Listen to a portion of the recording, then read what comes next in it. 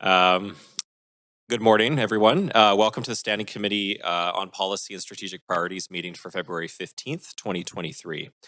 This committee meeting is being convened by electronic means as authorized under Part 14 of the Procedure Bylaw, the City of Vancouver Electronic Meetings, and as such, committee members may participate in person or by electronic means.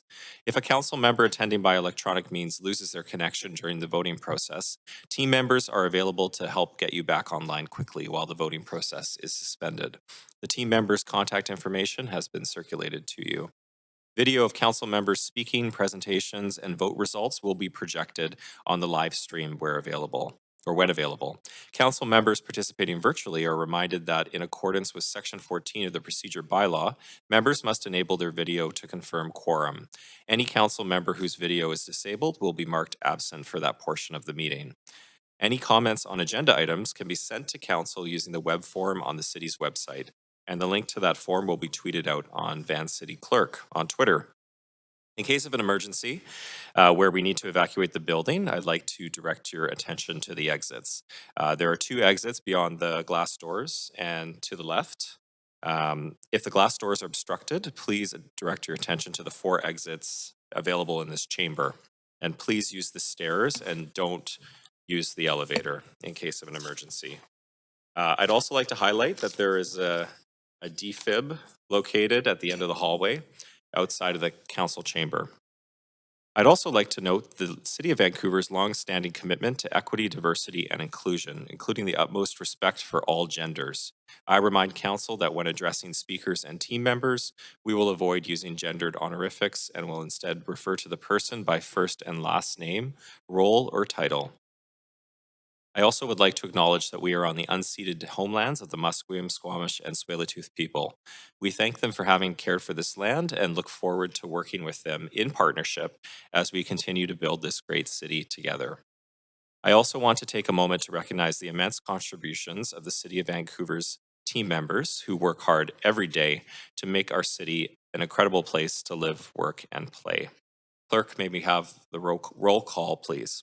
Yes, Mayor Sim is on a leave of absence for civic business from 9:30 till 12 today. Councillor Carr. Councillor Kirby-Young. Councillor Dominato. Councillor Bly. Councillor Boyle. Present. Councillor Fry. Who will also have an LOA today from 1 to 2. Councillor Montague. Councillor Clausen. Councillor Meisner Present. is in the chair, and Councillor Joe. The meeting has quorum. Chair Meisner. Thank you, Tina. Also want to acknowledge that you may have noticed we're all wearing pink today. Pink shirt day is not till next week, but we don't have a council meeting next week, so we've decided to mark it today. So just wanted to point that out, and looking forward to marking that day next week. A very important day. So here's our plan for the day. We have 4 items of business on today's agenda, 1 presentation, 1 report, and 2 members' motions referred from yesterday's council meeting. We will break at noon for lunch and have an in-camera meeting and then reconvene at 2:30 p.m. Should the business not be completed prior to 5 p.m. today, we will recess for dinner at 5 and then reconvene at 6 p.m. And should the business not be completed this evening, the meeting will reconvene on February 16th from 3 to 5 p.m. Finally, I would like to remind council members that if amendments are brought forward, they must be submitted to the city clerk in final written form before the council member introduces them. Please ensure the clerk has received your amendment by using the council meeting amendments DL mailing list. Now for matters adopted on consent. We don't have any items today on the consent agenda. Item 1 is a presentation, and item 2, staff have requested that council hear the presentation related to the report. Our first item on the agenda is a presentation on the 2nd annual Climate Emergency Implementation Update. And we have Brad Badlett, Director of Sustainability, Planning, Urban Design, and Sustainability, here to introduce sustainability in there twice. Here to introduce the item, followed by a presentation from Matt Horn, Manager of Climate Mitigation, Accountability, and Outreach, and Rachel Telling, Senior Sustainability Specialist. Please go ahead. Oh, turn your mic on. Apologies. How about now? Perfect. Thank you. Good morning, Mayor and Council. My name is Brad Bedelt. I'm the Director of Sustainability, and I'm pleased to be here this morning to introduce this presentation, the Climate Emergency Action Plan Second Annual Update. Matt Horn and Rachel Telly will be doing the presentation. Before we dive in, I wanted to share a couple of comments on the presentation. The first is that this is the first time that I can recall that we've presented both our climate mitigation or our efforts to reduce greenhouse gas emissions in the same presentation as climate adaptation. Why is that significant? It really signals the growing importance of adaptation. In particular, we've seen with the king tide's damage to our seawall, with the heat wave that led to a number of deaths, particularly amongst vulnerable populations like seniors, the growing importance of adaptation. We also see a lot of overlap in terms of our mitigation work and our adaptation. So hopefully that's a theme that comes out in the presentation today. The second piece I wanted to comment about is another thread that you will see through the presentation, and that's that climate is not a separate or on the side piece of work for the city. It's really central to the work of the city and the functions of the city. I'll give a few examples. Designing and planning our transportation network so that it's accessible, equitable, and affordable for all city residents is one example. Ensuring our buildings, our homes, are built to be healthy and built with the future climate in mind and built to be affordable for owners over the ownership of that house is a second example. And lastly, ensuring our infrastructure is designed not just for today's climate, but for the climate of the future. These are all good examples of how it's core to our work. Even if you took the GHG reductions off the table, these are projects that should be happening to achieve other city goals and make the city, continue to make the city very livable and affordable and simply an amazing place to live. So with that, we'll go to the next slide. So we are on the unceded traditional territories of the Musqueam, Squamish, and Tsleil-Waututh First Nations, and I feel really privileged to work and live on these lands. Next slide, please. So I'll pass it now to Matt Horn to dive in. Thank you.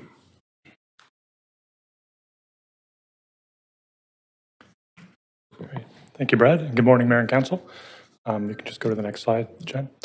So in terms of agenda this morning, I'll be covering the Climate Emergency Action Plan update. We'll provide just a status update on where we sit currently and where we're headed. We'll dive into each of the big moves in the financial strategy and give you a sense of some of the successes from 2022, some of the challenges we've encountered, and also some of the decisions ahead. And then I'll turn it over to Rachel, who'll give a run through of the climate adaptation work.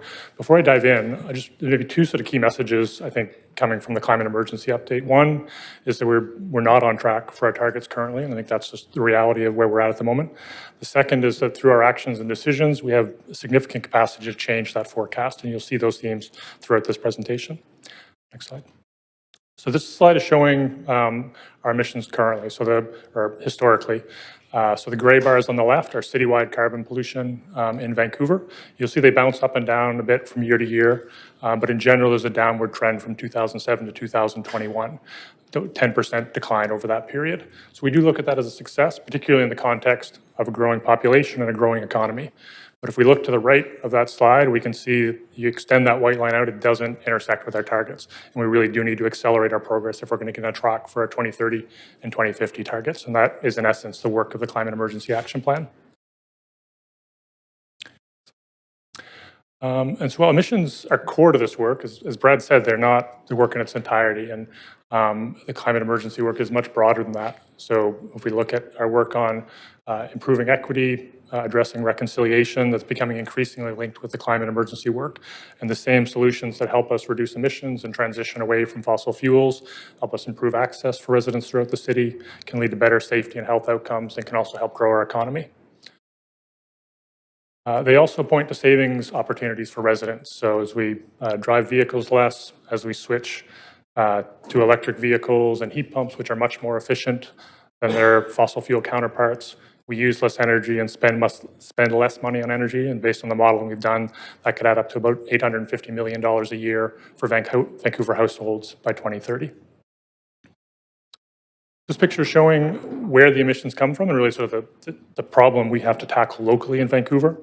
So the biggest source of emissions is from buildings, particularly sort of natural gas use, predominantly from space and water heating. The second big chunk is from transportation, and particularly the gas and diesel that's burned in vehicles on our roads. We then have small slices from electricity and waste. So to be successful in tackling those sources of emissions, we think pretty clearly that we need to be using the full range of tools available to the city. So that includes investment, it can be investments in infrastructure such as transit priority projects, electric vehicle charging infrastructure. It can also be incentives for building owners to adopt heat pumps. Regulatory tools are also critically important. So carbon pollution limits in the Vancouver Building Bylaw and decisions about how we allocate road space are examples of those regulatory tools. And then it's also very clear we can't do this alone. So the work we do as an advocate with senior levels of government and other partners is really critical to encouraging them to use that full range of tools as well. So the Climate Emergency Action Plan is built around 6 objectives or 6 big moves, and I'll just walk through this really quickly. So the first, which we look at as foundational to the other 5, is our work on land use and striving towards complete walkable neighborhoods so that people have to rely on driving less frequently. Big moves 2 and 3 focus on transportation. Big move 2 is about increasing the role of the percentage of trips taken by active transportation and transit. And then big move 3 for the trips taken by car, accelerating the shift towards electric vehicles. Big moves 4 and 5 focus on buildings. Big move 4 is about the use of natural gas for space and water heating and transitioning away from that through more energy efficient buildings, using electrified space and hot water heating, and also using renewable gas. Big move 5 is about the construction materials and practices to build new buildings. The solutions we're driving for there include using more wood in construction, using low carbon blends of concrete, and also less parking in new construction. And finally, big move 6, our work on restored coasts and forests is about increasing carbon sequestration and helping us move towards our carbon neutral and eventually carbon negative objectives. So this slide is showing a few different forecasts for where we could be headed in terms of emissions under a few different scenarios. So I'll walk through those from top to bottom. So the first line at the top is before the CEEP was implemented, and you can see a modest decline in emissions, but certainly not getting close to our target of a 50% cut in emissions. The second line, the white line, is CEEP approved policies. So that's since the CEEP was approved, policies that have come to council and decided on and are moving forward. So it's accounting for those decisions that have already been made. The next yellow line, CEEP all policies, is the decisions that are still to come to council. And so you see a significant potential there to sort of bend the curve further down under the actions we're already moving forward under CEEP. And then the second yellow line is all of those CEEP policies plus the province's Clean BC plan.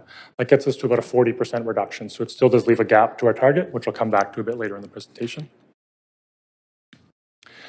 So unsurprisingly, if we're not on track for that overall city target, we're also not on track for the most part on those individual big move targets. And this slide is providing a snapshot of where we sit. So you can see our work on complete walkable neighborhoods, active transportation and transit, and zero emission space and water heating. We don't currently see a high likelihood of meeting those targets. Our work on zero emission vehicles and protected coasts and forests, we're assessing a medium likelihood. And then our work on low carbon construction materials and practices, we think is likely we're on track for that target. And one thing I'd really stress here is that these are current likelihoods of achieving those targets. Those are not set in stone evaluations. They will change based on decisions that we make as a city and also external factors. So I'm not going to dive into the individual big move updates, touching on the successes and challenges for each, and also some of the key upcoming council decisions. One thing I'll note is that accompanying the materials, there is a dashboard PDF that sort of includes all the indicators and milestones we're tracking as part of CEEP implementation. So more information there in terms of the commitments we've made and how we're doing against them. So starting with big move 1, which is our work on complete walkable neighborhoods. Alongside approvals of the Broadway plan and the secured rental policy, the biggest success of 2022 was approval of the Vancouver plan. The plan's a major step forward to putting more people within an easy walk or roll of their daily needs. Those denser neighborhoods create both greater job density and also create more opportunities for neighborhood retail. There are definitely challenges in moving this work forward. One to highlight is when we propose to change existing low-density neighborhoods. Those changes can raise concerns about increased density and the scale and affordability of new buildings. The climate benefits of replacing older homes with new homes can often be misunderstood, and it'll be important to communicate that clearly through the process of implementing the Broadway plan and the Vancouver plan. So the Big Move 1 target is to have 90% of people within an easy walk role of their daily needs. And while significant work is underway, when we look at the rate of change on the ground, we don't think it's currently likely that we would achieve that target. You can see there the key decisions that will be coming forward in 2023. Examples include the Adding Missing Middle and Simplifying Regulations report, and also the Rupert Renfrew Station Area Plan. So for active transportation and transit, 2022 saw many successes. Several projects were undertaken to increase capacity on bus routes and improve the reliability and speed of bus travel. So this included new bus bulbs and sidewalk extensions that expand the bus stop into previous parking lanes, making the bus travel faster and more competitive with the private vehicle. We also had a number of school safety program completed projects, including crosswalk light installations, doing our best to respond to feedback from school communities. In terms of challenges, although close to 50% of all trips are made by active transportation and transit, our current street and public space network continues to prioritize private motor vehicles. This is despite the fact that many residents do not frequently drive. In fact, over 25% of Vancouver residents and about 50% of low-income households do not own a car. If we do want to shift that balance and place a higher priority on active transportation and transit, it does require reallocating road space away from cars, and we know that's a challenging change to navigate. Some of the complete street upgrades, like those on Richard Streets, do provide good examples of how we can reallocate road space to create safer, more equitable streets that do work better for everyone, improve ecological performance, and also deliver new public spaces. So the target for Big Move 2 by 2030 is that at least 2/3 of trips be by active transportation and transit. And again, this is a target we don't think we're currently on track for. Some of the key decisions ahead include around Broadway Plan, the Active Mobility Plan, and additional sort of transportation projects, all of which are opportunities to reallocate road space to more diverse and beneficial uses. So shifting to zero-emission vehicles, which in the last quarter of 2022 accounted for a quarter of new vehicle sales, so a really encouraging success there. And not only are we buying lots of electric vehicles, but because Vancouver is a software hub, we're also seeing that as an economic opportunity and helping to build the software that runs EVs like Tesla and Rivian. The success I'd like to highlight here is increasing EV charging in existing rental buildings, which is a measure critical to ensuring we've got equitable access to EVs. So in 2022, we launched a program for owners or building managers of existing rental buildings to have city-owned EV chargers installed for their use by tenants. So it's a program in partnership with BC Hydro and Clean BC, and it makes EV charging possible for tenants of older buildings, which are a building type that really wasn't accessing provincial incentives historically. So transition to EVs is not without challenges, especially given the pace of transition that we're trying to achieve. I will highlight again sort of the owners of detached homes and stratas generally have had, I think, pretty good access to EV charging. But when we look at multi-unit residential buildings, both for stratas and rental buildings, challenges to increase the amount of charging there so that they can take part in that transition to electric vehicles. So when we look at our new construction, we already have a strong approach in terms of ensuring those buildings are ready for EVs. But for older homes, particularly multi-unit residential, challenges remain to sort of scale up access to charging. So the target for Big Move 3 is that 50% of the kilometers driven on Vancouver's roads be by zero-emission vehicles. So currently we see a medium likelihood of hitting that target based on the strong uptake to date. An important upcoming decision for this council later this year will be on improvements to residential curbside licensing to make it easier for people without access to off-street charging to charge an EV close to their home. Shifting to buildings, which again is our largest source of emissions, we accomplished a lot in 2022. We set the stage in a very significant way for tackling carbon pollution from existing buildings. That included policies that streamline our processes to make renovations easier and bring into place some of the first steps to track and cap emissions from existing large commercial buildings. Policies for new buildings included new near-zero greenhouse gas emission requirements and cooling requirements for new commercial and multifamily buildings. And a related success to this which very recently, the province finalized adopting carbon pollution limits to complement the Energy Step Code. So these changes will increase alignment between Vancouver and the province, and we expect to see relatively rapid adoption from local governments across Southwest BC, which again increases alignment across the region. Excuse me. Shifting to Big Move 5, this is another area of, I think, really exciting successes. So following amendments we made to the building bylaw in 2021 to support mass timber construction and buildings 7 stories or higher, Vancouver really is seeing the fruits of that in a number of projects starting to come forward. So we've got 8 innovative projects that are currently in process.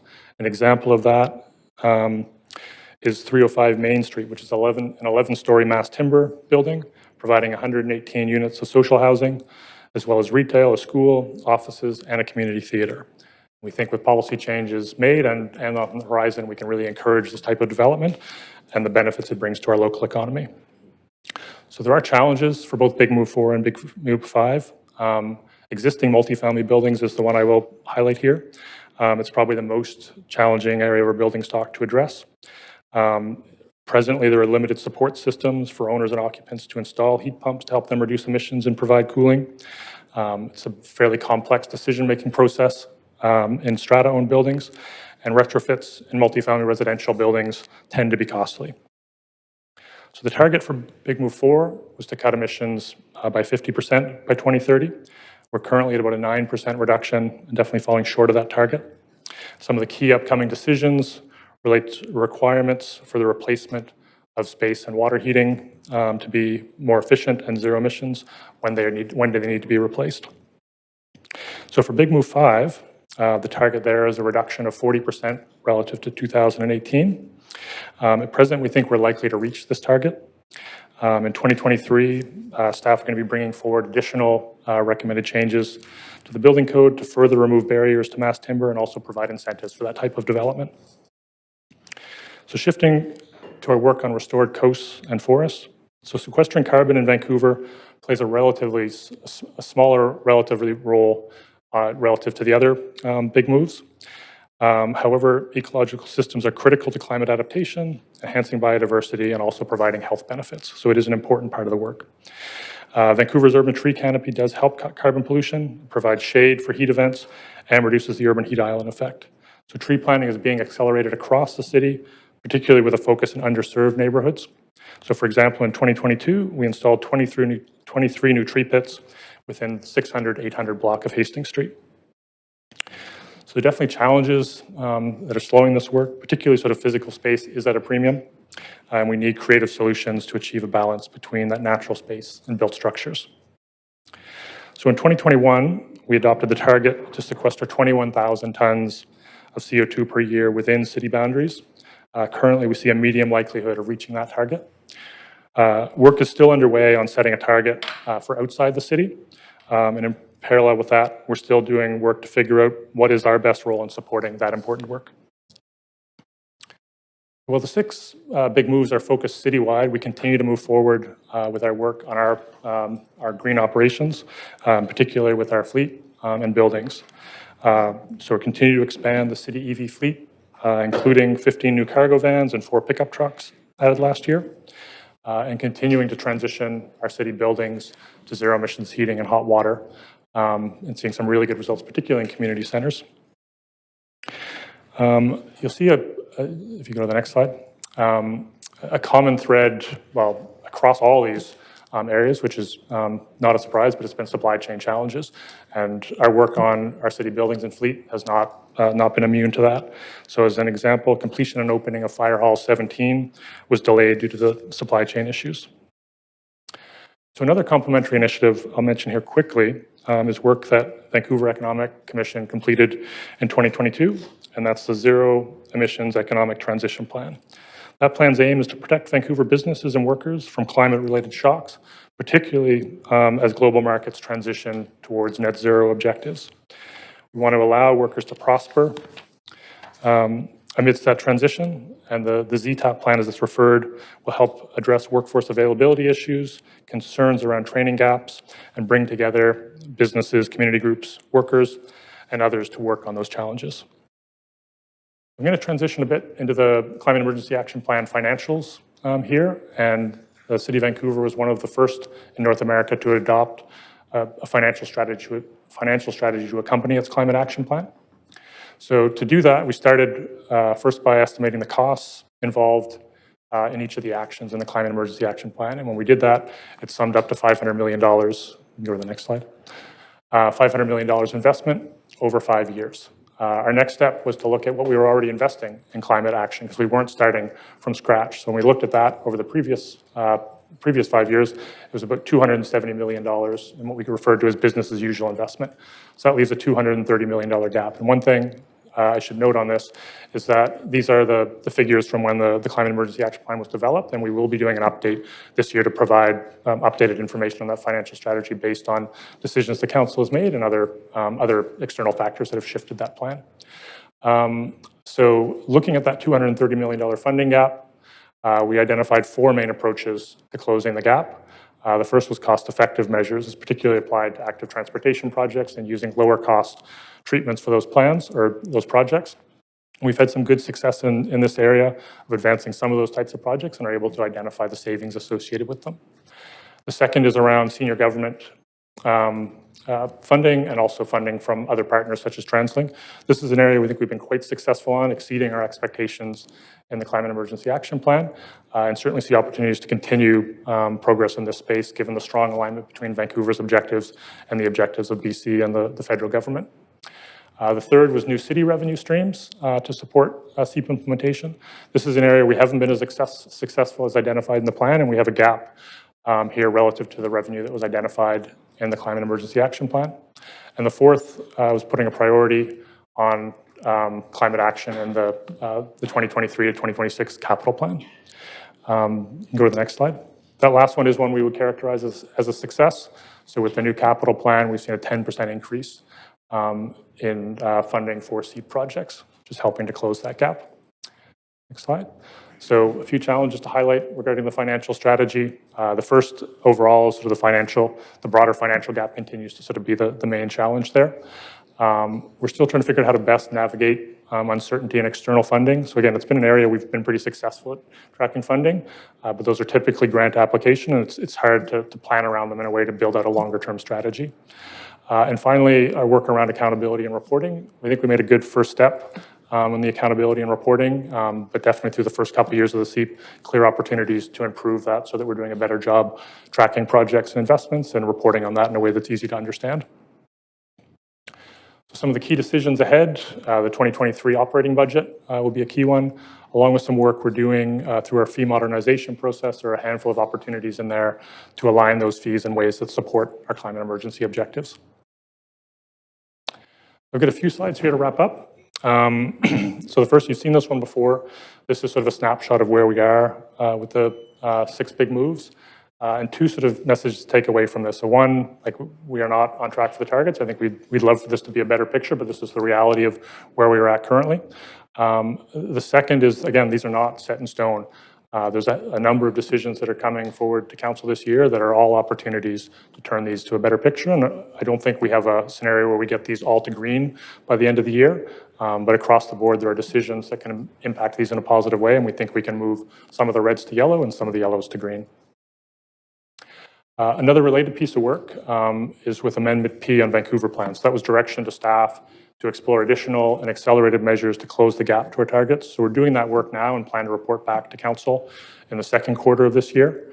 Our intent is for those additional and accelerated actions to be closely aligned with the framework of the Climate Emergency Action Plan and complement the work that's already underway.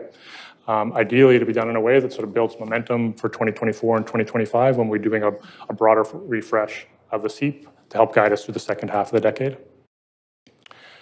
This is the last slide for me. It's the same modeling we shared earlier in the deck, just presented slightly differently and really trying to emphasize the importance of decisions on the horizon for the city. So the upper yellow wedge, the big yellow wedge is the difference between the CEAP decisions that have already been made and the CEAP decisions that will be coming to this council. So a significant opportunity to take that from about a 15% reduction down to a 30% reduction.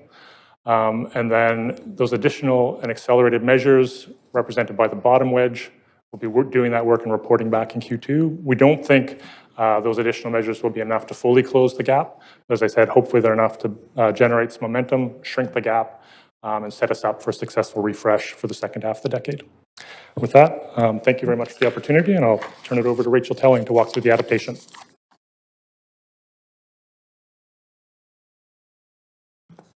Hi, good morning, Mayor and Council. My name is Rachel Telling. I'm a Senior Sustainability Specialist in the Sustainability Group.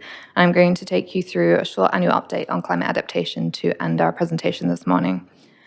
So we know that even with our best efforts on mitigation, we need to adapt to climate change, which is happening now and will become more severe in the years ahead. And we've all seen the impacts of this in recent years, from the 2021 heat dome to more frequent atmospheric rivers and seawall flooding. And adaptation was also prominent at COP26, and both the federal and provincial governments have recently released adaptation plans. From climate projections and risk assessments, we know that these are the 4 main climate-related hazards of most concern to Vancouver. For sea level rise, in 2011, the province advised cities to plan for 50 centimetres of sea level rise by 2050 and 1 metre by 2100, and these are projections that likely need to be updated. Rising sea levels will cause increased coastal and Fraser River flooding, impacting infrastructure, homes, parks, trails, and habitat if no action is taken. High water levels from recent king tide events have caused flooding and demonstrated Vancouver's vulnerability to rising sea levels. More extreme rainfall and warmer, wetter winters, increased frequency and intensity of rainfall can cause flooding, damaging buildings and infrastructure, as well as increasing the number of sewer backups. The combination of sea level rise with more extreme rainfall will exacerbate drainage issues in low-lying areas and lead to more urban flooding. Poor air quality. Wildfires are becoming more frequent and more severe as the climate changes, resulting in poorer air quality, sometimes lasting for weeks or more, and having negative impacts, particularly for those most vulnerable in our communities, as well as affecting outdoor work, recreation, and tourism. We're also seeing poor air quality days resulting from ground-level ozone exacerbated by heat. And finally, more frequent and longer heat waves are putting Vancouverites at risk of heat-related illness. We know that climate-induced weather events do not affect everyone equally, and that image on the bottom right there shows the darker red is the areas experiencing the highest temperatures across the city. Temperatures are exacerbated in urban areas due to heat island effect, and existing building stock often doesn't deal well with this. We're also seeing increased drought stress on vegetation and trees, combined with more stringent water restrictions as the number of days above 25 and 30 degrees increase significantly and the hottest days get hotter. Vancouver's climate change adaptation strategy was first approved by Council in 2012 and was one of the first of its kind in Canada. The strategy outlines key information and actions to prepare Vancouver and enhance the resiliency of people, infrastructure, programs, and services to the impacts of climate change. An update to the strategy was approved by Council in 2018, which laid out a new set of priorities, supporting actions, and new focus areas. The current plan has 84 core actions and 17 enabling actions, and all of these actions are on track, either in the planning stage, underway, or complete. And the value of adapting to climate change is clear. The recent National Adaptation Strategy for Canada estimated that every $1 spent in preparation saves $13 to $15 in avoided costs and benefits. And there's also cities are increasingly being looked at to address climate risk in their finance as well. So this slide shows some successes that we've had through the current climate change adaptation strategy. The image from the top left is a rendering from the Sea to City Design Challenge, a multidisciplinary challenge that brought together city staff, local coastal adaptation experts, design teams, and representatives from Musqueam, Squamish, and Tsleil-Waututh over a 12-month period to reimagine key sites along the False Creek shoreline. The team showed how these sites can adapt to 2 meters of sea level rise while fostering ecological revitalization and accommodating urban development. Outcomes from the challenge include new coastal adaptation design principles and concepts, decolonized coastal adaptation planning language, and increased public awareness of sea level rise. The top right image shows a green infrastructure project at Woodland and 2nd Avenue, where there's a new bioswale helping to capture close to 3,000 square meters of rainfall runoff. Through installing green rainwater infrastructure throughout the city, we are increasing the amount of rainwater that can be absorbed back into our environment, reducing flooding, helping to cool in extreme heat, improving water quality, and increasing green spaces for our communities and wildlife. And there are about 60 green infrastructure assets in design or construction across the city. The bottom left image of a cooling centre, we've continued our work on these as respites during extreme heat events. In 2022, there were 38 cooling centres at community centres and libraries across the city, as well as 16 misting stations and 12 spray parks.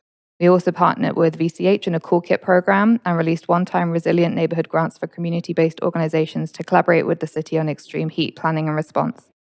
And on the bottom right, as mentioned by Matt, this is a recent tree planting project in the downtown east side, an area that is an urban heat island and very low in tree canopy. And this is a great example of how climate change can impact our more vulnerable communities, as well as the opportunity to use climate change adaptation to enhance resilience for those most vulnerable. These are the key challenges, or some of the key challenges that we are facing in climate change adaptation. The pace of climate change is happening faster than earlier projections. We're seeing more extreme weather events and having to adjust our plans accordingly. Climate change shocks and stresses do not affect everyone equally. Communities that have been affected by systemic inequities are often at greater risk from the impacts of climate change and often have the fewest resources to respond. Climate change can also exacerbate equity issues, and it's important to focus on reducing risk and enhancing resilience for those most vulnerable to its impacts. Adaptation also requires us to approach our work differently. The traditional way of doing things may no longer work. For example, replacing an existing pipe with a larger one may not be sufficient to manage high water volumes from extreme rain events combined with sea level rise. Instead, we need to be looking at a combination of measures, including green infrastructure, to capture and filter some of that water before it reaches the pipe. And finally, there's a need for sustained funding from senior levels of government. While cities are often at the forefront of climate impacts, addressing these can require significant funding. Both the provincial and federal governments released climate change adaptation strategies last year with associated funding from municipalities, and we hope to see this funding sustained over the long term. Looking forward, the third update to the climate change adaptation strategy is due at the end of this year. The strategy will be refreshed and brought to Council for approval in December, focusing on updated priority actions, an increased emphasis on equity, and a financial framework to align with the mid-year capital plan review. Long-term, staff are planning to align the strategy with the Climate Emergency Action Plan. In 2025, both plans will be updated and brought to Council together. Aligning the two climate plans will allow for better coordination with actions and reporting, as there is significant overlap, as Brad mentioned at the beginning. For example, planting trees helps mitigate climate change by removing carbon pollution from the atmosphere, as well as adaptation by providing more shade during heat events. And thank you. That's the end of our presentation, and we're happy to answer your questions. Thank you very much for the presentation and all the work you're doing. Council, you have up to 5 minutes to ask questions of team members and the presenters. And I see we have a few questions in the queue, including myself. So I'll start off with questions. Curious, I saw in the first C presentation that was presented, 55% of the emissions are from natural gas. Do you have any idea of the breakdown between industry and household in that 55%? Thank you. It's a great question. I will call Matt Horn or Patrick Enright to the table to answer. Thank you. Hi, yes, Patrick Enright, Senior Green Building Engineer. So the breakdown of emissions in existing buildings is about roughly 1/4 industrial, 1/4 and 1/4 detached and low-rise homes. Okay, and the other 50% is? The other 50% being large commercial buildings and multifamily. Okay, for natural gas. And what do you expect the impact to be of, say, the electrification of the Creative Energy plant, for example, downtown, this hot water steam heated plant that's currently heated by natural gas, converted to electric? That's a great question. So electrification of that and using renewable energy and district energy systems is definitely an important part of decarbonizing large buildings. That specific changes that they're making, they're looking at 2 phases, and the first phase, I believe, is already approved. That my understanding is that will save tens of thousands of tons of GHGs annually. Okay, that's great to hear. What about renewable natural gas? Has there been any exploration around that? Do you want to? Yeah, thank you. I'll call on Matt Horn, our climate manager, to respond. Thanks. Thanks for the question. Yeah, I think in general, the Climate Emergency Action Plan includes renewable gas. as an important pathway towards reaching our targets. We'd really sort of emphasize its importance in existing buildings. When we look at new buildings, we see predominantly electrification being the most cost-effective approach to reaching those targets, but there definitely will be a number of existing buildings where electrification is cost prohibitive for one reason or another, and renewable gas becomes a really important part of that solution. Okay. Kind of on that line, what sort of advocacy are we doing to say the provincial government to make changes to the Strata Property Act to encourage people with existing condos that are heated by different heat sources to, install heat pumps, for example, or EV charging? Because a lot of the times, stratas are preventing owners from doing that, and I think that would have a massive impact when you think about, all the condos that we have in Vancouver. Are we doing any advocacy around that to the province? I can touch on the EV piece, and maybe Patrick has information on the heating side. But we've been a long time advocate of right to charge legislation, which is in a number of jurisdictions already, which creates a much clearer pathway for a strata owner or a renter in a building to install EV charging and not make it easy for the strata to block that type of project. So it's been on again, off again with the provincial government for a few years, but it was included in the most recent throne speech, and we'd expect to see progress on that this legislative session provincially. So hopefully that will clear a pathway for owners in strata buildings to install EV charging. Okay. And how about incentives? I understand that new construction single-family homes, I'm not sure if it's just limited to single-family homes, get incentives for installing heat pumps from the city. Is that correct? Do you want to cover that incentive? Yes, so there are definitely provincial Clean BC incentives for all building types, both large and detached homes as well. And then we actually, on top of that, top up those incentives. So we provide, as do many other local governments, we provide additional incentives on top of that for things like heat pumps and electrical upgrades. Okay. And is that just for new homes or existing as well? Both. Okay. That's good to hear. Another thing, just quickly here, sorry, I got a lot of questions today. I saw the piece about the mass timber building on Main Street, and I understand that there's been some difficulty with that project because the city is requiring balconies in that building, and mass timber structures of that height don't really, and just the structure itself don't really allow for that or make that easy. So just wondering if there's been any discussion around relaxing that requirement for balconies in these mass timber buildings in order to make them happen. Yeah. I just want to clarify, the building that was highlighted is actually not the taller mass timber building that was talking about balconies. The project that was highlighted is actually Main and Cordova, I believe, Main and Hastings in that area. Okay.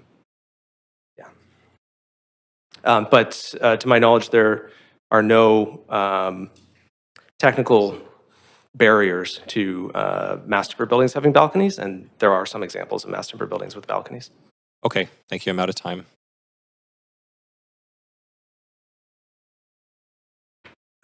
Over to you, Councillor Fry. Thanks, Chair.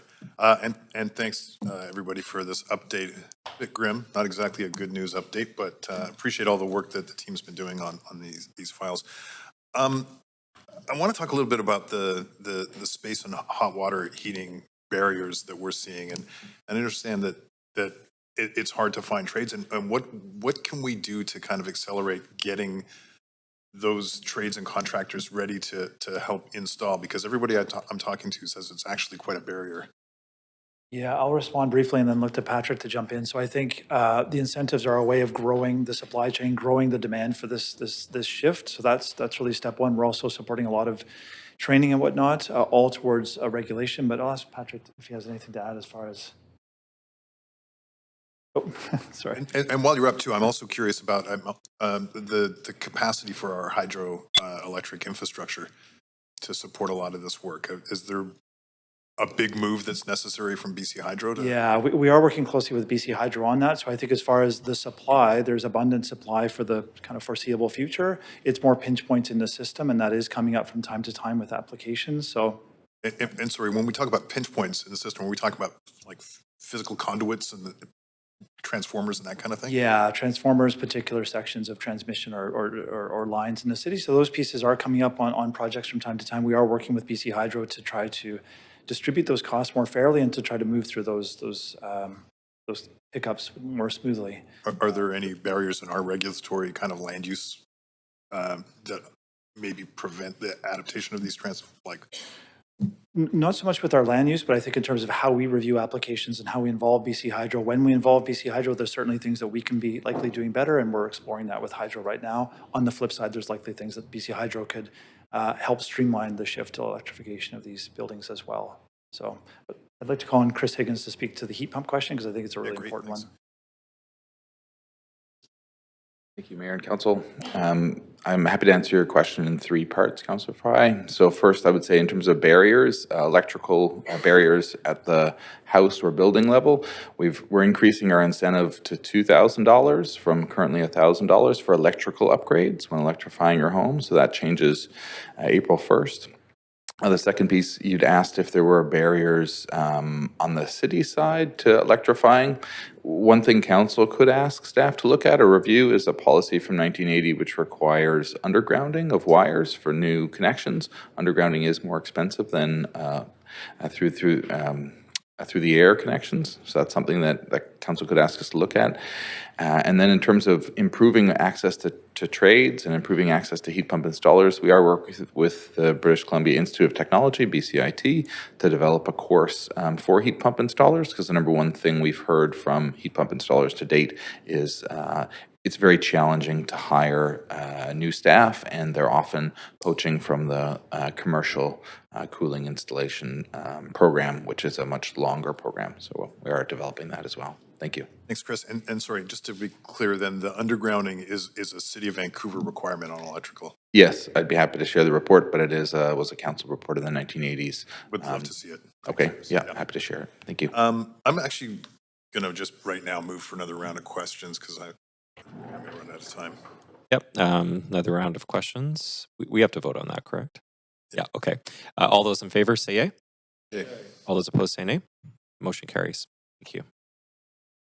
So, question about, you mentioned that we can expect some changes to mass timber building bylaw to reduce some of the barriers. What kind of changes can we anticipate later this year? Yeah, thank you, Councillor Fry. I'm going to call on Patrick Enright to respond to that one. Thank you. That's a great question. This is an area where it's a new and exciting area of construction. I think there's lots of different things that we can look at. So as part of our report, we'll be exploring changes potentially both to the building bylaw, so what you're allowed to build and how you're allowed to build it, as well as potentially to zoning development. So making zoning more conducive to mass timber construction. So some of the things that we could explore within the constraints of community planning is the allowing additional height potentially. We already have a variance that allows up to 7 inches per floor to kind of take away the penalty of the fact that mass timber floors are thicker than concrete floors on average. In the building bylaw, we may be able to allow taller mass timber buildings outright without having to go through an alternative solution. Sorry, I'm going to have to cut you off for just a time, but there is another round, so we can pick up on that. Thank you. Councillor Carr, over to you. Great. Thanks so much, and thanks for the presentation. Good news about the BC Building Code being now in sync with our building code. We had a motion at the UBCM, sponsored. I put it forward, but it was sponsored by the city, directing the province or asking the province to invest in building trades around retrofits for buildings. I'm wondering if staff are pursuing that in terms of conversations with the province. It's a great question. I'm not sure we have an answer on the floor for that one. We may have to get back to you on that, Councillor Carr. We certainly have invested in passive house design and invested in ways to enable better design in buildings, but I'm not sure how much we've connected with the province on that piece. Right. It might be helpful because I know that building permits are sometimes we issue them and there's a long time to wait for the trades people to do installations. My biggest question, I think, is I've seen reports over the last number of years where we were down 21% in our emissions, and we were down 15% or 18 and 15% of our emissions. You're now reporting that we're that we're at 10% down. So it seems that we're going backwards. I wonder if you can explain why we seem to be down more in previous years and now we're down less with our GHGs. Yeah, thank you for the question, Councillor Carr. So we debated how we present that information. We presented as a straight line from 2007 to the most recent data. A cold winter can shift that number quite significantly. The pandemic can shift travel patterns as an example. So that number changes from year to year. I don't think we should get too hung up or discouraged by a year-to-year shift. We did debate whether to show it as more of a trend line versus the 2007 to most recent data line. So I would say I would focus more on the trend and kind of the steepness of that line versus the specifics from year to year. It's really a climatic function, I would say. Okay, well, that's more challenging. It's not going to get easier in terms of climate. So anyway, I look forward to future discussions. We have a gap in the emission reductions that is, I think the graph showed not on track between CAP approved policies during the policies that we had planned. What are the policies that we didn't approve that have had the biggest impact on why we're not reducing our GHGs? Yeah, thank you for the question. So there's a few pieces I would say to speak to this, and it's in terms of policies that didn't go forward. The parking permit program was modeled to be a large revenue generator that would have supported things like a scale up in active transportation infrastructure. It also would have incentivized more electric vehicle adoption through the pollution surcharge. So that certainly it was a game changer action. So that's one that comes to mind. There's other pieces like in the operating emissions from buildings, we're making headway, but just the pace of change in terms of accelerating a time of replacement requirement for space heating and hot water is something that takes a lot of work with industry and supply chain and contractors to make sure that they're ready for that regulation. So in some cases, that's taking a bit longer than we'd originally anticipated. Right. It's a bit of both. How is the city invests in the Metrovan Zero Emissions Innovation Center and ZEBEX, which started here really, the Zero Emissions Building Exchange.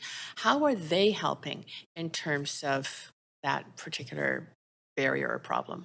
Yeah, tremendously. So thanks for flagging that, Councillor Carr. So we realized years ago that if we could learn from the industry leaders in terms of building designers, contractors, and have them share with their peers, it was a much more effective way to bring the building industry along with these requirements. And I would say ZEBEX and now the Zero Emissions Innovation Center is doing fantastic work in that space that's now getting into retrofits and embodied carbon, but celebrating and learning from the early leaders and having them speak to their peers rather than having city staff try to speak to their peers. So in terms of accelerating the learning curve and enabling us to regulate, it's been tremendously helpful. Okay, and there's a recent one on building, on getting developers and contractors, I think, aligned on the, not just emissions, but actually the, materials in the construction embodied. Yeah, it's a great example. We have an embodied carbon program that we're launching again to demonstrate early successes. And I think there's sometimes a misunderstanding that the building industry is reluctant to this work. They're not reluctant to this work. And in fact, a number of people in that sector are really keen to lead in this space. And I think allowing them to lead and learning from them is the way that we've been able to make great strides. And are we getting that message out too, to people that we work with at the city? We certainly do our best, Councillor Carr, for sure, through our social media and other channels, definitely. Get back on the list. Thank you. Thank you. Councillor Boyle. Thanks for the work. First question is, you had outlined that one of our next most important discussions in terms of getting back on track is the 2023 operating budget. What are some key elements in the 2023 operating budget that would make a difference in terms of us getting more on track or rolling backwards? Yeah, there is a finance colleague online. I'll respond, and Rob, if you want to jump in, please do. But the operating budget related to climate is around $40 million. It's largely for staffing. So I think that's really the message here, is that it is for staff doing the work, and it's not just sustainability staff, it's transportation design staff, it's people picking up the organic waste. It's a staffing heavy budget. So I would say any reductions there would impact staffing and of course impact our ability to deliver on those services. Yeah. Can you give us a few more concrete examples of, it might be that $40 million on climate seems a bit vague to people, but my understanding is they're pretty specific front-facing services, a lot of them. Can you just give a little more color? Yeah, to for that? sure. So it relates to both climate mitigation or reducing our greenhouse gases and adaptation are both within that $40 million. A chunk of it relates to organic waste collection. That's a lot of emissions that come out of organic waste otherwise. A chunk of it relates to our transportation staff, designing walking, cycling, transit improvements. There's a chunk related to the neighborhood energy utility, the Southeast Falls Creek Neighborhood Energy Utility. Some sewer design work as we design our sewers differently and integrate more green infrastructure into that as an adaptation measure. There's tree planting work, primarily against staffing, doing the planning and implementation of street tree planting. And then there's staff in planning and DBL that are processing permits. And as part of that, we are checking green building requirements as an example. So a slice of that salary would be allocated to the climate budget. Okay, so a lot of pretty core roads, utilities, infrastructure efforts improving our climate. Correct. It's almost entirely core work, I would argue. Okay, I appreciate that. Do you have numbers on the uptake? We saw a bit about electric car uptake. Do we have numbers on electric bike or scooter uptake? And are we planning, are we seeing that grow in terms of the increased need for multimodal AAA separated lanes? Yeah, it's a great question. I believe Paul Storer is online. Paul, if you're available, do you want to jump in and respond to this one? Great, thank you. Paul Storer, Director of Transportation. We have been seeing the numbers of people out in the street with e-bikes and electric kick scooters and things like that increase. I don't think we have really recent numbers, but we're definitely seeing an uptake there. Are we able to track those numbers in any way? Yeah, we can take a look at the info we have and get back to council on that. Okay, great. It seems like that could be useful in planning, particularly the road reallocation question, and make sure we're using our roads most efficiently for people moving. One more question. What opportunities exist for incentivizing or requiring electrification when we're doing multi-family conversion dwellings, when older or single family homes are getting converted into multiple strata units? Yeah, thank you for the question. I'll look to Chris Higgins to respond. Thanks, Chris. So Mayor and Council, yes, there are opportunities that we're not presently availing ourselves of with multiple conversion dwellings.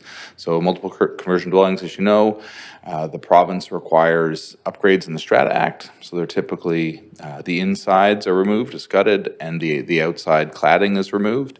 A good example really near here, 465 West 13th, is just a block away if any council wanted to go ahead and have a look.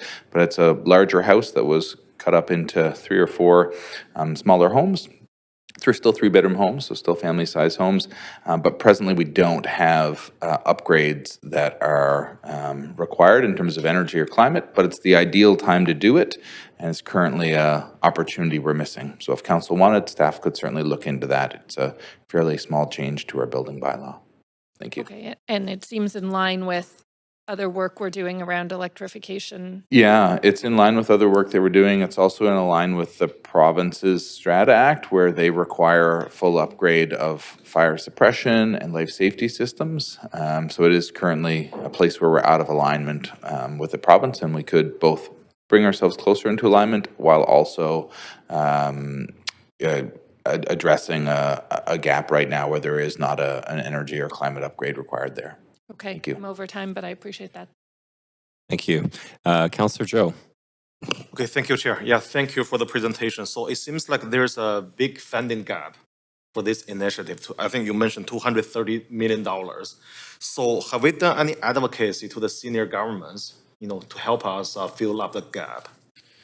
Yeah, thank you for the question. So we absolutely have, and I would say 2022 was quite a successful year for us in terms of the amount of money that we were able to leverage for things like EV charging, for facility retrofits of our own facilities.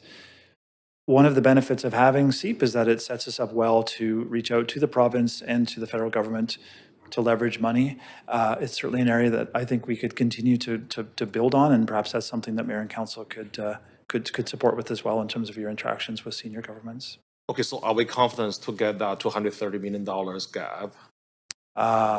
I'm not sure we're confident with what we see in the capital plan at the moment. I think it's definitely a work in progress as far as closing that gap. Okay, so then the other question is, how likely or have we done any fundraisings to, fill the gap instead of like using the one-size-fit-all approach to increase tax for everyone? Yeah, there's a few different pathways. So one is, simply the tax, the tax revenue. The other pathways would be to leverage more from senior governments and partner organizations like TransLink, certainly one that we can continue to build on. Another one is finding new sources of revenue that can support climate work. The last one, which I would say is a smaller slice, but doing our work differently. So I think the Slow Streets is a great example of that. If you've seen the Slow Streets projects around the city, they're pretty modest treatments to make streets safer for cycling in particular, quite different than some of our early protected bike lanes, which have a really more substantial design to them. So those are kind of the tools that we have at our discretion to close that funding gap. Okay, how about the exploring like fundraising in the communities? Work with some nonprofit organizations. Can we do that? I mean, it's not a pathway that we have currently. I'm not sure there's enough fundraising potential to close a gap of that size. At the moment, it's not something that we've explored. I'm not sure it's of that scale of funding available, but certainly open to discussing. Okay, yeah, of course, not that big scale, like $230 million, but everything helps. So I would strongly encourage if we can explore some option like that, because I see a lot of interest from the community to contribute to our climate change. I appreciate that. We can explore it for sure. Yeah, thank you. That's all my question. Thank you, Councillor Zhou. Councillor Dominato. Thank you, Chair, and thanks for the update and presentation. I have a couple of follow-up questions. One stems from dialogue that we've had at Metro Vancouver, similar circumstance of set targets not going to meet those at this point, at this juncture, given with the regulatory framework that we have in place. And one of the conversations that took place there was around, in order to attain some of the decarbonization goals that we have, is looking at the energy mix. And so Metro is acknowledging that electrification, we can't necessarily solely rely on that. CEO of Hydro similarly made those comments last week. Can you comment on how we're looking at our strategy in the context of energy mix and energy use? And is there opportunities to accelerate sort of decarbonization and goals, but with a broader energy mix? Yeah, I'll take a stab at it, and I may look to Matt to fill in a gap here. So I would say our first step is making our buildings more efficient, using less energy. That's always kind of our first line of defense when it comes to energy, buildings being the big user. There's a real difference between a new building and an existing building in terms of the solutions that we see. So a new building can be easily built with full electrification. We're seeing it being built at the same price with savings in the future. So that is being done already. It's being mirrored in other communities, electrifying new buildings. Existing buildings are a trickier nut to crack. There's a very diverse set of heating and ventilation systems in buildings and different types of buildings and different timing cycles in terms of when they need to replace their equipment. And we don't want to see equipment replaced unnecessarily. So that's where renewable gas can play a real role for existing buildings to close that gap where electrification doesn't make sense now. So that's kind of the crude, differentiator that we see between new and existing. I'm not sure if Matt wanted to add to that. Just add a tiny bit in terms of transportation as well to round out that answer. So when we look at the range of transportation applications for light-duty vehicles, we would see those predominantly going electric. It seems like technology-wise that race has been won by electric. But when we look at medium and heavy-duty vehicles, definitely a mix of some electric, renewable fuels, and hydrogen as well being part of that mix. And I think a much more unpredictable future as to what's going to win that race. Okay, so supporting that fuel switching and recognizing that there's some options there. Yeah, and generally we're trying not to be prescriptive in terms of the exact outcome, but understanding where the markets are moving as well. Yeah, I appreciate that. So going back to your comment about with the older buildings and renewable gas, do we anticipate continuing to support that and enabling that in this strategy, or are we pivoting away from that? Could you expand on what we can anticipate? Yeah, thank you. We're definitely not pivoting away from that. We're still on track for that approach of where electrification is possible. Certainly, we encourage it and incentivize it, but where it's not feasible, certainly at the current moment because of a particular building type, we're certainly open to and enabling renewable gas as a solution. Okay. In that vein, just two more questions at the time I have is, what kind of agreements do we have in place to support provision of renewable gas in older buildings in today? Yeah, we don't have an agreement, so the agreement is ultimately between the owner of the building and Fortis as the provider. We simply set the outcomes that we are expecting through our regulation, and we typically provide different pathways to achieve that outcome, so we're not prescriptive on the energy source for existing buildings. Ultimately, though, it's an agreement between the owner and Fortis Gas in that case. Okay. And then last question, just around, given the challenge to meet our existing targets, we've talked about a funding gap, but funding isn't going to solve that. So are we looking at more rigor around the regulatory framework for whether it be, for example, with buildings, and focusing on that versus the funding aspect? Yeah, I really appreciate you flagging that question. I think the funding is a gap, and it's important to note that for certain areas in the climate plan, particularly active transportation, it's infrastructure heavy. It needs funding to improve transit and improve walking and cycling. But there's other areas of SEEP that are much more regulatory intensive, buildings in particular. So it's not exclusively a funding challenge we have. There's also opportunity to bring forward and regulations to advance our work. And advocacy and partnership is the other leg of that, and that's certainly the third leg that can help us get to our targets. Fantastic, thank you. That's exactly on time, Chair. Yeah, you're a pro. Thanks, Councillor Dominato. Councillor Boyle. Thanks. I have a question around RNG that follows up well on that, actually. I'm wondering, my understanding is that there is, even with planned expansion, a relatively limited amount of RNG. Can you speak to sort of where we need to be focusing that RNG? Where is the hardest to electrify? And then where we should be focusing our electrification efforts so that that limited RNG is targeted where it's needed most? Yeah, I think Matt has a more deeper understanding of renewable gas. I'll pass to Matt. Sure. Yeah, so the province did a fair bit of work a little over a year ago with Fortis and understanding in more detail renewable gas supply in the province. And certainly for the next sort of 10 to 15 years, I think when you look at what's actually achievable or developable, it's a relatively limited supply, a wider range of forecasts in terms of what might be able to develop out to sort of 2040 and 2050. When you're looking sort of at the highest value uses for that limited RNG, we've talked about existing buildings, and there certainly will be instances where a switch to electrification is just cost prohibitive, and renewable gas becomes a really important solution there. In a broader sense, industry is also, I think, sort of a top area of use for renewable gas where there may not be electrification options that are affordable. Okay, so most homes would then be we would be looking to support most homes to electrify so that that limited RNG is focused in the hardest to switch buildings? Yeah, so with our new building policy and the carbon limits that have already been approved, we're, I'd say, transitioned off of fossil fuels for space and water heating, and would see electrification being the primary solution there. Can you just answer, I get asked this silly question sometimes, which is, well, I won't refer to it as silly. I get asked from people who say that they're buying renewable natural gas, that's what they're getting in their home, but my understanding is the pipes are all the same. So do you have a sense of what amount of renewable gas is in the mix of gas that people are getting right now? Yeah, so Fortis has been, I think, making significant strides in increasing the amount of renewable gas they're procuring.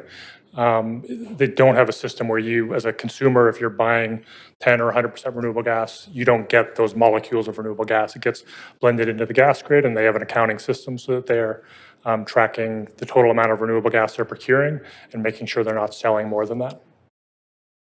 Okay, and I think I heard on the radio recently it was about 1% of the mix right now is renewable. Is that? My understanding is we're sort of closer to sort of 5 or 6% in terms of procured gas. It has been increasing quite a bit in terms of recent contracts. So I don't know the exact current percentage, but 1% is a couple years out of date now. Okay, fair enough. I had one more question and I am totally blanking on it, so I'll pause for there and come back if it comes back to me. Thank you. Thanks, Councillor Boyle. Councillor Klassen.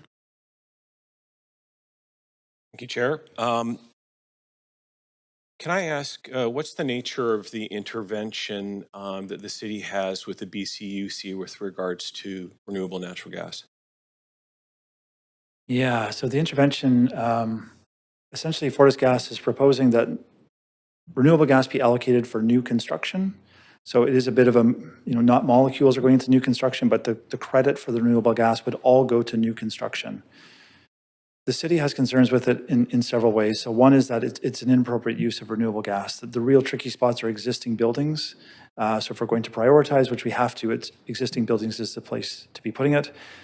Secondly, there's a significant subsidy to that. So existing gas customers are essentially paying a premium for this renewable gas, which is being allocated all to new customers. The subsidy by RBAS Gas is about $750 million for Vancouver residents up to 2030. So in terms of an equity space, that raises concerns. New homes are expected to provide fire safety suppression up to the current standard. They're expected to provide insulation up to the current standard. It seems incorrect that existing homeowners would be subsidizing renewable gas for new homes, new single-family homes in particular. So I think what I heard there, that the city deems the use of RNG in existing buildings as inappropriate, and you also have concerns that it's going to be too costly. Actually backwards. In existing buildings, renewable gas can be very appropriate. In new buildings, we would say it's inappropriate because there are ways to electrify an existing building cost effectively. Technically, we don't need renewable gas for new buildings. We do need it for existing. I think it would take a long time to get an answer as to why it would be deemed inappropriate for new buildings. But let me just ask another question here. Does BC have enough forecasted electricity to heat our homes, our offices, our transportation grid, and industry in the foreseeable decade? Yeah, I'll pass to Matt to respond to this one. Thank you. It's a good question, Councillor. So BC Hydro's, they're currently doing their integrated resource planning process, which is their process to make sure they have enough supply and transmission to meet the needs going forward. So in that plan, they have what's called their accelerated electrification scenario. That scenario is designed to align with the objectives of Clean BC, the provincial plan, which is, again, closely aligned with the objectives we have in the Climate Emergency Action Plan. So they do see the need sort of in the early 2030s to be building more supply to meet that demand. And also need to be building more transmission. So that's work they're getting going on in detail. Continued work around energy efficiency improvements and also doing more work to manage the peaks of electricity demand are sort of key strategies in that plan. So that's sort of the time horizon they're working with at the moment. There are challenges on the horizon for sure. I think they put forward a plan that is, I think, fairly assertive and confident that they can meet those demands. I've heard it stated that we're going to need another 2 or 3 Site C scale projects in order to meet demand. Do you think there is truth in that statement? As you look out to 2040 and 2050, I wouldn't predict the exact type of projects, but in terms of the amount of electricity, all the forecasts, even with our best efforts at efficiency, do point to a need for an increase in supply of electricity. So I guess I don't need to remind anybody how long it's taking to get Site C online, but let me just ask about the innovation side of energy use. I would say probably less than 6 to 10 years ago, we weren't talking about renewable biogas as an alternative.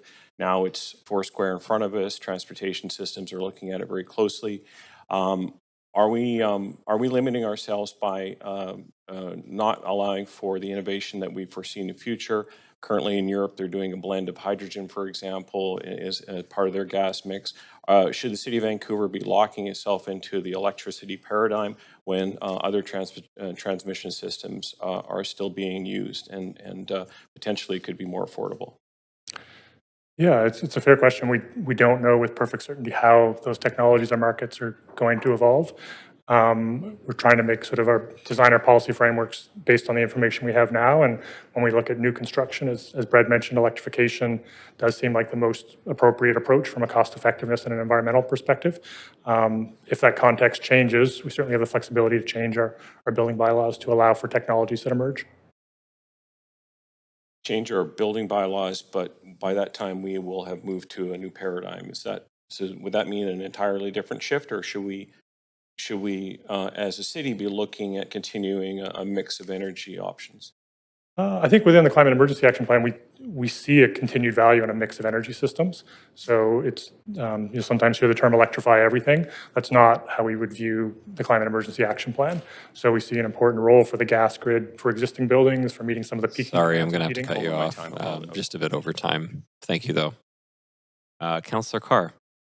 Yeah, first of all, I just want to verify, is the reason why it's inappropriate to use RNG in new buildings because, one, the existing buildings that have gas in them are, it's a better option to get them to reduce their GHGs. Plus, scientists say scientists are clear and unanimous. We have to reduce we can't be building new infrastructure and that uses fossil fuels. We have to wet ourselves from fossil fuels and get into renewable energy. Is that the main reasons? Yeah, thank you, Councillor Carr. Renewable gas is a scarce resource. So if there was unlimited renewable gas, that would change the conversation, but it is a scarce resource. We don't need it for new construction. For new construction, there's a proven pathway to electrify those buildings cost effectively with existing knowledge. Existing buildings are where the gap is, and that's really where this scarce resource needs to be funneled to reduce emissions on existing buildings. Yeah, I heard the question from Councillor Miser about, Councillor Miser, Councillor Klassen, about we need 2 to 3 more Site C dams. I've seen projections where renewable energy actually can fill the gap, distributed renewable energy, which we just passed unanimously as a council. That not a big piece of a solution. Yeah, I'll pass to Matt. Thank you. Yeah, and maybe I wasn't clear in that in my answer. In terms of like the volume of energy we need, I think it's very clear that we will need more electricity over time. Yeah. What exactly that comes from, I think, is a very open question. And BC Hydro's integrated resource planning work, when they look at sort of the most cost-effective supply options on the horizon, they're pointing to more wind and more solar as actually being the most cost-effective options. Whether that holds over the next sort of 30 years, who knows? But they're, in terms of additional Site Cs, that amount of electricity, yes, but specific type of project is a very open question. And that's where Europe is going, right, in terms of wind and solar? Wind and solar combined with batteries and a lot of work to sort of manage peaks. Okay. Funding gap. Councillor Joe raised the issue of the funding gap and where are we going to get the money to do this. Have you heard of any programs and we've all heard about the fiasco of people buying offsets in the Amazon rainforest and the rainforest going and it's like all fake. Have you heard of any programs that actually focus the purchase of offsets, say by people even flying, for example, out of an airport, to invest in a local community in terms of that community using it to retrofit buildings to reduce GHGs, like an actual, this cost in GHGs to fly now is going to reduce GHGs by retrofitting buildings? Yeah, thank you, Councillor Carr. It's certainly something that staff can explore. So within the space of existing buildings trying to achieve an emissions limit, that's something that has been in the back of our minds for a number of years. As far as existing programs focused on local governments with offsets, I'm not aware off the top of my head, but it's certainly something that we could explore as a revenue source. I would say a couple of caveats to it is there is administration with an offset program. So in terms of the scale of the program, I think there's a balance there. Right. And secondly, when someone purchases an offset, they are essentially getting credit for that reduction. They may not, the work that's done locally may not actually count towards our target, but that's work that we can explore further and bring back to you in a bit more of a structured kind of pros and cons, if that's helpful. GHG reductions or GHG reductions, but anyway. Okay. Have you heard that Nature Canada has just received funding to implement a new program around sequestration and urban parks, totally in urban areas? Does that come to light for you? I have not seen that one, Councillor Carr. We are aware of a big federal program, the 2 Billion Trees program, which we did pursue, but I'd be happy to follow up on that one for sure. Great. And finally, the goal of complete walkable neighborhoods, it was sort of sad to hear you say we don't think we can achieve it because I really do. And I've seen communities, especially in Europe, but other parts of the world that really do have a very much walkable city. What would you hope the Vancouver plan, as it rolls out over the next 3 years and we engage the public, focuses on in terms of enabling us to get more walkable neighborhoods? I'll respond to it, and if Teresa wants to jump up, I encourage her to. But I would say from a climate perspective, I think we could probably bring a stronger climate lens to some of these projects. The Broadway plan is a good example that we did our best to bring forward the climate case for Broadway. I think we could enable more of these projects. The multiplexes is a fantastic project from a climate perspective. And so bringing that forward, I think is something we could do. And I'll Great, look at thank Teresa. you. Yeah, Brad hit the nail on the head, right? It's how we start to shape those villages and those town centers and the missing middle, and we'll continue to make progress over that. I know Karis and Neil and his team are putting together a timeline now, and it will be gradual, but we'll get there. Like Broadway's been a huge success already, so we know. Sorry, Teresa, I'm going to have to cut you off. Thank you. Over to Councillor Kirby-Young. Yeah, thanks, Chair. And thanks for the update. I've been listening intently to the dialogue and the conversation this morning and really reflecting sort of upon the importance of the CEEP document and having one that is comprehensive and really guides us forward. And I know that this is our second annual update for information, but I do want to introduce, now everyone's had a chance to speak and I haven't spoken yet, an amendment this morning to receive the report for information. Oh, sorry, Councillor Kirby-Young. I'm going to move us to the amendment queue, so please go ahead. Yeah, thank you. And so I'm introducing an amendment in the spirit of having a CEEP document that is integrated and comprehensive. We at the City of Vancouver have, I think, been challenged sometimes by having a number of disparate different policies and plans and not one comprehensive guiding document. And when the CEEP was created, it was done at a moment in time that contemplated a very big and bold strategy, that a number of potential possible directions. But there is this, it was also quantified with a $500 million price tag that was predicated on taking some actions that would require further work and refinement. And since then, as these things are fluid and things have changed. So Council, for example, determined not to proceed with transport pricing. Council also determined to increase the investment in the 2023 to 2026 capital plan. And there's a number of factors. And so yet we haven't updated the financial assumptions or restated the CEEP budget.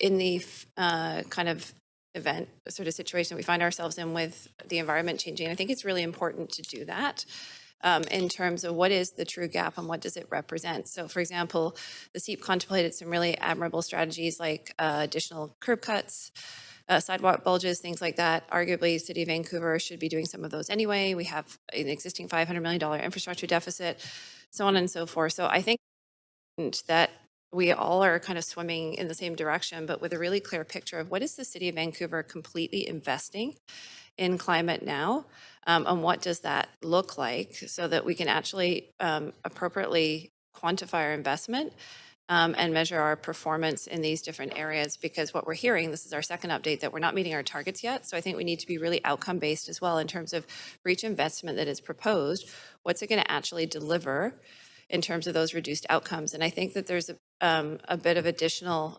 lifting that can be done on top of the significant and really important work that's been done on the CEEP to kind of get us to that conversation, because we need to be making some potentially bold and difficult choices, whether it could be a diversified energy mix, it might not. It could be that we need to be even bolder in tree planting, it might not.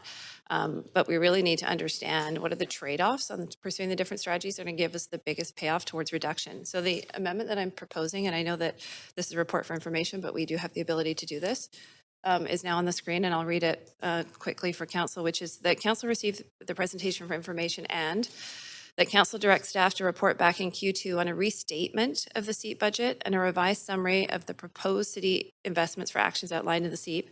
Given that Council has determined not to proceed with Vancouver-only transport pricing and has increased investment in the 2023 to 2026 capital plan, amongst other factors, and further that the summary provide information on expected outcomes and contributions of each investment towards reducing carbon pollution and reducing future costs. And the final part is further that council directs staff to update the seat plan by Q2 to reflect the City of Vancouver's full and complete operating budget and capital spending on direct climate mitigation and adaptation, and all projects that support climate mitigation and adaptation in the plan's big moves. Yeah, Councillor Carr? Yes, hi. My screen went blank. Now that is covering my screen. I can't, if it was emailed to us, I can't access emails. And okay, that motion is now up. Okay. Can you stop my time, Chair? Yep, just a moment. Okay, thank you. I now see it. Okay, no problem. You are at time, actually, Councillor Kirby-Young. We had to move to a different queue because it's not actually an amendment. No There's problem. no motion on the floor. The language is on screen and it is on all of council's emails. Thank you.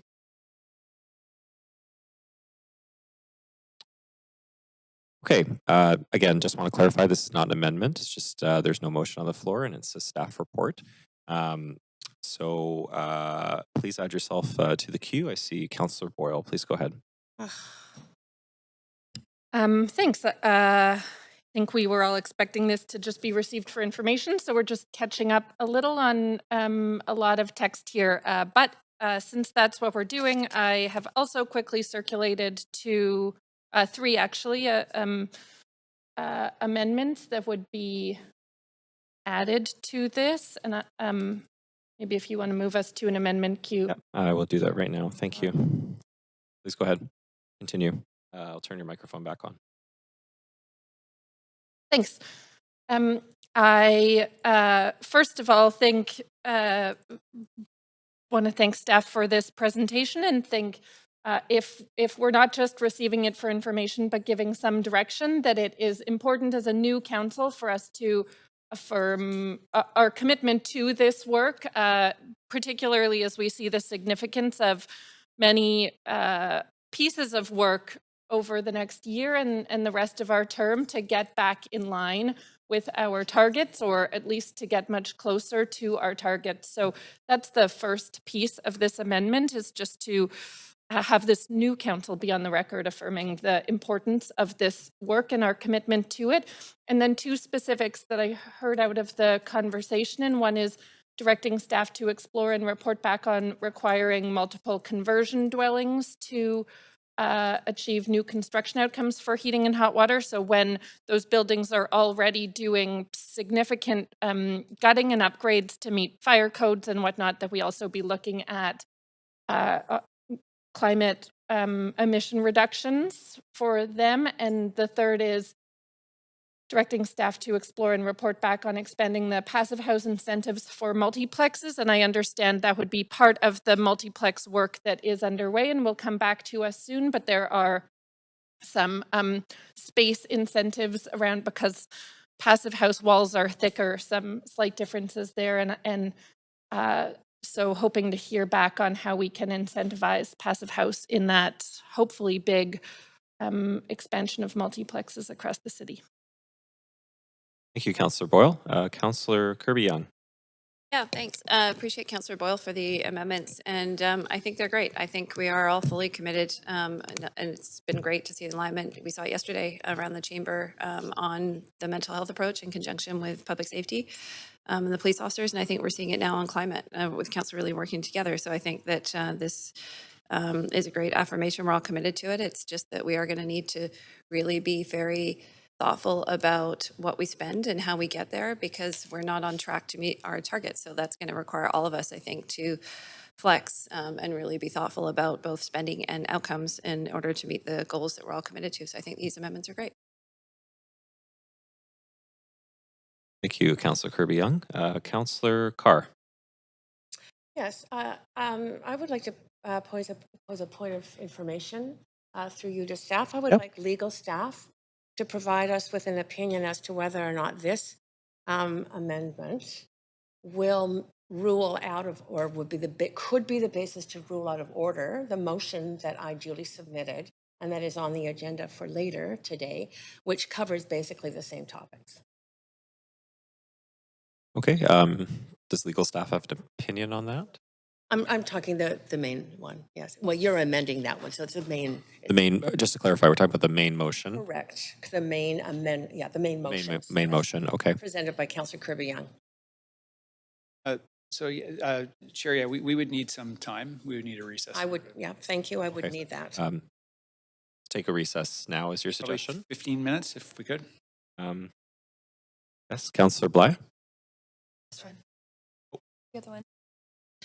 I know we get Councillor mixed up. Kirby Young? We get mixed I up know you are. sometimes. No, point of order. I'm not sure if while you're conferring with legal, perhaps you can inquire. I'm not sure that we can contemplate future business in terms of we need to deal with the item that's on the floor now versus what might potentially happen in the future.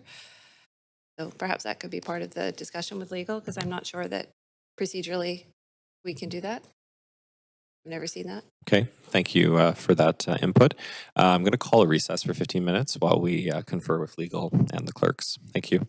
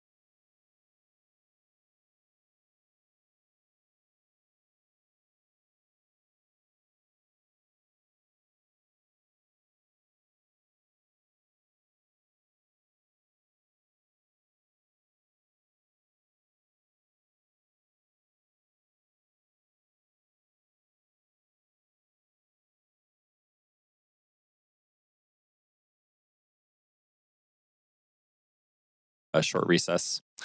The point of order that we had before the recess, we do need to deal with that right away. And the question was, is the point of order, or the point of information rather, material to what's on the floor? No. And I'm hoping that council will take the liberty, allow me the liberty to ask the city manager, Paul, to answer the point of information around conflict between, or potential conflict, if any, between the two agenda items.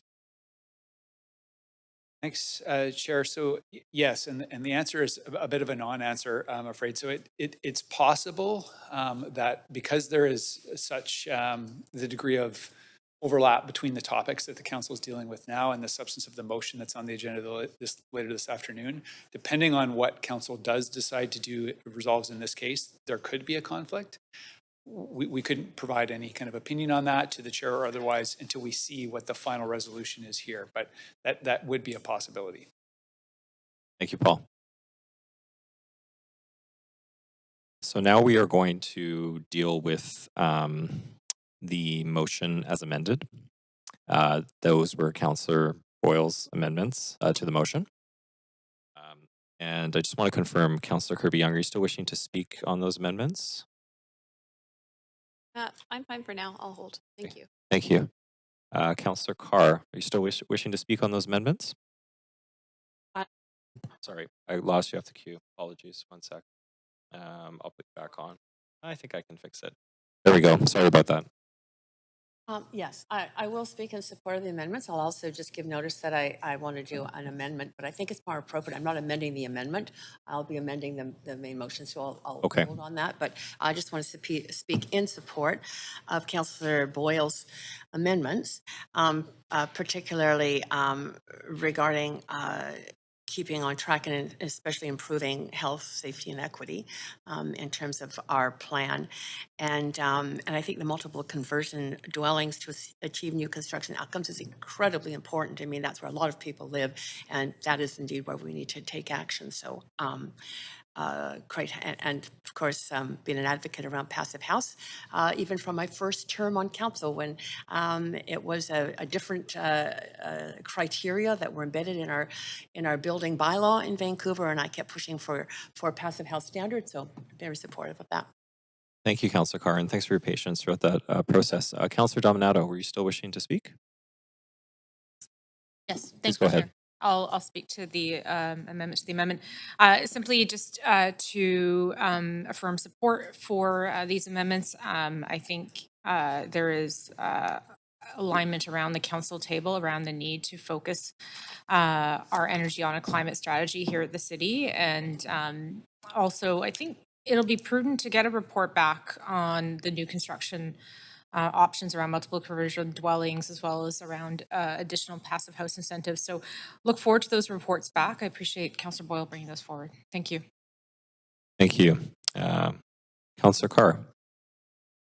Oh, we haven't voted yet. I was going to come on to the list to be Oh, able to. okay. Oh, So sorry. we'll Sorry. deal with that in a moment. It's okay. Councillor Kirby-Yung.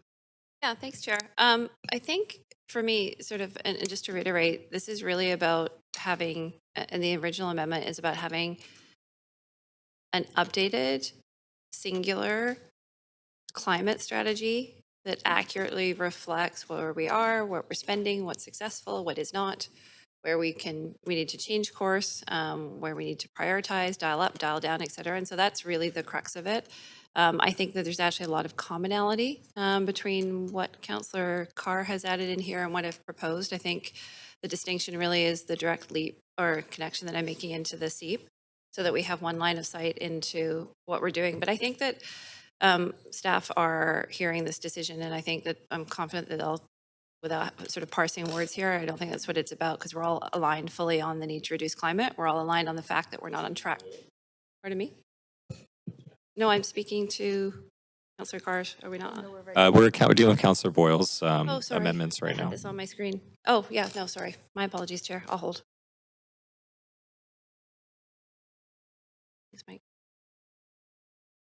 Is that all your comments, Councillor Kirby-Yung? Yes, I'm going to Great. come back. Thank you. Okay. Totally understand. It's there's a lot happening up here. today, so it gets a little confusing. Seeing no one else on the queue to speak, I'll now ask for a vote on the amendment. And clerks, if you could please move us to the voting panel. Council, if you could please cast your vote.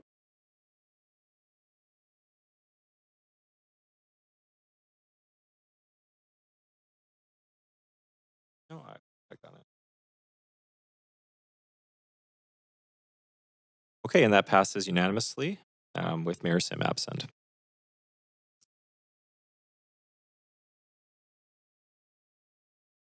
I'm now going to move us to the main queue. Councillor Carr, I saw you on the amendment queue, so would you like me to add you to the main queue?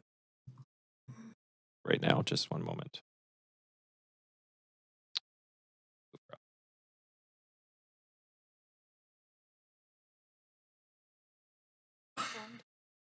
Councillor Carr, please go ahead. Yes, I'd like to move an amendment to this amended motion. Okay, so I'm going to move us to the amendment queue. Just a moment, please. Okay, Councillor Carr, you've got up to 5 minutes. Yes, thank you very much.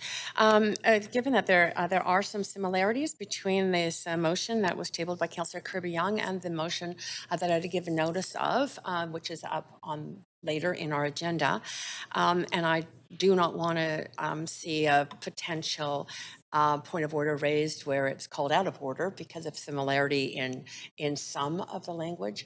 I have chosen to amend this motion, and I see that there is a focus in Councillor Kirby-Young's motion to update the plan by Q2, the CIAP plan by Q2, and report back in Q2 on a restatement of the budget, all of which is in a more shorter term timeline, whereas my motion, which the language of which is now included, and I've posted it, well, should be in yellow anyway, so I've included it here, is really directing staff to provide an overview that can help council make a better decision around our operating budget. So that's even more immediate than Councillor Kirby-Young's motion, but it's definitely enabling us to, as I say, know the full sort of costs and benefits and the potential to avoid future costs relevant to this upcoming decision on the operating budget. And then there is a later report back. So it doesn't duplicate the kind of earlier report backs that Councillor Kirby-Yung has asked for, but a later report back. And thereafter on an annual basis, that kind of changes the picture for us as councillors in terms of not only having a much more detailed budget that will accompany CIAP, but have a carbon budget to know really where our GHGs are going to get reduced, and to know what the costs and benefits of action related to reducing those GHGs, but also to mitigating, sorry, not just to mitigating, but to adapting to climate change, as well as repairing damage caused by climate change. And specifically making sure that, that we not only understand those when we are voting on actions, which I believe will give us a better chance of then assessing the likelihood of or assessing whether or not certain actions are going to get us reduced GHGs, which is the goal in all of this. We want to do our part to tackle the climate crisis.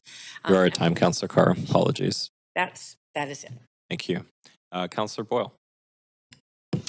Thanks. I just wanted to speak strongly in support of this amendment. I think for all the reasons Councillor Carr outlined, it's really important information for us to have and useful as we plan ahead. I think it would have made more sense to be able to do as an independent motion, and was grateful for Councillor Carr bringing it forward later, but the murkiness of the situation that we are in made it make sense to do now. I'm happy to support it either time. And like I said, I think it's important, and thankful to Councillor Carr for her continued advocacy on making sure we're getting to our targets. Thank you, Councillor Boyle. Councillor Fry. Yeah, happy to support this and glad to see that there hopefully is some kind of alignment at council around getting this sort of accounting on the true costs of climate change and adaptation and mitigation. And I think that's important to inform a lot of our decisions going forward.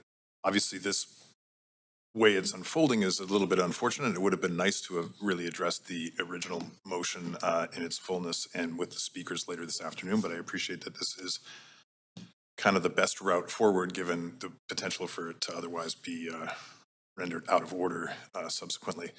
But I am really hopeful that with a true reckoning of the costs of climate change, and of course the costs of inaction on climate change, that it can inform future decisions and robust decision-making around our budgets and priorities. So happy to support this amendment. Thanks. Okay, thanks, Councillor Fry. Councillor Klassen. Thanks, Chair. I just, again, prepared to support these amendments in principle, and thank Councillor Carr for bringing them forward. And reiterating what Councillor Fry just said is the importance of these actions on climate. I do have a question, though, through you, Chair, to staff.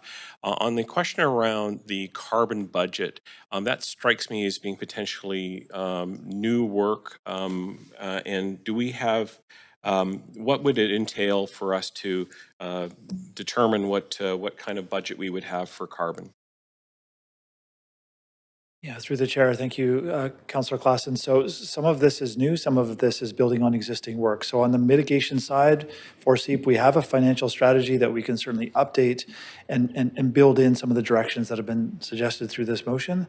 That will take a bit of time. Q2 is quite fast. On the adaptation side, we don't have that financial framework. So that piece of work would be new work for us. And again, that will take a little bit of time to build that out. Through you, Chair, just again to staff, is it not the intention for staff to, and there is a request here, and I think a good one, to present information back on an annual basis. Is it not currently the practice for us to get regular updates, at least on an annual basis, on these programs?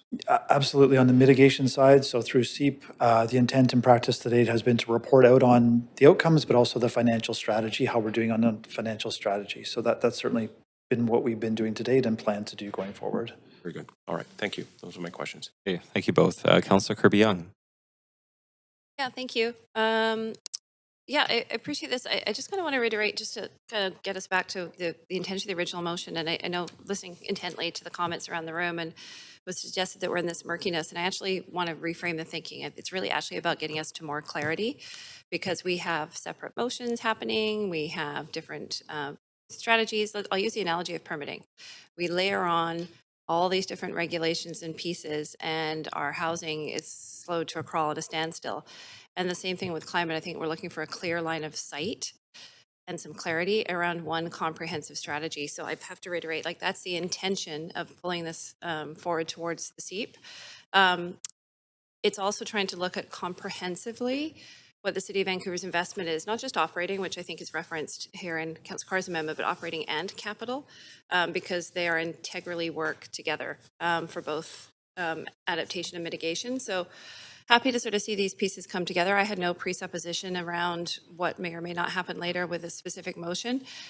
What we're concerned about is that, as I said earlier when I was introducing the amendment, the original amendment to the SEEP, is that we have a plan and some positioning out there around a $500 million plan that was predicated on certain actions being taken that haven't been taken, and a gap that was predicated on those things, and yet we put more money into capital. And so it would be inaccurate, and I think irresponsible, if we don't actually restate the budget around that, if we don't talk about what's working, if we don't comprehensively bring it together, because we're going to have to be willing to kind of be transparent and update and respond and change in response to the fact that this is year 2. Everybody's very concerned about the timeline. Everyone's suggesting we're not going to get to 1.5 degrees.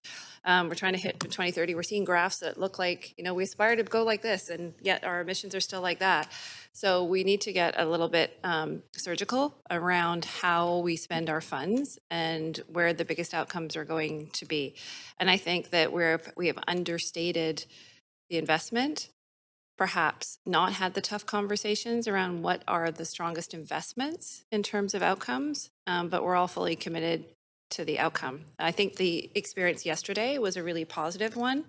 There was a lot of dialogue around the 100-100 promise that ABC put forward.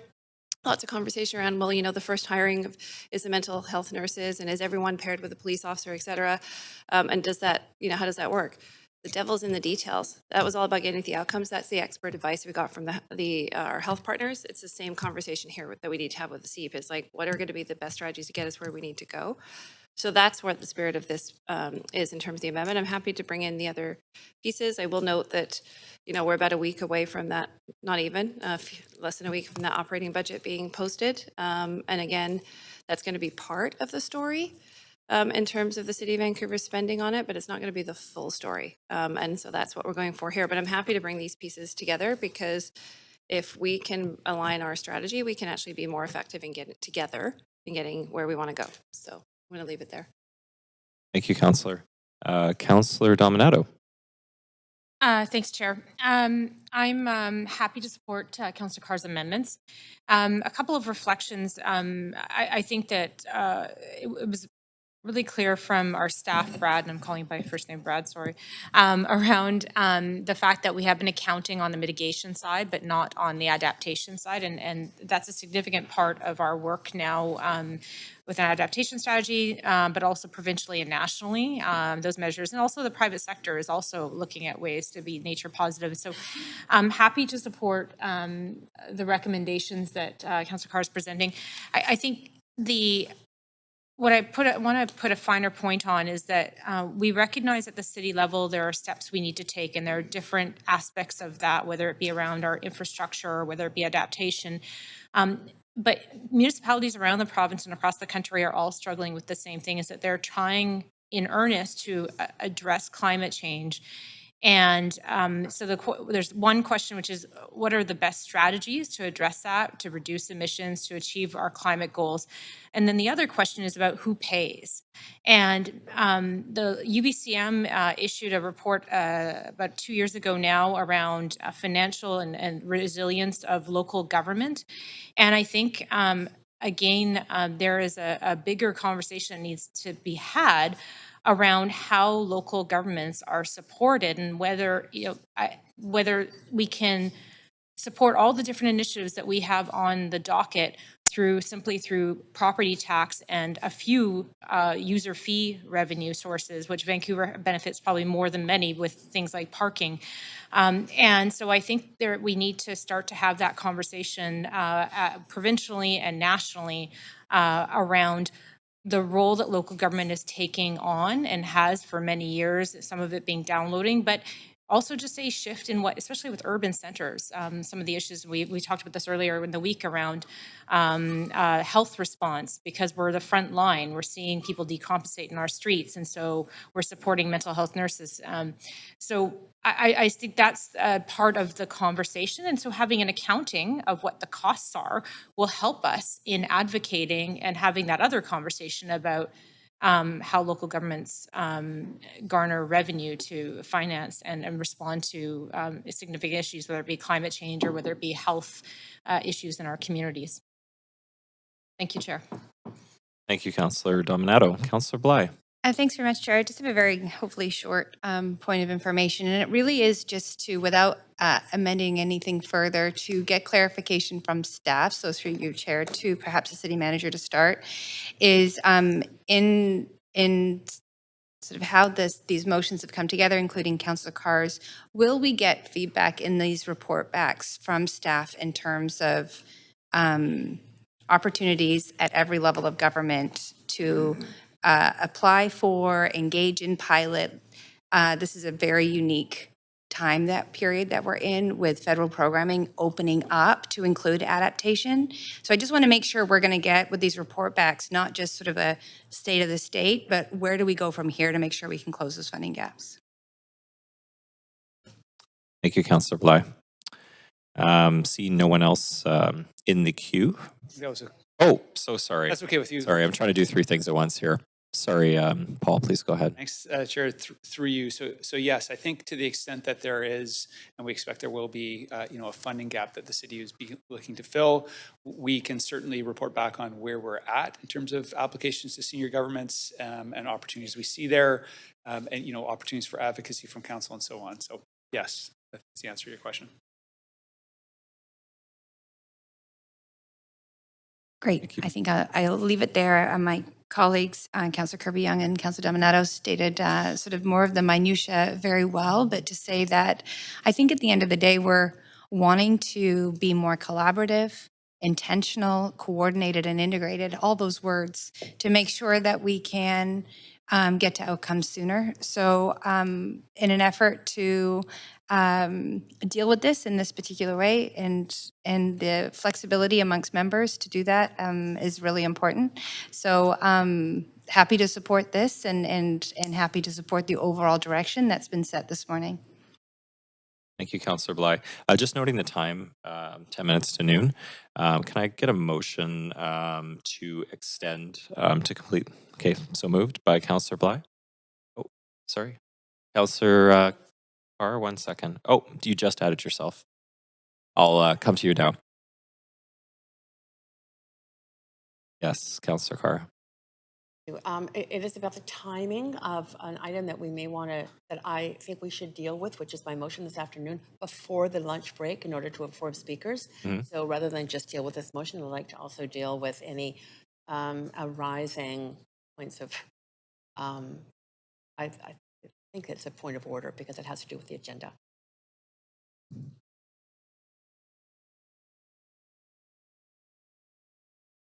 Okay, just 1 moment here while I confer with the clerk.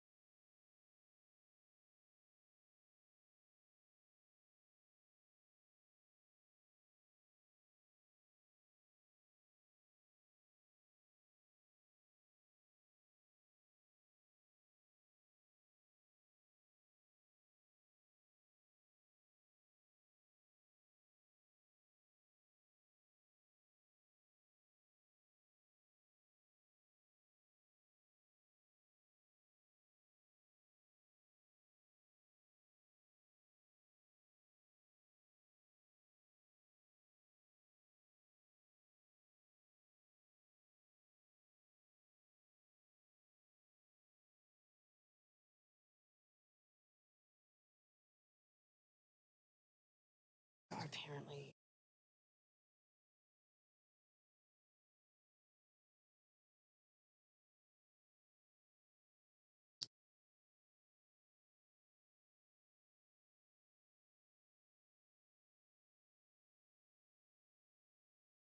Then we would have.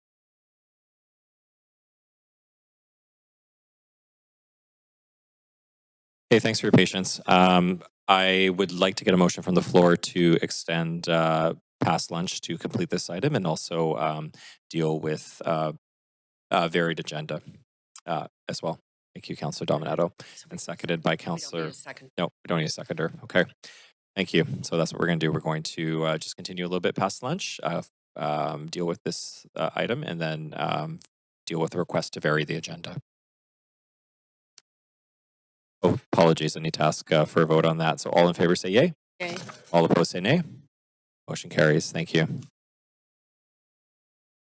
Okay, so we see no one else on the queue to speak to this amendment. We are going to now call the vote. So clerks, if you could please take us to the voting panel, please. This is on the amendment. Okay, and that passes unanimously.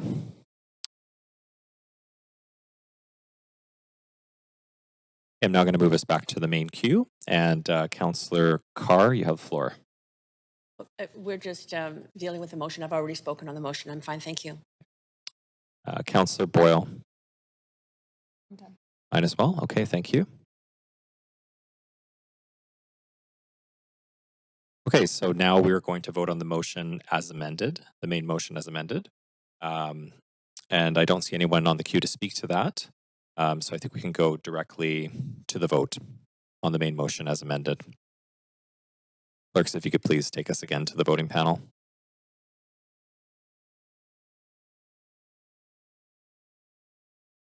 And that carries unanimously as well.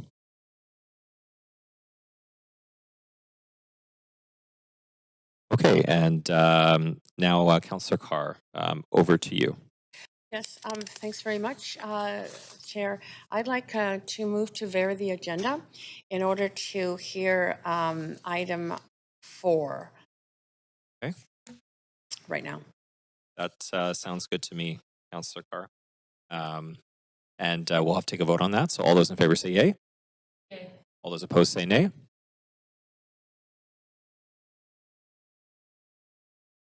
No, it's my motion. Oh, sorry. Okay. You're in favor, Councillor Fry? Yeah. Yep. So that passes unanimously. Thank you. Okay. One moment here.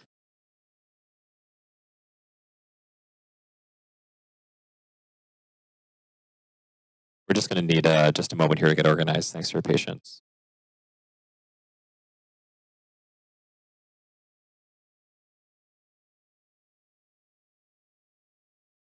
Okay, we're ready to go.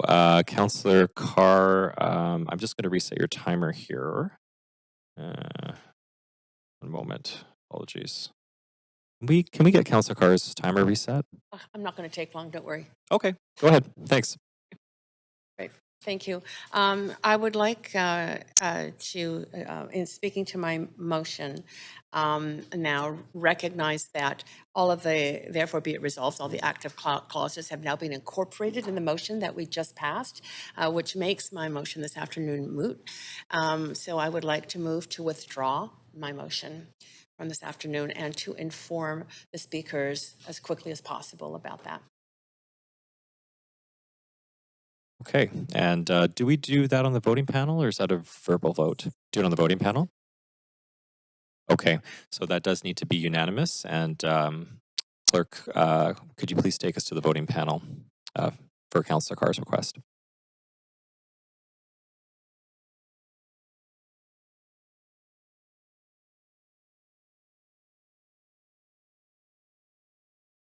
Just waiting for one more vote.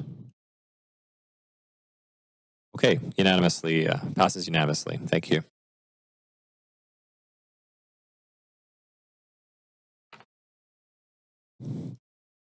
Okay, Councillor Carr, you have the floor. Oh, no, No? No, you'll have to get rid of me. Okay, I would never do that. From the queue, yes. Just a moment.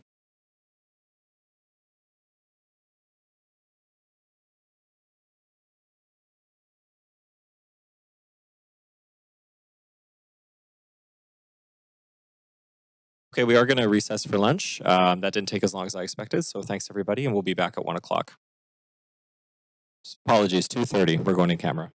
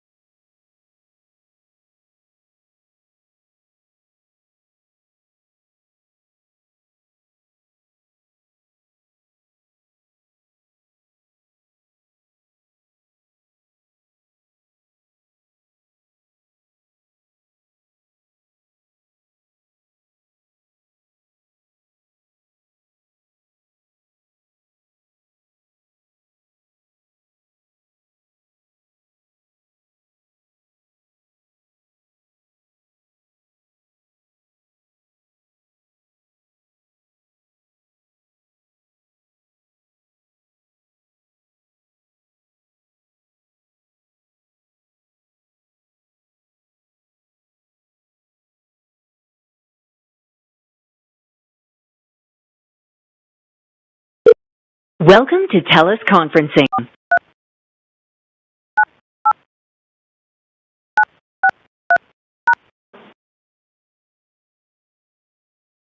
Hello, David. Can you hear me? Or Olivia?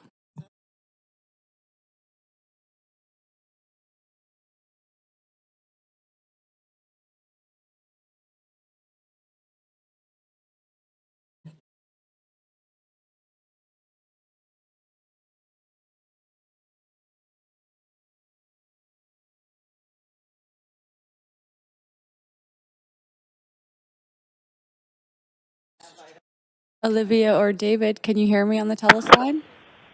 Yep, I can. I can hear you too. Awesome.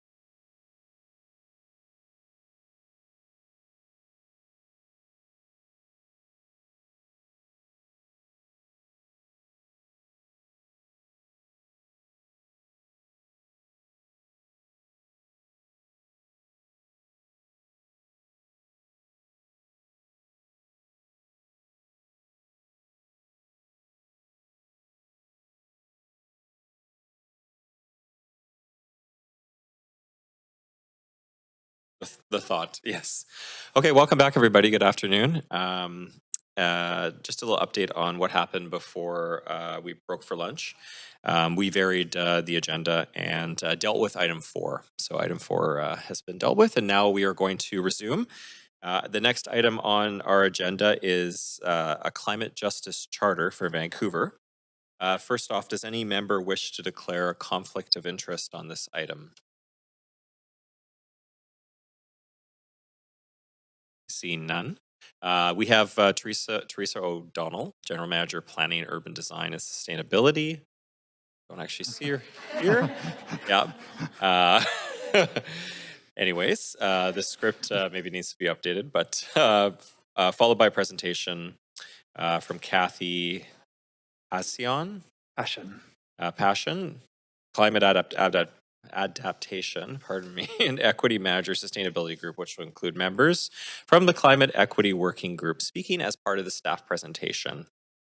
So please go ahead. Great, thank you. And please introduce yourself. And I'll be super short because you've introduced well already. My name is Brad Bedell, Director of Sustainability, here to introduce the Climate Justice Charter report and presentation. We've got a short staff presentation that Kathy's going to deliver. I want to welcome, we have a few members here from the Climate and Equity Working Group, and I just wanted to welcome them here and say thank you so much for the work that they've done on this charter. We may have some tuned in live as well, so thank you so much for that. The Climate Justice Charter we're excited about. It's really a way of implementing the city's UNDRIP commitments and the equity framework through a climate lens on our climate work. So excited to bring this forward. I will pass it over to Kathy now to take it from here. Thanks.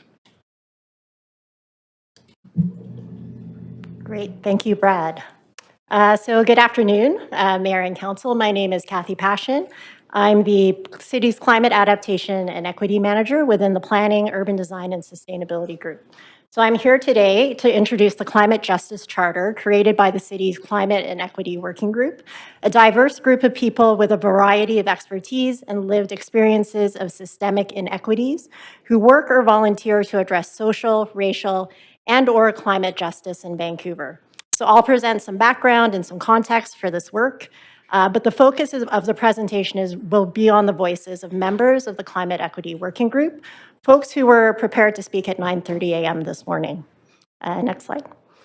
So I'd like to begin by acknowledging that the work to develop the Climate Justice Charter took place on the traditional, ancestral, and unceded territories of the Musqueam, Squamish, and Tsleil-Waututh peoples.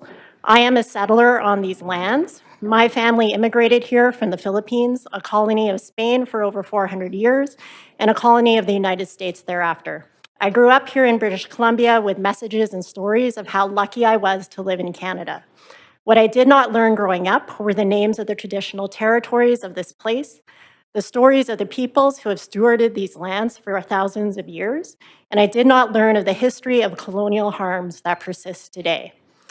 There is much I still need to learn, but what I do recognize is it is my privilege to be here in my position as staff, and it's my responsibility to center justice and reconciliation into my work and life here in Vancouver. Next slide. So today, we will provide a climate justice definition, speak to the purpose of the Climate Justice Charter for Vancouver, provide background and context to the work. I'll introduce the Climate Equity Working Group, those who wrote the Climate Justice Charter, and then we'll make time and space for members of the Climate Equity Working Group to speak. Following this, I'll provide an overview of the Charter implementation approach. So what is climate justice? This is a definition directly from the Charter. Climate justice is an approach that applies a social justice framework to the ways we understand and respond to climate change. It recognizes that climate change is a collective global crisis, but its impacts are not felt evenly around the world, nor evenly within communities or between species. Climate justice seeks to equitably distribute the costs and benefits related to climate adaptation and mitigation measures by centering the well-being and wisdom of those most impacted by climate change. Without climate justice, tackling the climate crisis can only address symptoms and not root causes. Next slide. The Charter is a project that was first imagined in 2020 during the development of the CEEP in conversations about how we could develop and implement just climate policies. At its core, the original rationale for developing a CJC was threefold. First, to name the issue. clearly define climate justice and why this is critical work for the City of Vancouver as a local government to address. Second, to hold staff accountable to do this work.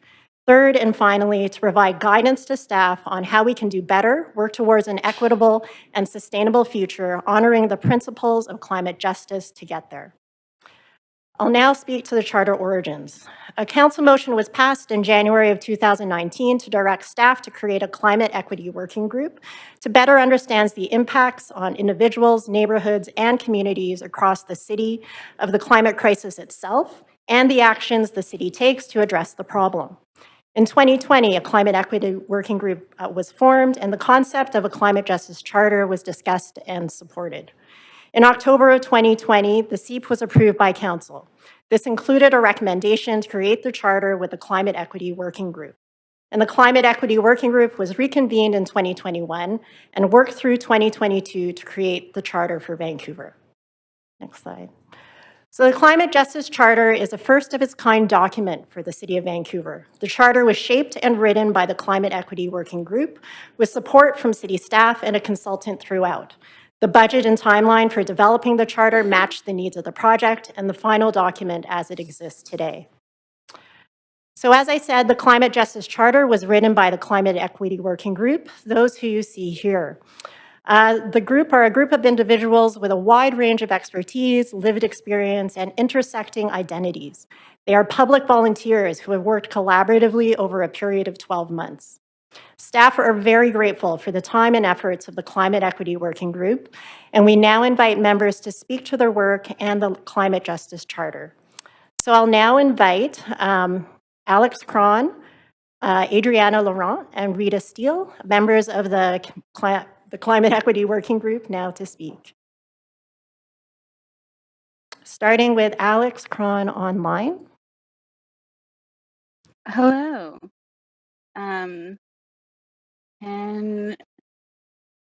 Can you hear me? We can hear you. It's a little quiet. Not sure if you're able to get a little bit closer to the microphone. Okay, I'll try and That's better. speak up. Thanks for the overview, Kathy. My name is Alex Cron. No, sorry, I've been it's on really the- hard to hear you. Do you mind just getting a little bit closer to the microphone? One sec.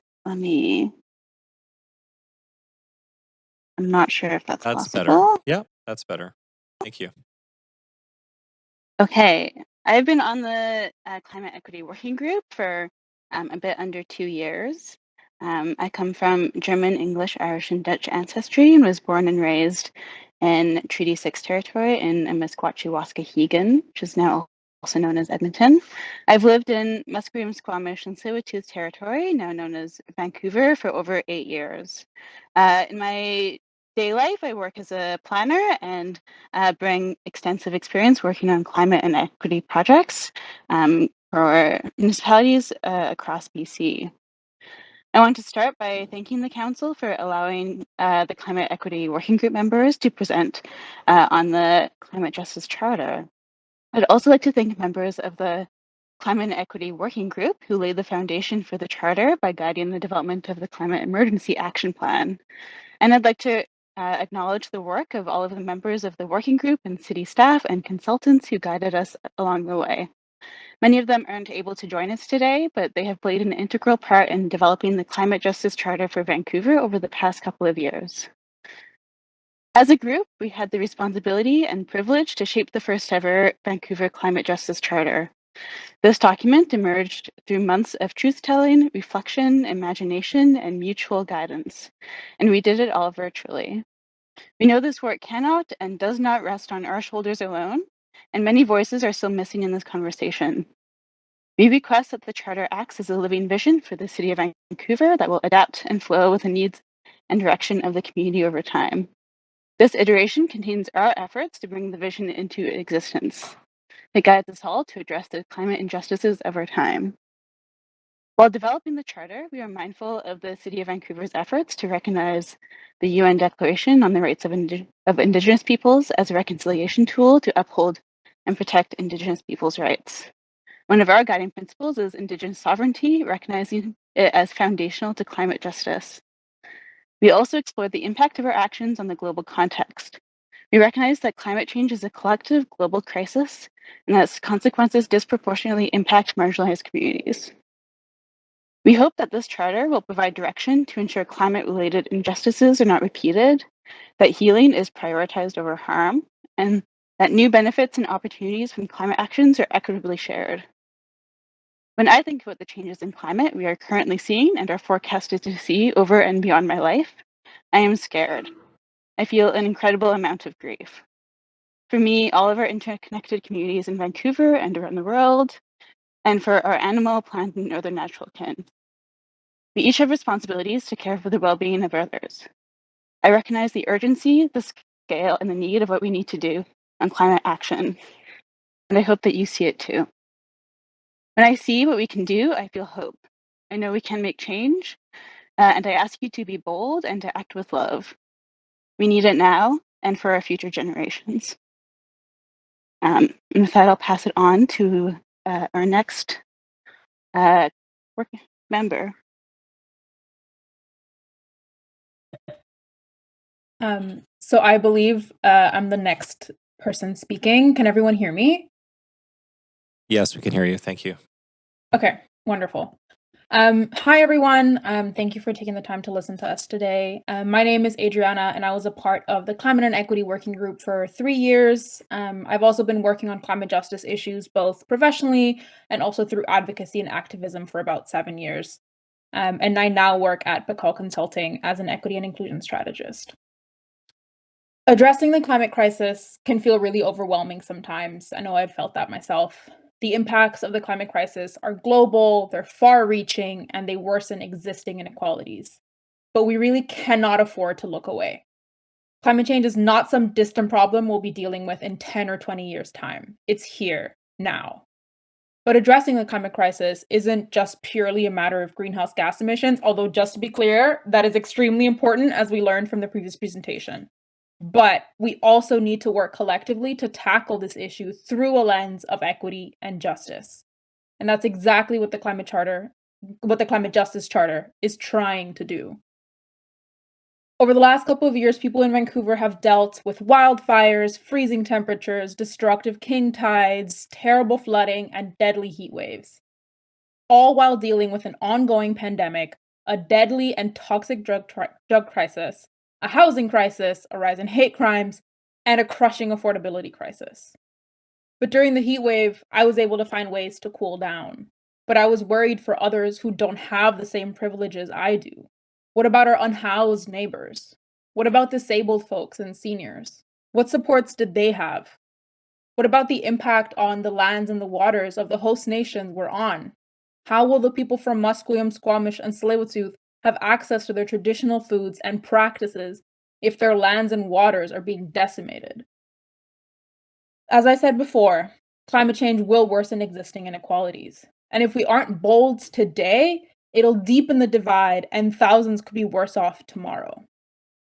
But we don't have to go down that path. We can make better choices now that will help protect all of us in the future, and also set a precedent for other cities to follow. That's why we can't afford false solutions. We need an honest, collaborative, justice-centered approach that addresses the systemic issues that cause climate change. We need a plan that puts people first and that puts creating a livable future first. The Climate Justice Charter is meant to be a North Star when it comes to doing climate work in the city. It's not the end-all be-all, and it's not meant to be either.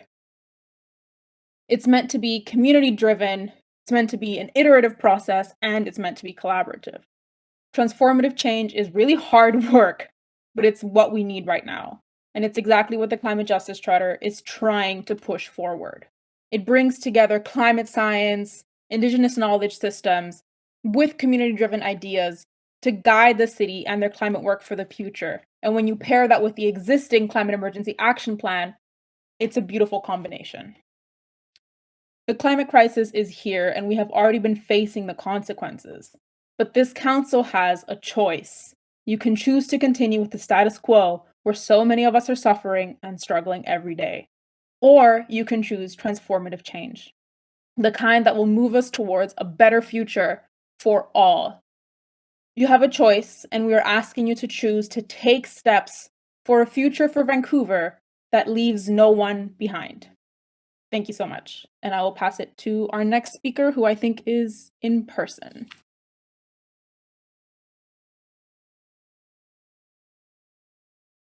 Hello, everyone, and thank you, members of council, for allowing us to speak. My name is Rita Steele, and I was a member of the Climate and Equity Working Group since it began 3 years ago. I also work in sustainability and climate change professionally, was born and raised in the West End, went to university here too, and continue to work and live on these unceded lands. I really care about the city and what it does in response to the climate crisis. All of us in this working group do. And so I have come here with quotes and stories, not just from one, but many of us from this group and locally affected communities to express why this climate justice charter is important to our city. These quotes can be found all in the Climate Justice Charter document. The first is from one of our Climate Equity Working Group members. In my neighborhood, many people don't have housing with reliable heating or reliable cooling. We also have the least greenery in the city. In climate-related weather events like the heat dome, this is the hottest area. Many people who live here don't have choices to get to other areas of the city to cool down. These injustices are well known, but the urgency isn't met with interjurisdictional action. This needs to change. Now, this second quote is from a member of the Persons with Disabilities Advisory Committee. Climate justice for people with disabilities and others means housing justice, healthy, affordable living spaces, not just SROs in poor repair. The next quote is from Varouj, a member of the Seniors Advisory Committee. There needs to be a way of working vertically with both city policies and communities, like the roots of a tree, ground up and top down. I would like to see implementation and direct results.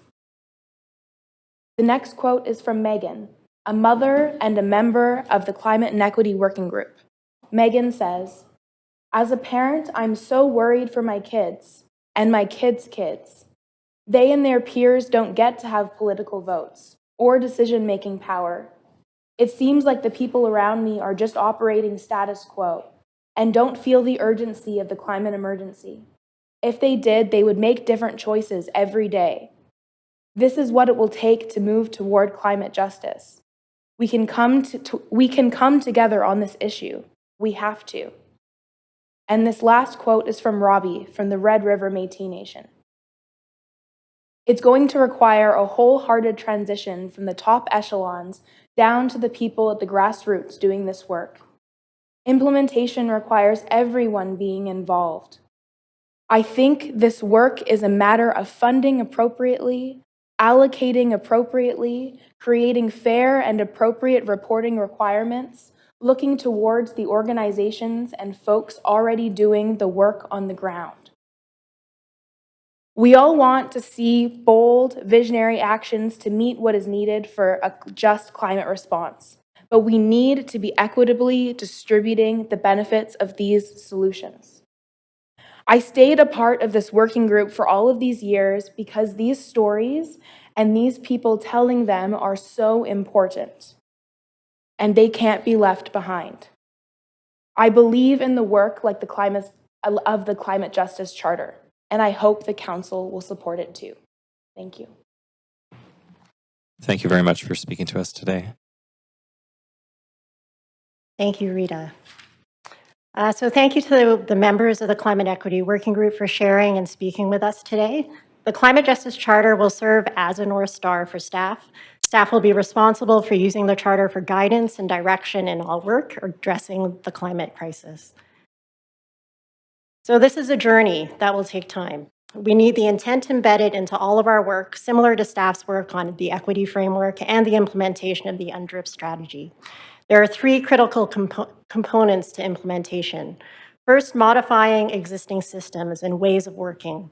Second, supporting and driving transformational change so we can work in new and better ways. And third, creating space for experimentation and learning. So that concludes our presentation, and we're open for questions. Thank you very much, and thanks to everybody who spoke virtually or in person. Council, you have up to 5 minutes to ask questions of team members and the presenters, and I see some questions in the queue already. Councillor Boyle, over to you. Thanks so much for all of the work that went into this and the presenters here and on the line. I'm wondering if there are any specific examples.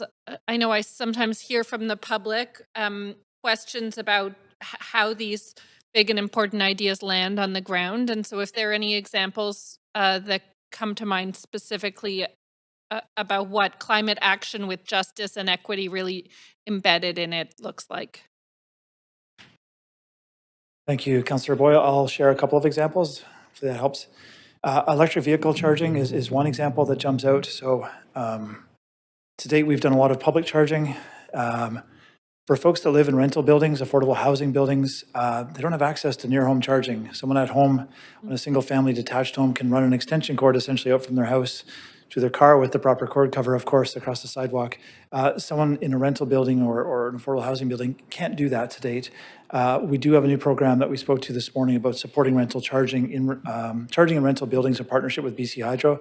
That's a good example, I think, of bringing an equity lens to an EV charging project. Heat pumps are very similar. Early incentives on heat pumps were focused on single-family detached homes. We are working again with the province to expand those incentives and start to shift those incentives into multifamilies, rentals, and working with BC Nonprofit Housing Association to get more heat pumps and cooling in particular into their building stock. So those would be two examples of bringing an equity lens. Great. Thanks. I appreciate that a lot. Thanks.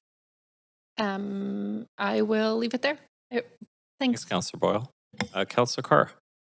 Thank you. Councillor Boyle is on the same, I think, mind track as I am in terms of wanting to see how things land with the climate justice lens. So I guess one thing that comes to mind, it wasn't at all mentioned as an example or even a field of examples in the report, but I'm quite interested in how we land the retrofitting of buildings in order to provide for climate justice. For example, that was my first motion last term, to put $5 million into retrofitting public-facing buildings where people could go to. Thank goodness we did. We retrofit a lot of libraries, and they were safe places of retreat during the heat dome. So where are we headed on that? And are we thinking about neighborhoods in particular that really need potentially more public buildings retrofitted so that they can be safe places to escape in extreme weather events, or even not just heat and cold, but air quality, like the air fires that are burning sometimes way too near us. Yeah, thank you, Councillor Carr. So all of our community centers and libraries now have cooling and all serve as cooling shelters during the summer. So that's a big shift over the last few years, and that's thanks in part to the retrofit funding that we've been working with over the last few years. So that's a big leap for us. So every neighborhood now has that access to their local library or community center. We are, though, starting to focus more in terms of at-home cooling when people are at their homes. What we saw in the 2021 event was a lot of seniors living alone in older rental-type buildings. So we are now looking at shifting our incentives, in particular, to those sorts of buildings and working with those building owners to get cooling as really the primary purpose in those buildings, and as a secondary purpose, the GHG savings from the transition to a heat pump. Yeah, that's good. That was going to be my second sort of follow-up to that, to my first question, which is in this morning's update on our climate emergency action plan, it was clear that retrofitting buildings is really important to bring down GHGs, to put an equity lens on that. The older multi-unit residential buildings where the affordable housing is more likely to be, to me seems a priority, yet I know it's costly to retrofit. What do we have as information that has been gathered around the best approach to, and how do we finance the retrofitting of those kinds of buildings? Yeah, thank you. So a few pieces to that question in terms of we are just getting into that space now as far as supporting rental buildings and rental building owners as well as affordable housing. I think that the key for that is not a space where we want to regulate. It's a space where we want to support and incentivize to make that transition. Unlike perhaps bigger buildings or higher end buildings that we would lean more into regulation to transition them. So we are getting into the support and incentives for those buildings. The second piece that is coming to light now is changing the mechanical cooling systems or mechanical HVAC systems of these buildings can take time. So we are now also interested in passive approaches, more kind of quick fixes to get some of these buildings, whether that's solar shading, things like white roofs. These would be ideas that we'll be exploring going forward as quicker sort of solutions to cool some of these buildings. Okay, thank you. Thank you. Thank you. Councillor Fry. Yeah, so appreciate this work and also want to reflect that this is the climate justice charters are kind of a growing phenom across the world, and indeed there's been work done in sub-Saharan Africa, for instance, and Europe. And are there common themes that we're seeing throughout these sort of climate justice charters that could kind of frame a more global perspective? Yeah, it's a great question, Councillor Fry. I will take a stab at it, and Kathy, I may look to you to jump in on this. I mean, certainly a model that we look closely at was the city of Portland. Portland started a climate equity working group back in 2015. I would say their approach was twofold. It was ensuring that those who need support and help get it, and those who are able to afford contributing more to some of the changes would be called upon to contribute more. So those kind of two sides of the coin, I would say. They were able to grow from their climate and equity working group into a very large retrofit fund that they've been implementing for the last couple of years or so in disadvantaged neighborhoods. So it's a real success story of like building kind of grassroots support through their working group into a much larger program and movement in Portland. Kathy, did you want to add to the? Great. We have Lisa Berdoa, Senior Sustainability Specialist. Thanks, Mayor and Council. So I had the privilege of being the project manager working with the Climate Equity Working Group on the Climate Justice Charter.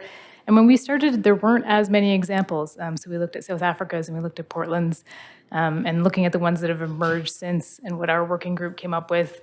I think the big push is the transformational change component, that it's not doing business as usual and applying an equity lens at the end, that they want to see kind of more transformational change across the board, particularly related to Indigenous sovereignty and recognizing the impacts of colonialism as just a foundational reason for why we're in the climate crisis.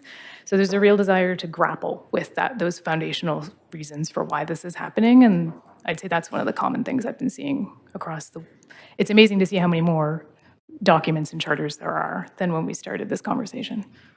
I mean, I bring it up because I'm hugely supportive of this and of this work and of this thinking. But I'm curious what the kind of response has been, because when I see, and again, I see redistribution, I think makes total sense to me, but I could also see that being a bit of a trigger for a lot of people who like the way things are distributed right now. Mm-hmm. This represents a real sort of paradigm and, a big shift in thinking. And is it gaining momentum? Do we see it should, but. I think so. And that was part of the reason I think we wanted this to be a community-driven project. We wanted it to be their voices and their ideas about so it's the kind of their instructions to us about what they think needs to happen. And now the job is with us to interpret how do we do that within our work, and looking at it kind of in those two streams, that there's the tactical modifications to how we currently do business and the stuff that's going to take more thought and care about how we transform these systems that people are used to. And so how do we make that transformation? Because I think it can be scary. Yeah, for sure. So we've planted the seed. Now, how are we allowing it to grow in the public imagination, not just here at this council chamber, but in a broader sort of sense? Yeah, I think that's the work we have to do. The group has given us the charter, which is a bold vision, and so kind of sharing that bold vision with people and having the conversation about kind of where we go from here. So we have some ideas, but it's got to be a conversation and involve. So not necessarily living as just within the city framework and as a city document, but as something maybe bigger and more shared. That was the hope of the working group for sure, that this would have ripples well beyond the city of Vancouver. So that's something they've communicated. They want us to share this so it can be more impactful than just city operations and city policy. Okay, well, I'm keen to see where we can go with this and future direction, but thank you. Thank you, Councillor Fry. Councillor Dominato. Thanks, Chair, and thank you for the presentation and update on the charter. I'm just wondering if staff could just comment on the issues surfaced in the charter in the context of our climate strategy and work, because a number of the issues highlighted there we were talking about 4 years ago when we went into initially the climate emergency action plan and that strategy. And now we have an adaptation strategy as well. And that lens that you seem to be applying and were applying then. Could you just expand on that? Yeah, thanks, Councillor Domino. So I don't understand correctly, it's how have we evolved to date over the last 3 or 4 years in our thinking already? Mm-hmm. Yeah, so I think in terms of our collective understanding as staff, I'll speak personally, my knowledge has increased a lot over the last 4 years. I would say early in my career, I didn't actually see the connection between climate and equity. Now I see it quite strongly. I'll give an example of that. I would say through the Greenest City Action Plan, we had a target to plant a number of trees. That tree target was quite successful and a great outcome. I would say going forward, we are very interested in planting trees, particularly in neighborhoods that are underserved and have low tree canopy target. So that kind of thinking and reappraising of our projects is something that I would say is happening across the board with staff now, and staff have a really strong interest in this space as well. So just to sort of boil that down then, from your perspective, it's important that we're applying that equity lens across the work of climate work, whether it be mitigation efforts or adaptation efforts, that we need to apply that lens to the work. It's absolutely critical. On the adaptation side, even more so, I would say we really need to focus our adaptation efforts in those neighborhoods and communities where it's needed most, because the heat wave is a great example of seeing where the impacts were felt most. So absolutely. Okay, thank you. Appreciate it. Thank you. Councillor Carr. Sorry, I did think of another couple of questions. So first of all, is the Climate Equity Working Group going to be continuing, or is it just to reach this charter announcement? I'll pass to Lisa for that one. Thanks. Thanks. It's a good question. When we set the second version of the Climate Equity Working Group, we had a term of 18 months was what we asked of the members to work with us. And so that has expired. We're taking a moment of reflection to understand how that worked, what a future kind of working group might be. Is that the right tool? Recognizing the importance of bringing those voices into the work and having that accountability mechanism. But we didn't want to rush into assuming that is the vehicle that we need to use to achieve those outcomes. So we're reflecting, and it might possibly reform, or it might be something slightly different. Great to see youth involved. Yes. Second question, are we engaging the province at all in terms of their investment in climate action at the civic level? I know we have many requests to make of the province, but I am thinking maybe province through TransLink, giving increased access to transit and transit passes. I know that there's a move afoot to get to, I'm almost out. Are we engaging the province? Yeah, that's a great question. And we do not have a transportation colleague in the room to respond. I'm quite confident that we are in conversations with TransLink, and TransLink is also thinking about how to embed Sorry, we're at time. equity and Apologies. accessibility in their work. Thank you. Thank you. Thanks both. Okay, thanks everybody. Before we start with speakers, I'd like to remind the speakers that they have up to 5 minutes to make their comments. They should state whether they are in support or opposition of the recommendations and may only speak once. After each speaker, council may or may not have questions for speakers. Council members have up to 3 minutes to ask clarifying questions to speakers. However, speakers are under no obligation to respond. I will also ask if speakers are residents of Vancouver if it's not noted on the speakers list. Following the last speaker on the speakers list for each item, we will go back through the list for those who were not present when they were initially called. Speakers should follow along on Twitter at VanCityClerk for updates on the progress of the meeting so they don't miss their turn to speak. And any comments on agenda items can be sent to council using the web form on the city's website. And the link to that form will be tweeted out on VanCityClerk. We'll now hear from speakers on this report. Speakers number 1, 2, and 4 withdrew. So we'll hear now first from speaker 3, Melissa Lem, on the phone. Melissa, are you there? Dr. Lem? Speaker 3 is not on the line. Not on the line. Okay, we'll come back to that speaker. Next speaker, because speaker number 4 did withdraw, is Megan Wise. Speaker number 5. Megan, are you on the phone? Yes, I am. Great. Go ahead. You have up to 5 minutes. Thank you, councillors. Thank you for engaging with the public today on the urgent pressing issues of climate change and climate justice. My name is Megan Wise. I'm a resident of Vancouver, and I'm speaking in support of this important climate justice charter. As someone who lives in this city and works with youth and students who regularly are impacted by climate change, I'm motivated to convey the profound and necessary work cities like Vancouver can and must do to foster and expand equitable, tangible, and sustainable community well-being, resilience, safety, and sustainable economic stability amid the magnifying impacts of climate change. Particularly with regard to Indigenous communities on the front lines of climate impacts and youth who I regularly hear articulate a deep sense of betrayal from elected leaders at all levels. As you all know, cities are epicenters of human life, behaviors, and actions that all have important and causal influences on climate change drivers and impacts locally to globally. Transportation use, energy use, waste generation, consumption patterns, influence over natural and built environments, housing, food and water access are all engaged at city level, which all offer core climate action and climate justice expanding opportunities. Cities and towns are also epicenters of where people often experience direct and indirect climate change impacts, but don't always realize it. For example, health, social, and economic impacts via heat waves, drought, flooding, air pollution, forest fire and smoke pollution, food and housing insecurity, supply chain ruptures, and more. Climate change is the most important collective local to global challenge we are tasked with addressing, and as elected officials, each of you holds a unique power and duty of responsibility and accountability to not violate public trust and to proactively uplift and prioritize community care, safety, well-being, and mental health by engaging climate action through climate justice lenses across all forms of city planning and decision-making. And make no mistake, public trust and well-being are being violated with regard to a notable lack of dignity-preserving, bold climate action by city leadership, as reflected in updates provided by city staff and current gaps identified in key City of Vancouver climate targets this morning.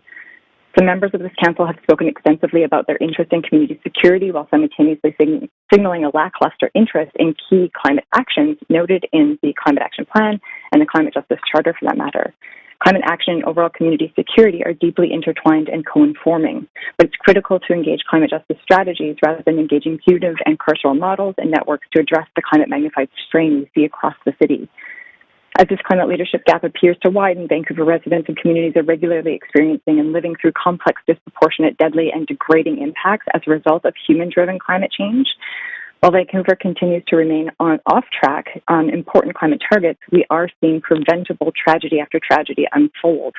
For example, the tragic loss of 619 community members in the heat dome, which was an event that was amplified by 40% in severity by climate change factors, meaning human behavior and action. We saw a loss of 650,000 farm animals and over 1 billion sea creatures on the BC coast perish in the 2021 heat dome. We saw 640,000 livestock animals drowned and a mass crop loss amid the atmospheric river of 2021, which was made 60% more likely due to human-caused climate factors. And research has also found that the 2017 BC wildfires were 7 to 11 times larger and connected to human influences. We also see a strain on public health. For example, residents living within 50 kilometers of a major wildfire are at elevated risk of certain types of cancers. And this is of concern given Vancouver's proximity to wildfire and wildfire history. We know that fossil fuel air pollution is responsible for 1 in 7 premature deaths. We know that fossil fuel air pollution is increasing rates of respiratory illness and childhood asthma. And this is medical strain that our communities then have to deal with. Unchecked climate change drivers and impacts also cost our local economies huge money and quickly drain tax dollar capacity and infrastructure. The 2021 heat fire flood costs are ranging about $17 billion. So all of these climate change impacts have direct consequences on local jobs, air quality, transportation, public health, food production. So prioritizing recommendations and actions outlined in the Vancouver Climate Action Plan and adopting the Climate Justice Charter offers urgently needed lenses and strategies to address the rapidly magnifying and inequitable harms of climate change. All of these impacts are being felt by people in their communities, and they're causally connected to climate change, which is driven by human systems, actions, and behaviors. And we have the power and opportunity to meaningfully change and address right here in this municipality level these impacts and issues. So I'm speaking today to implore you as a community member, as a climate harm reduction worker and a climate communicator, and as a fellow human being, to uphold your duty of responsibility and accountability as a public servant to not violate Megan, our I'll have public to cut trust. you off, but thanks for speaking. You are at time. Thank you. Thank you. Appreciate you calling in. I don't see any questions, so we'll go to our next speaker, speaker number 6, Ellie Goldman. Ellie, are you on the phone? Speaker 6 not on the line. Not on the line. Okay. We'll come back to speaker 6. Next speaker is speaker number 7, in person, Nathan Davidowicz. Nathan, come on up to the podium. Yes, thank you very much, Mayor and councillors. I never heard of the Climate Working Group, and I watch and attend every council meeting.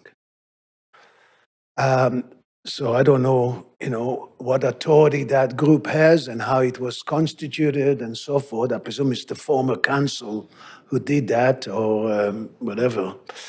Councillor Carr was asking questions about transit. Transit Equity Day was February the 4th.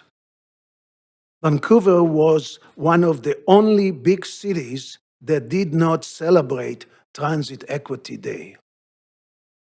I hope the mayor will issue a proclamation on February 4th, 2024. And hopefully he'll have a new chief of staff who will take care of that. Nathan, Nathan, sorry to interrupt you. Can we stay on topic about the charter? Climate. What? Can we stay on topic about the charter today? The climate justice charter? Yeah, well, it's the climate justice. Transit is part of climate justice because we're not going to achieve our climate targets unless transit is improved. The inequity existed since BC Transit took over from the GVRD in 1983, and it got worse in 1999 when TransLink took over from BC Transit. Vancouver accounts for 50% of the regional transit ridership, is only 25% of the population. But look how many cutbacks we've had since TransLink took over in the city of Vancouver. There's a whole big list of cutbacks to service in Vancouver, and not to mention the fare inequity and the 3-zone system that penalize Vancouver residents versus the suburban residents. And so there's many problems, and this charter should include transit equity because it is part of the climate emergency and so forth. And we have to improve the services, not cut back and not increase the fares like TransLink has been doing for the last 3 years. I don't know what's happening in Toronto. I was just watching their council meeting because they are split right in the middle, either for or against cutting the service and increasing the fares. So we'll find out very soon, I presume, how the vote went there, But so thank you very much, and I hope you, make some changes to this charter. Thanks very much, Nathan, for coming in and speaking today. I don't see any questions, so we'll go to speaker number 8. Speaker number 8 is Neelam Chadha on the phone. Neelam, can you hear us okay? Yes, I can hear you. Can you hear me okay? Yes, we can. Perfect. Please go ahead. Yes, so my name's Neelam Chadha, and I'm representing Fridays for Future Vancouver as the lead organizer for this group, and I support the motion for the Climate Justice Charter. I'll also mention that I am a Punjabi Canadian. Fridays for Future was a primary organizing group for the rally that was outside Vancouver City Hall this past Friday, February the 10th. And we were joined by other groups, including For Our Kids Vancouver, Babies for Climate Action, Climate Convergence, Canadian Association of Physicians for the Environment, the Force of Nature Alliance, and Shake Up the Establishment. The rally was held because we are aware that the CEEP annual report would be released to City Council today, and we recognize the need for action on the Climate Emergency Action Plan. The rally was attended by approximately 200 people. And I will emphasize that we are in a climate emergency. I cannot emphasize the urgency enough. And it seems like it's not being treated like an emergency despite all of the evidence, from multiple experts in the area. The IPCC report, as we know, included over 14,000 research articles. And that report in 2021 declared a code red for humanity. We know that climate change has been happening even faster than predicted. So the scientific predictions have been too conservative. So they're not alarmist, they've been too conservative. Here in BC, we've already experienced record heat waves, wildfires, droughts, floods, landslides, and deaths. Over 200 people died in the Metro Vancouver area that year, and over 600 people in BC. We know that it will continue to get much worse unless urgent climate action is taken. Greenhouse gas emissions need to be reduced by at least 55% by 2030 compared to 1990 if we're to meet the Paris Accords targets, and we're not on track for that. The City of Vancouver's CEEP is a good plan for attempting to reduce emissions by up to 50% by 2030 compared to 2007 levels, but that's only if it's followed well. And the city so far has only reduced greenhouse gas emissions by an estimated 10 to 15% over 2007 levels. So, we're not on track so far. The majority of emissions throughout Canada come from cities, and that's why it's especially important for the City of Vancouver to take action. Over 70% of CO2 emissions are from cities, for example. The Climate Justice Charter goes even further than CEEP in approaching climate action with a social justice framework. It will include components of the equity framework and UNDRIP as well. From the Charter, the Climate Justice Charter is meant to act as a guide for staff to center reconciliation, justice, and equity in all climate work. The impact of climate change, as we know, it's inequitable and it's unfair. It disproportionately affects those in low socioeconomic status groups who are not the ones causing climate harm, as well as Indigenous people and people of color, so BIPOC people are especially affected. In Canada, Indigenous communities are disproportionately affected by climate change, including disasters caused by climate change, even though traditional Indigenous practices protect the land and the water. Respecting the natural environment has been part of traditional Indigenous cultures for thousands of years. Indigenous people continue to be the most responsible caretakers of the land worldwide. We know that, for people with low socioeconomic status, they suffered the most during the 2021 heat dome. For example, if someone's not able to have air conditioning in their place, they are more likely to suffer adverse health effects as well as higher likelihood of mortality. Underhoused individuals were disproportionately affected by the smoke and the heat.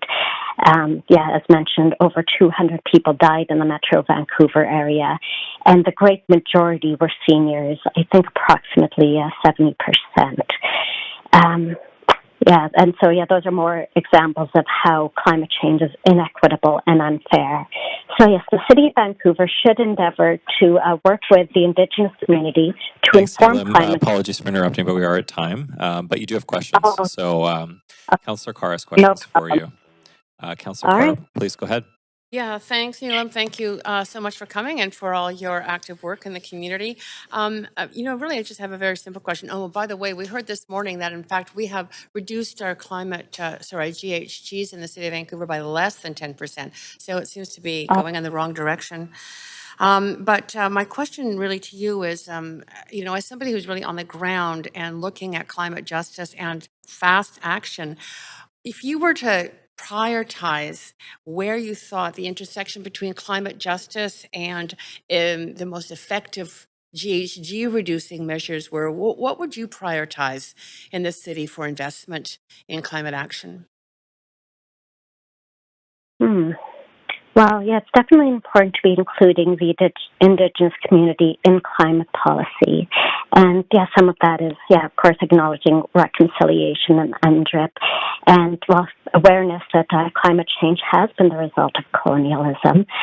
I would also say to work to protect the most vulnerable citizens from the impact of climate change.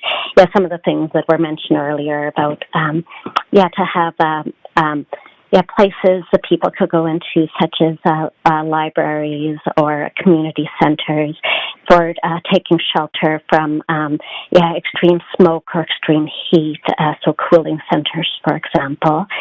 And other things that could be done to support those who are most effective, to be speaking from the climate justice standpoint. And of course, the action on SEEP is definitely going to be a priority overall, because that's something that's going to help everyone overall. We know that the effects of climate change are going to be immense, and of course that it'll continue to get worse unless we take urgent action. Thank you. Appreciate that and taking the time to be here. Thanks. Great. Thank You're you. welcome. Thanks for calling in today.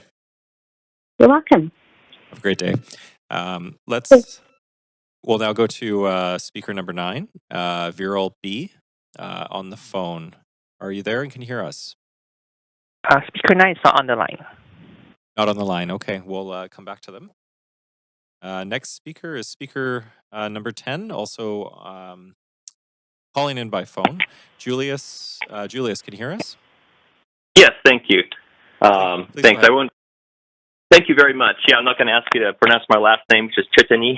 So, thank you very much for hearing me. I'm a Vancouver resident, and I support the Climate Justice Charter wholeheartedly. I'm a professionally trained as a scientist with a Master of Science in Ecology and a PhD in Microbiology, focusing in part on potentially bioremediative microorganisms. My familiarity with the scientific literature on the state of our planet's climate makes me say that I can't emphasize enough how urgently we need to act on this crisis at all levels of government, and that's one key thing to keep in mind, as well as industry and our personal choices. So, of course, this is where any kind of policy that's being prepared and produced to help us to meet some of these needs to reduce greenhouse gas emissions and otherwise mitigate this crisis is absolutely important. And of course, key to this objective is allocating as much funding to this multi-pronged endeavor as we possibly can, and far more than we've considered reasonable or adequate before. I think that, as Neelam well put in the previous speaking that she did, we are, as scientists, gain ever more information on, the actual unfolding of this crisis, in addition to what the highly informative modeling has revealed. We're becoming ever more, we're realizing ever more how this is accelerating this crisis, and that we have to treat it ever more urgently than we did previously realize. I'd like to thank the councillors who participated and showed up at the climate action rally that Neelam mentioned that happened on Friday, the February 10th. That was really wonderful. I know we had a very nice turnout there. I was there as well, and this I should underscore to City Council that there are a great many people in Vancouver who are very serious about taking action against climate change. So I'm not sure what happened. There seemed to be a little bit of a lack of visibility on the city's sign-up sheet initially on being able to participate in speaking on this particular motion. So I'm not sure if we're going to see as many people speaking as I would have hoped we would, but I'm hoping that kind of thing could be fixed in the future. However, I'm encouraged by the positive energy and the motivation toward climate action that I've seen by many councillors discussing CEP today. So this is a good sign, and I want you all to please keep at it because this is so incredibly important. So one thing we have to keep in mind is that we must work toward a nonpartisan action against climate change. So we can't just be making this specific to individual parties, and so in placing rigorous policies that withstand passage from one administration to another, like this charter, for example, is of key importance. We know increasingly that climate change and this climate crisis is intensifying economic disparity, so those with the least resources are affected most. And of course, a lot of the funding that we're going to have to allocate must also be done to secure better Indigenous self-determination, which is not only necessary but also beneficial. And this is shown by thousands of years of sustainable strategies that they've been placed in managing their environment or their interaction with their environment. So colonization and the associated exploitative and wasteful resource extraction and economic management are a key root or a major root of anthropogenic climate change. This is what we're going to have to address really heavily here, I think. And I like the emphasis on empathy and community, like taking care of each other, as worded in the charter. I also like the attention that was given to the impact of climate change, not only on our species, but also all those around us of other species on whom we, of course, depend heavily for our well-being. They're also the most vulnerable and without any voice beyond what we can observe of them and to inform us about them. And this, of course, brings both scientific study and Indigenous knowledge into the forefront of importance when we're considering how our actions are influencing our environment around us. I also very much like the guiding principle 5, focusing on fluidity in the charter, because this recognizes the need to take a multi-pronged approach to winning this battle against the climate crisis. We're going to have to be really creative here, cooperative and inclusive in developing our strategies. And so we need to recognize this ever more because this is a huge and growing problem. And I do like the fact that this City Council has realized the magnitude of this, but we must keep going along this way at an increasing rate. And the last thing that I'd like to add here is that we need to, we're talking about climate mitigation and adaptation. Sorry, Julius, I'm sorry to interrupt you, but you are at time, but you do have questions, so you'll have a bit more time to chat. Councillor Carr, please go ahead. Thank you, Chair. I'm not sure about chatting. I just have a very simple question. I was a little disturbed to hear you say that it was hard to sign up for this, and I'm wondering if there was any suggestions that you could to speak to this. If there was any suggestions you can make as to how to make it easier, and you don't need to necessarily answer that now. If you want to email council to let us know what could make it easier for people. You said that there's a lack of visibility, or it was harder to sign up for this, and that is a bit upsetting. It was just, it wasn't, this particular motion wasn't visible initially in the list of motions on which it was possible to speak. When I first logged on a few days ago, just before the ability to speak on motions 3 and 4, for example, and I know that 4 was withdrawn. So it became visible later on, but I'm not sure if maybe there was an error in placing that on the website, perhaps initially. Anyway, okay, I'm glad that it's invisible. Yeah, thank you very much. I'll follow up on that. I really appreciate the public speaker, so good to alert us. Thank you. My pleasure. Okay, thank you both, and thanks, Julius, for speaking today. Okay. I'm going to go back through the list of speakers that we missed that weren't available at the time previously. So speaker number 3, Melissa Lem, on the phone. Just wondering if Melissa's on the phone. I am here now. Thank you. Great. Please go ahead. Okay, thanks. Hi, Mayor and Council. Apologies for not making my slot earlier. I'm in the middle of my family practice clinic right now and was with a patient. My name is Melissa Lem, and I'm a family doctor who lives and works in Vancouver. And I'm also president of the Canadian Association of Physicians for the Environment, or CAPE. And today I'm asking you to vote in favor of both recommendations in the Climate Justice Charter for Vancouver report. We know that around the world, people who have done the least to cause climate change are the most affected by climate change. And we saw an example of this in Vancouver when during the 2021 heat dome, the vast majority of hospitalizations in Vancouver Coastal Health came from the downtown east side. 70% of people who died during the heat dome were also seniors and predominantly low-income seniors. The Climate Justice Charter Report also calls out colonization as the root of the climate crisis, which the World Health Organization has called the greatest threat to global health of the 21st century. And the actions and attitudes of settlers over centuries worked systematically to marginalize the health and well-being of Indigenous and racialized peoples, which we continue to see in Vancouver today. My grandfather immigrated from Guangdong province in China to Vancouver in the early 20th century and worked for many years in hard labor, laundromats, and restaurants, living in the worst parts of the city. And we see those echoes of where he lived in today's Chinatown and the downtown east side, which are urban heat islands due to disproportionately lower access to green space and tree cover, and are filled with buildings where people can't access safe cooling indoors. So taking steps throughout the city's work, led and informed by the peoples who are most affected by climate change to ensure that these inequities are addressed and reversed are essential. And on the topic of climate justice, I know that today city staff presented the Climate Emergency Action Plan annual update, and I can think of no better way to advance climate justice in this city and beyond by making sure that this plan is fully funded and implemented.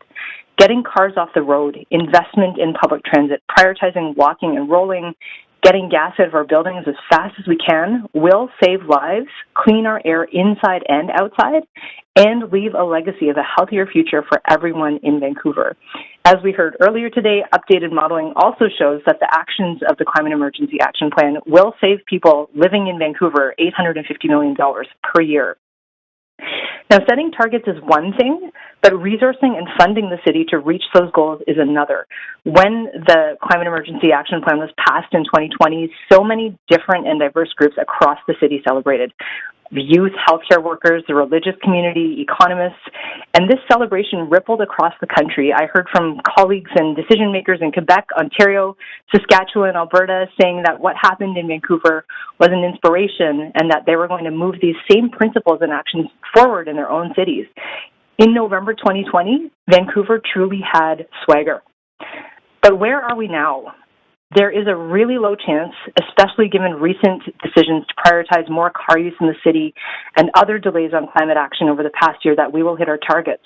And with 90% of people in Vancouver concerned or very concerned about climate change, we are letting them down. I recognize that achieving the goals of the Climate Emergency Action Plan will not be easy, but you are, just like I am when I'm running an emergency room in a small town in BC, the most responsible decision makers in the room. And it is essential that over the next few weeks, months, and years that you make the right decisions for our health, for our future, and for everyone in the city. And that's why today I'm asking you to vote in favor of the recommendations in the Climate Justice Charter for Vancouver Report, and in addition to recognize that fully funding and implementing the Climate Emergency Action Plan is climate justice. Thank you. Thank you, Dr. Lem, for speaking today. I don't see any questions for you, so we'll move on to our next speaker that we missed. Speaker number 6, Ellie Goldman. Is Ellie on the line, clerks? Speaker 6 is not on the line. Not on the line. Okay, thank you. And the final speaker is speaker number 9, Ural B. Is that speaker on the line? Speaker 9 is not on the line. On the line. Okay, that is the end of our speakers list. Thanks everybody for speaking to council today. We appreciate it. Would someone like to move a motion? Okay, I'm just going to move to the main queue actually. And sorry, Councillor Boyle, you'd like to move a motion to adopt the recommendations? Okay, and council, is there any discussion? Please add yourself to the queue. Councillor Klassen, please go ahead. Thank you, Chair. I've just circulated an amendment to the recommendations.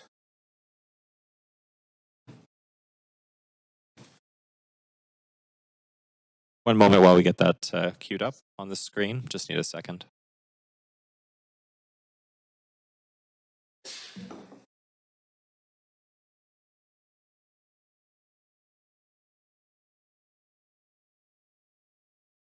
In the meantime, Councillor Klassen, do you want to add yourself to the amendment queue?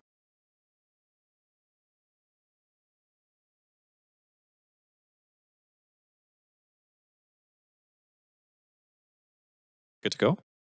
Okay, Councillor Klassen, over to you. Thanks very much. First of all, I'd like to extend my gratitude to everyone who participated as members of the Climate Equity Working Group, and thank you for your passion that you've brought to this document and for our city and all of the citizens of Vancouver.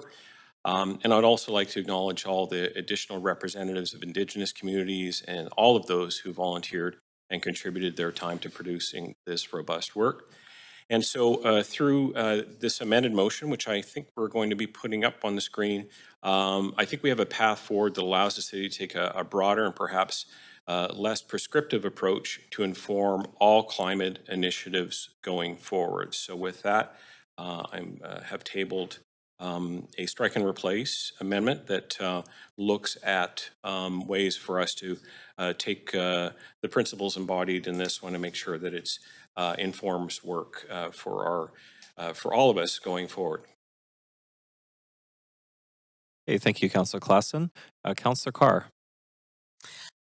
Yes, I can't support this amendment. I think it waters down the very specific instructions to staff to report back on progress related to the Climate Justice Charter, specifically to include that in the Climate Emergency Action Plan annual reports, and to miss out the analysis of equity impacts is missing out again the measurement of, are we achieving the objectives that are being outlined in the Climate Action Charter. So to apply the lens in our strategies and initiatives, fine, that would be one piece of then reporting back, but to not peer back not only to council but to the public on are we achieving these objectives, to me undermines the purpose of the charter.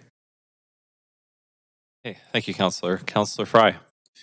Yeah, similarly, I won't be supporting this strike and replace either. I think despite the gratitude that the councillor expressed towards the Climate Equity Working Group, this is kind of undermines all their work and really reduces it to nothing, because in fact, we would not be using this as a guide for any of the climate work, nor would we be using it to inform any of our climate emergency action updates.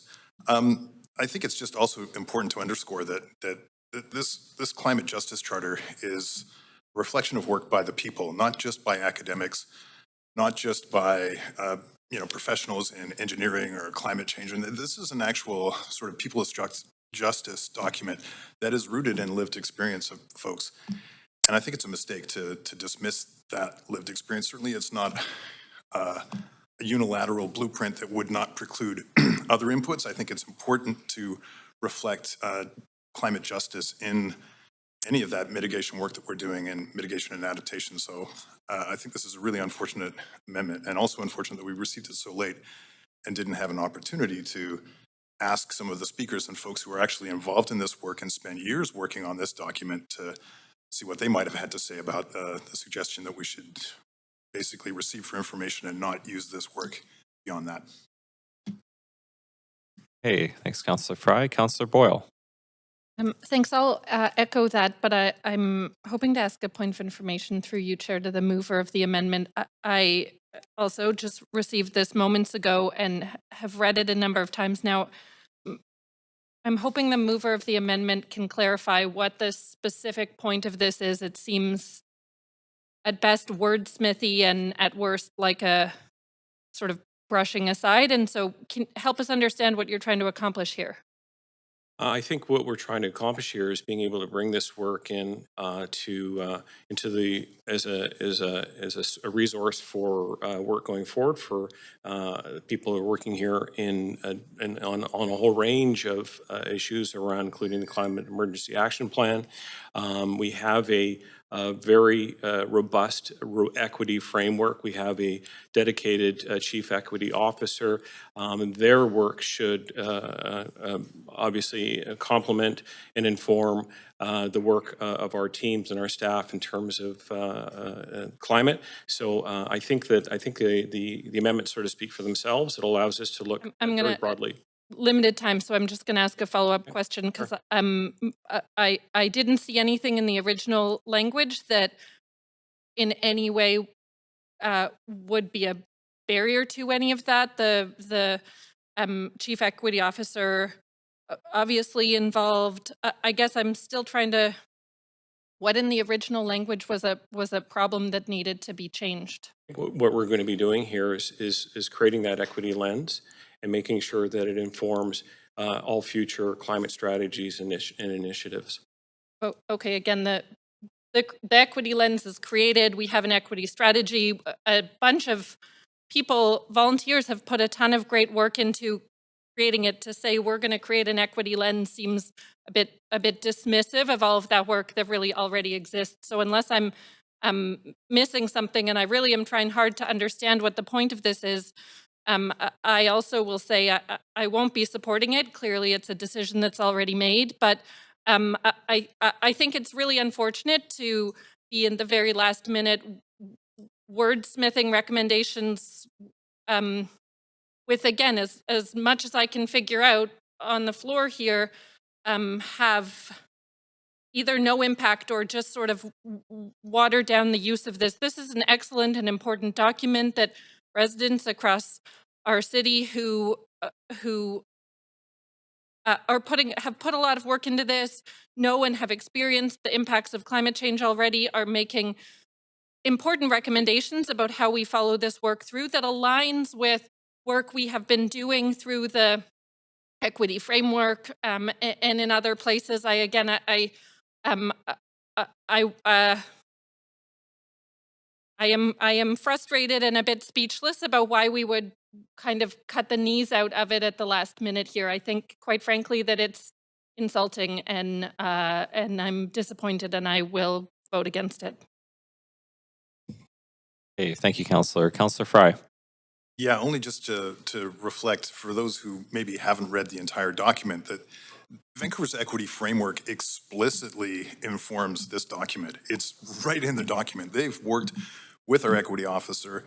They've taken the equity framework and used it to develop this. This works within our equity framework. So to dismiss this document and replace it with a nothing is really a political decision, and I think a sad reflection on our commitments as a council to climate equity, climate justice, and climate action. So I really, this is a horrible precedent to bring this so late without any opportunity to really discuss it, and I can't see the real reasoning behind this unless it's just to really water this down. So again, disappointed. Okay, Councillor Montague. Yeah, thanks, Chair. I just want to say that I guess I disagree with the comments about it being wordsmithy. I actually think it's, I agree with the points that Councillor Klassen is making. It's simple, it's to the point, it's about focus and clarity, and I'll vote in favor of it. Thanks, Councillor Montague. Councillor Klassen. Again, just sort of to be clear here, and in fact, I find that some of the words that describing this as watering down, being dismissive, nothing of the sort is the case here. I fully acknowledge and am grateful for the work done by all people that come to try and provide their lived experience and their ideas that we can embody in the work here. I can sort of say, as somebody who worked in the seniors care sector, that I felt deeply the experience of what happened during the heat dome and with our older adults population, those hundreds that were left desperate desperate and literally sweltering and boiling inside their apartments. This kind of work and the work that we're doing around our climate actions are going to be the ones of things that will protect and serve those communities, those equity-deserving communities. So I just want to be very clear here that sometimes pithy and getting right to the point and getting down to work is the right approach. This amendment here allows us to take this work and have it as a tool, one of many that will allow us to make sure that we produce very excellent policy and good direction with our staff. Thank you. Okay, thanks, Councillor Klassen. Councillor Dominato. Thanks, Chair. Just a couple of reflections. Like my colleagues, thankful and grateful for the work that's been undertaken around the charter. And what I heard this morning and previously in the debates and discourse that we had around the climate emergency plan last term was actually a strong focus on this, and it's not obviously going to stop there. But I want to acknowledge that one of the reasons we undertook an equity framework last term was because we recognized that we needed to ensure that representation, not just with respect to climate strategy, but across the city and all of our departments and all of the work that we undertake. And the equity framework itself probably needs to be updated in the context of the work that we're doing now today, because there's other areas that haven't been touched on. But I think that this amendment addresses that. It accepts the report, it accepts the charter, and then also ensures that we are applying that lens to the climate strategies underway, including mitigation and the new adaptation strategy as well. So I'm happy to support this. Okay, thank you, Councillor. Councillor Carr. Thank you. I know I don't have too much time left, but I do really want to emphasize what I think to be the most egregious part of this amendment, and that is the report back on the progress related to the Climate Action Charter in the Emergency Action Plan's annual report. I mean, if we don't get a report back as council, we don't know really to what the effects are of actions on the part of staff to apply the equity lens. That report back enables us to understand those actions, to debate them as council, and to provide direction in terms of either accelerating them, funding them, or modifying them in some way, or adding to them. So that report back, in my mind, is critical. We won't get, for example, I'm just looking through some of the actual goals in here. So there are goals such as, analyzing the disappearance of salmon in the ocean, creeks, and rivers and the impacts on Indigenous peoples, the impacts of inflation and food shortages, because food is going to become only more unaffordable and unavailable with the acceleration of climate change globally. Those are kinds of things that have not necessarily been specified in our climate emergency action plan right now. They are very specific, in my mind, addressing the particular needs of equity-seeking groups and people. So I have a very hard time, and I would like councillors to really think about, do you really want to not know what the impacts are of the work of staff in applying an equity lens in our climate work? Okay, thank you, Councillor. Councillor Fry. And sorry to keep jumping on and off like a yo-yo chair, but this is just so out of left field, and it's really taking me a lot to wrap my head around it. I wonder if I could ask a question of the mover of the amendment through you, Chair. Yes. Has the equity officer been consulted on this direction? Councillor Klassen. No, the equity. No, I think the wording here is that we would use the city's equity framework as an overlay to a former. I guess my question is if they would specifically, if they would feel that the equity framework actually addresses this climate justice charter in the same way. Well, it's to my understanding, we actually do get a regular update from our equity chief equity officer on an annual basis. No, you haven't. But foregoing, I believe that is going to be, we will expect to be getting, we can certainly request one as well. I think that it says that we're actually using the city's equity framework. It's not directing directly the work of the chief equity officer, but certainly we can involve her in some of these discussions as well. Yeah, I think to my earlier point, the equity framework does inform this climate justice charter, so it's a bit of a chicken or egg kind of conversation, really. And my concern is that we are, you know, by not allowing this excellent work that was produced with years of volunteer effort and staff effort, by not allowing it to at least guide Vancouver's climate work, we are throwing out the baby with the bathwater, and for really no obvious reason. And I'm struggling to understand the real reason. Perhaps it's kind of conversation around reallocation, which maybe has triggered some people, but I'm really struggling to understand why we would want to throw this out. It's not a binding document. It's really just a guiding document that would be a shame to dismiss. Okay. There's not much more to say because I imagine these decisions have already been made by my colleagues from ABC. Yes. Councillor, please state your point of order, and can you identify the section of the bylaw you think has been violated? Making the suggestion that this discussion is out of order, in my view. I would agree with that. Thank you.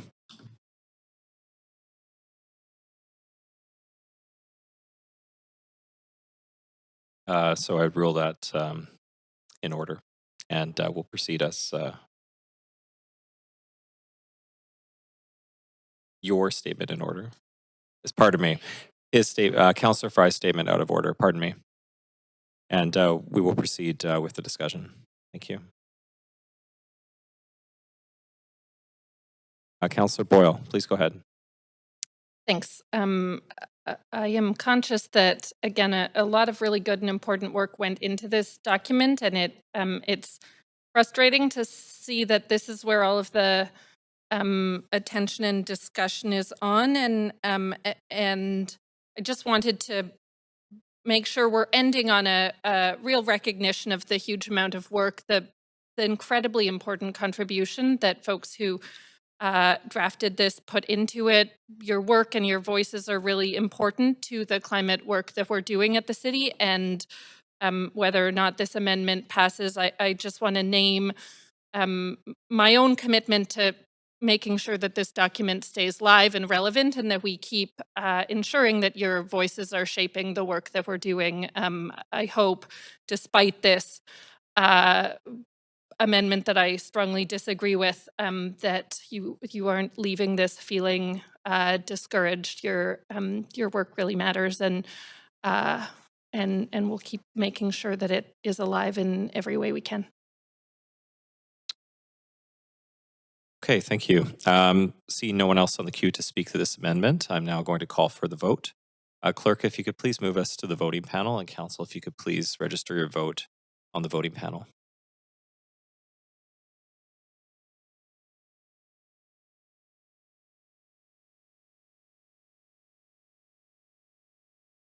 Okay, the motion carries. Oh, there we go. Premature. The motion carries with, in opposition, Councillor Carr, Councillor Boyle, and Councillor Fry, and everyone else in favor.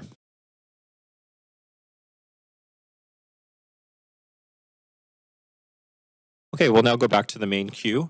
Councillor Klassen, do you have anything further to add? Please go ahead. See you on the queue.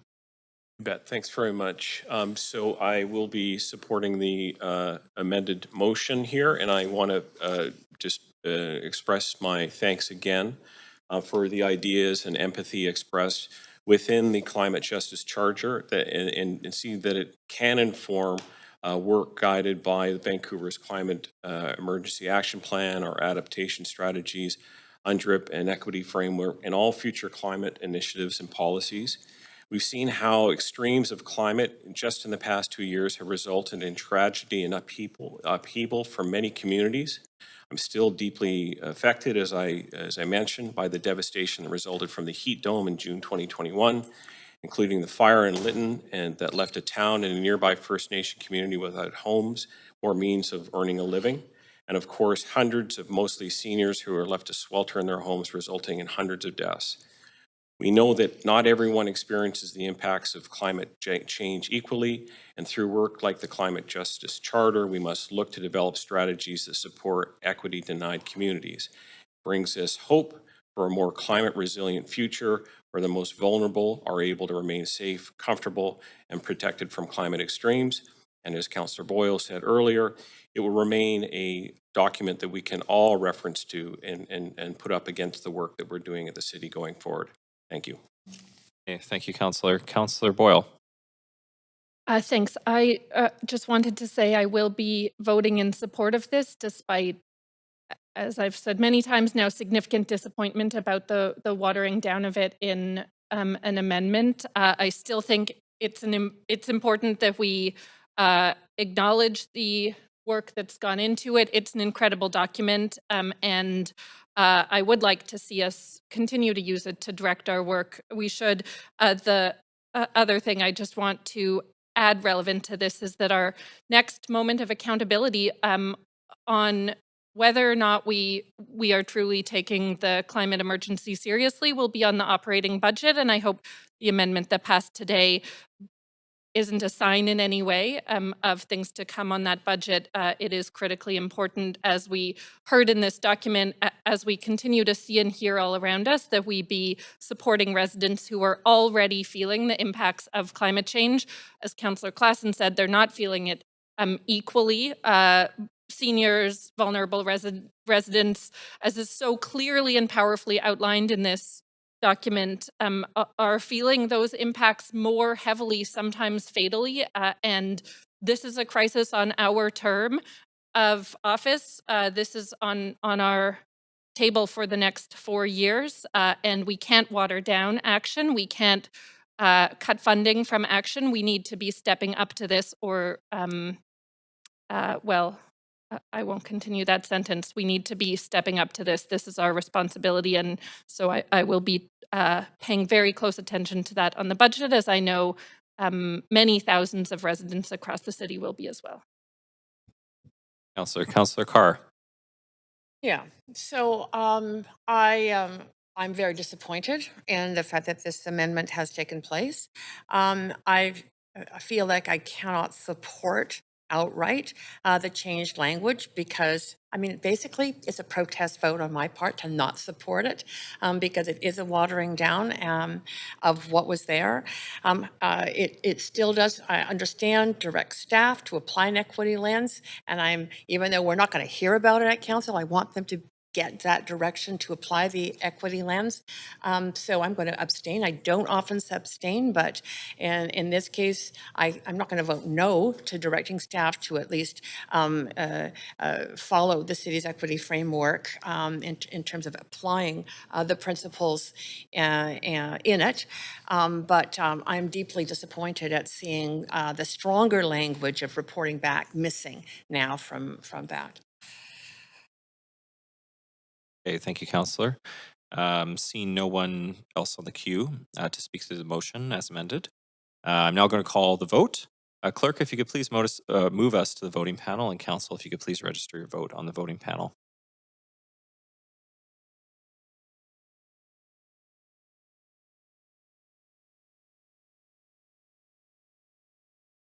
Okay, the motion as amended carries with Councillor Carr in abstention and Councillor Fry abstention as well.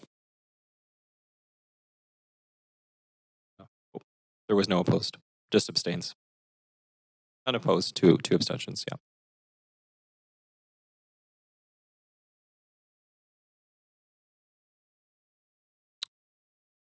Okay, that concludes item 2 on the agenda for today.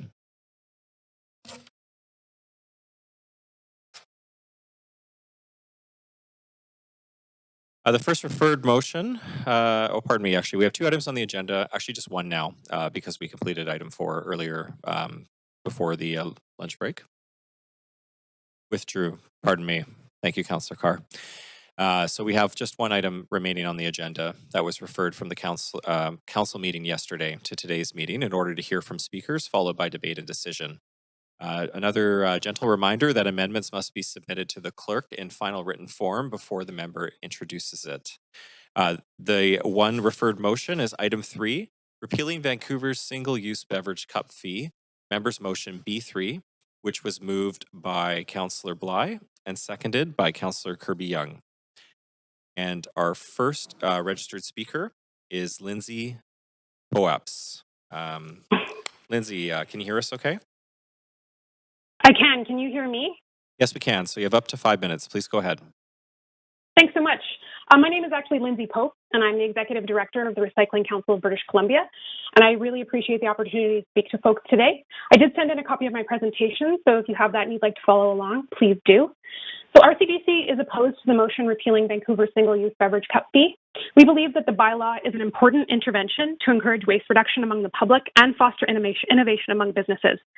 We know that behavior change takes time and that this intervention hasn't been given the opportunity to demonstrate success. From a climate action perspective, participating in reduction and reuse through this bylaw are climate actions that are actually accessible to residents and businesses. And for interventions like this bylaw, data and reporting are key to learning and iterating. Sharing what has happened and how it might be improved is necessary. And finally, we're worried that prematurely canceling this initiative may impact work in progress locally with reuse programs in a startup and spread confusion amongst residents. Now, for those of you who aren't familiar with us, RCBC was formed in 1974, and we are Canada's oldest recycling council. We are committed to working to create a circular economy in BC by collaborating with residents, businesses, governments, and key partners. We seek to inform and educate, influence systems and strengthen frameworks, and convene and wayfind. We recognize that it isn't just behavior change, but system change that needs to be activated. RCBC has always stood upon the foundational facts of the pollution prevention hierarchy in all of our work. And it's a simple and now well understood and widely accepted fact that the creation, management, and disposal of waste is damaging to human health and the planet. And as we are seeing with climate change impacts, our finite system can no longer bear the consequences of continued growth. At the time that RCBC was born, recycling was a leading edge, innovation, and practical solution. But 4 decades later, we are evolving to truly address the issue of waste generation and disposal through advocating for a circular economy. Now, the reason I raise the pollution prevention hierarchy is because it prioritizes prevention as the most preferred action. Recycling is not the highest priority in this work. And it's helpful to remember that the easiest ton of waste to manage is the one that we do not create. That is at the foundation of this bylaw, and that's why we are supportive. Today's efforts to combat climate change have focused mainly on the critical role of renewable energy and energy efficiency measures. However, meeting climate targets will also require tackling the remaining emissions associated with making products. Using policy levers available to the city to foster behavior change and make a shift in the market is a very important intervention. This is climate action. By paying the 25 cents, you support the innovation of a business towards a reuse model. And for the public, by choosing a reusable option, residents are participating in the climate action of reducing waste. Now, we all know that behavior change takes time. It's complicated and it's complex because it requires a person to disrupt a current habit while simultaneously fostering a new, possibly unfamiliar set of actions. This process takes time and it's usually longer than we prefer. Residents need to plan and adapt to the new rules. They need reminders and prompts, and the programs need to iterate as new data is collected. It is critical to not swing between initiatives and incentives at this time, and to give the incentives time to work, as creating new habits and shifting culture is an incremental process. We have, in British Columbia, one of the most robust recycling systems in all of North America, and it took over 40 years to build. We still spend money and staff time teaching the public on how to use those systems. I encourage you to give this the time it needs to become a new behavior. There is a rigorous body of knowledge and study on behavior change interventions as they relate to sustainability.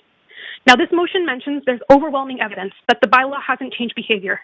But if there is data available in the city, from recent waste composition studies or an analysis of the market shift among businesses to support reuse that demonstrates that it has not changed consumer or business behavior, then we request that it is made publicly available so that others in this field can learn from Vancouver's experience and iterate. There is a community of practice in North America working on waste issues who are watching this intervention and are eager to learn from Vancouver's experience. Releasing the data is critical to that. In summary, RCBC encourages Vancouver City Council to continue on with your good work and keep the bylaw as an important intervention in your toolkit to encourage waste reduction among the public and innovation among businesses. Behavior change takes time, and this intervention should be given the opportunity and support to take hold. By prematurely canceling this bylaw, you may impact work in progress locally with reuse programs that are in a startup phase and continue to create confusion among the public. Participation in reduction and reuse are climate actions that are accessible to residents. And finally, we ask that you please collect and release the data on the effectiveness of the bylaw to help the wider community working on waste reduction and behavior change. Thank you for this opportunity to speak today. Thanks, Lindsay. You do have questions. Councillor Fry, up first. Thanks, Chair. And thanks, Lindsay. You certainly delivered a lot in that 5 minutes. One of the things that really jumped out, though, was the notion the easiest waste to manage is the waste that we don't create. And I think that's a really salient point, because as we know, there's upwards of 80 million cups ending up in our waste stream annually. So notionally, there's talk in this motion about recycling this kind of cup material.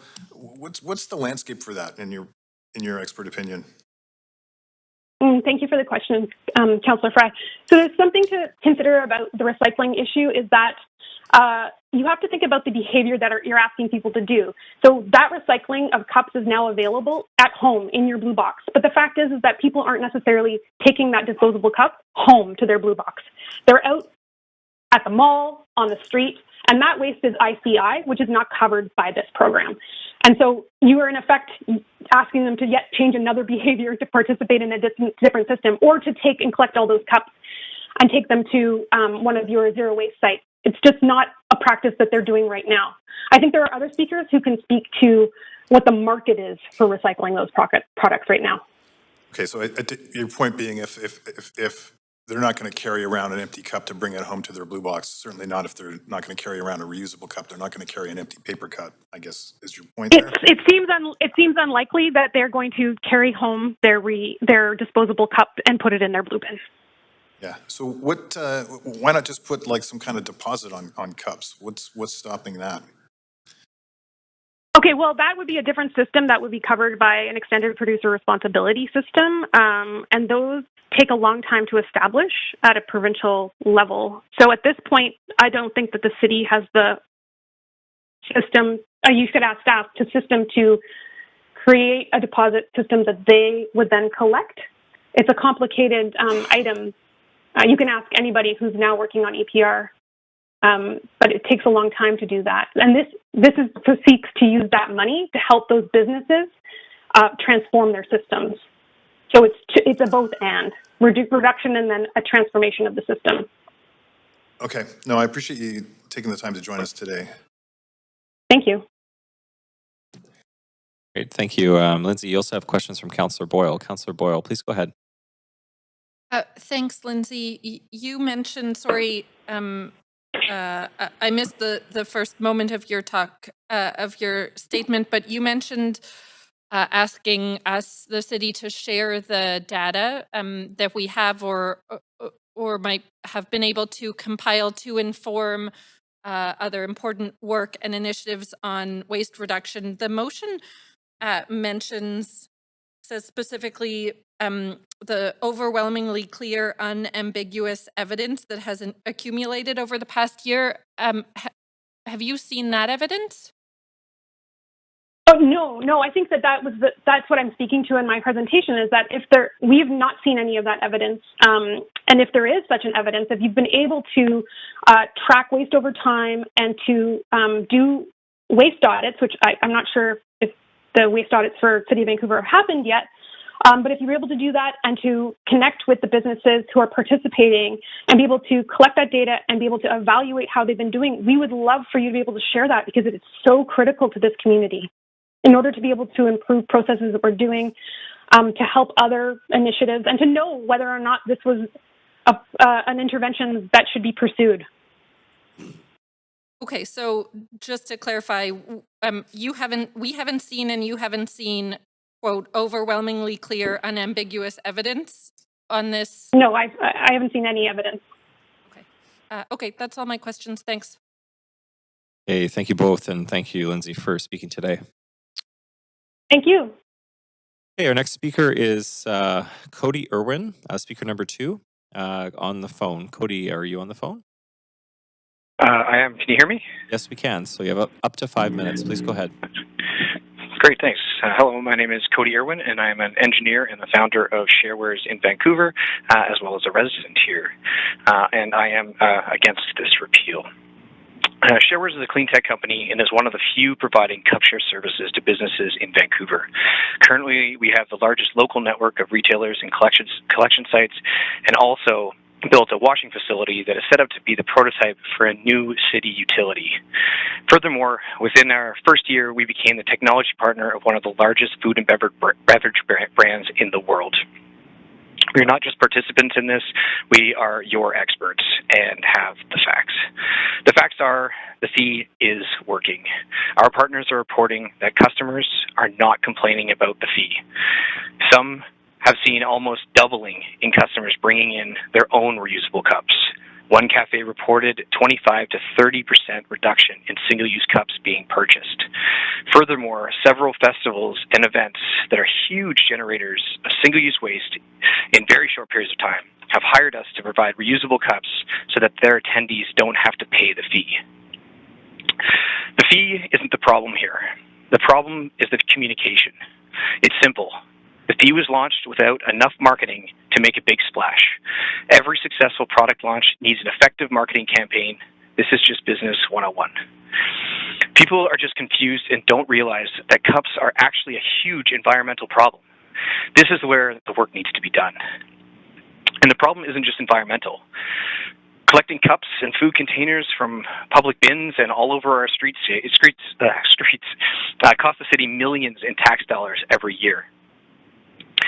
Speaking of cost, I was chatting with one of the owners of a local sandwich shop, and he was saying he uses the fees to pay the increases he's experienced on waste removal since the pandemic. Numerous small businesses have told me that their costs have also gone up, and they are using these fees to help support them. So this fee is actually supporting small businesses, and at the same time bringing awareness of a huge unnoticed waste problem. Now just think of it, if this fee goes away, businesses will have to raise their prices anyways to account for these increased costs. So people will be spending just as much as they are right now with the fee, but there will be no motivation to choose a more sustainable option and no awareness of this huge problem. We can't recycle our way out of this waste crisis, and promoting recycling actually encourages more single-use garbage production and costs. Regarding behavior change, the fee coupled with clear communication is very effective as people are money motivated. For example, we've seen up to a 43% adoption rate of cup sharing when a barista just asks a customer if they would like to save 25 cents by borrowing a cup. Behavior change takes time. The throwaway culture has been ingrained in us since the 1950s, and industry has spent 70 years perfecting it. So how can we expect a wide-scale adoption of new behavior in under a year? The fee is a powerful lever that directly supports circularity and will unlock more and more waste awareness and circular opportunities. The circular economy is going to be the hottest topic in the world this year, and Vancouver could rapidly become the global leader in it. Circularity addresses 45% of climate change, and hundreds of millions of dollars is being poured into it in Canada through private investment as well as provincial and federal funding. Alberta just launched a $58 million fund supporting circularity. With new money comes more business, and with new business comes more jobs. And not just any jobs, green, fulfilling jobs that people actually want to work at. To break the mold and unlock the plentiful opportunities of the circular economy, we need bold action and not passive public service announcements. The fee is what action looks like and has been developed and carefully vetted over numerous years. We have no other levers lined up.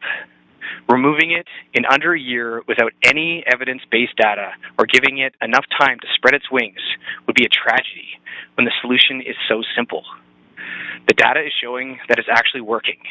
And if you really want to spark dramatic change, all you need to do is have a strategic marketing plan.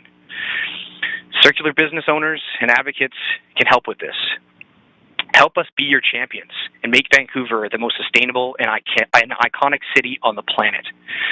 We don't need to burn down the whole house just because of a few leaky pipes. Thank you. Hey, thank you, Cody. You do have questions. First from Councillor Carr.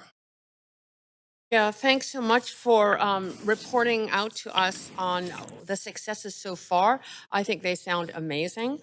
So my questions to you are, if this motion passes as is, will it basically kill the work that you've been doing or delay it, or what will be the impact? Yeah, time can only tell, but this is the only incentive or lever to get, the industry going. It's shaking the trees of all the big brands. Big brands are looking to Vancouver. Vancouver's the spot because it has this fee in place, and if they get online here, then that's going to be pretty wild in the adoption rates that is going to come out. Like, brands will influence other brands that are maybe a bit slower. Those will influence all the smaller businesses, and this can just cascade in. Like, the circular economy is this amazing positive feedback loop, but without this incentive, who knows what they're going to do with that now? Like, would you, if you had a giant business and stakeholders, would you throw a stick in that to spend money to change it all up on a whim? And there's all these other businesses that are getting in line too, that are other cities that are getting in line to do things like this too. So all this investment from big brands could go there. Sorry. So the biggest brands, just list them for me again, that you've got on board, you've managed to pull in because we have this. We're working with Tim Hortons right now and Skip the Dishes, and like some smaller brands like local brands like Body Energy Club. So like there's, and I'm under NDA, so I can't talk about the rest. Okay, so right, okay, appreciate that. And you are, would you say you're a small business yourself? Is that how you would? Well. Oh, absolutely. Yeah, we are a very small business. We were a small business before the pandemic. Pandemic dropped us 98%. When that dropped, this is a full pandemic pivot to, I guess, align with the city's goals and the direction that we need to be going to be sustainable on this planet. Would it be fair to say that then if this motion passed, it would be absolutely undermining you as a small business and industry change in terms of some of the larger players? Yeah, absolutely. Thank you. The big players coming in are going to be the big guns. That's what's going to drive everything, and this is what this fee does. It's hard to see it because it's all on the back end and it's private. Like, big businesses aren't going to talk about these things out in the public. But yeah, it's created a movement that is unseen yet, but just wait for it. Hold on tight. Right. Okay. Appreciate you very much taking the time to talk to us and the work that you're doing. Thank you. Thank you. Thanks, Councillor Carr. You do have more questions, Cody, so please stay on the line. Councillor Fry, over to you. Yeah, thanks, Chair. Thanks, Cody. So I was just reading about some of what's happening in Europe now, and Quebec's been doing some work with circularity and cups specifically and stuff. And I know that in Spain they just added a €0.5 fee to any single-use item. What's the global landscape and opportunity looking like in this kind of circularity and this kind of movement? Oh, it's all going there. Like, EPR systems and like circular economy is the hottest topic right now. It is the only way to exist comfortably on this planet going forward, and we need to be getting on board with it. Creating things and then trashing them is not sustainable, and it is directly affecting climate. The production, like the circular economy, reduces dramatically production, transportation emissions, and end of life. So that people are aware of this, and they know that we need to be going circular. Ellen MacArthur Foundation did a study, and circularity addresses 45% of climate change. So yeah, this is uptake huge in Europe, and then looking to do in California, and there's an exponential growth in reuse now. It's the next big thing. So, we hear a lot about we hear a lot about Vancouver's brand and swagger and tech startups and innovation. And I think I even heard the mayor refer to green unicorns the other day as far as the opportunities Vancouver provides. Does this work fit within that kind of context of a green unicorn? And is this something that we could be poised to really capitalize on Vancouver's brand and swagger? Oh, yeah, definitely. I mean, like the tech bubble burst already, and so there's massive layoffs. People aren't investing in that much anymore. We were seen as that one of the the Silicon Valley of the North, that tech capital. But now with climate tech, green tech, clean tech, all that money is still readily available for them and being invested in. And with our, I guess, the skills and expertise in technology that we have in this city, we could easily transition over into that and then be the climate tech capital of the world, and very quickly too. Like as soon as circular economy starts going, and we have the perfect demographic and leadership and people in the city to do that.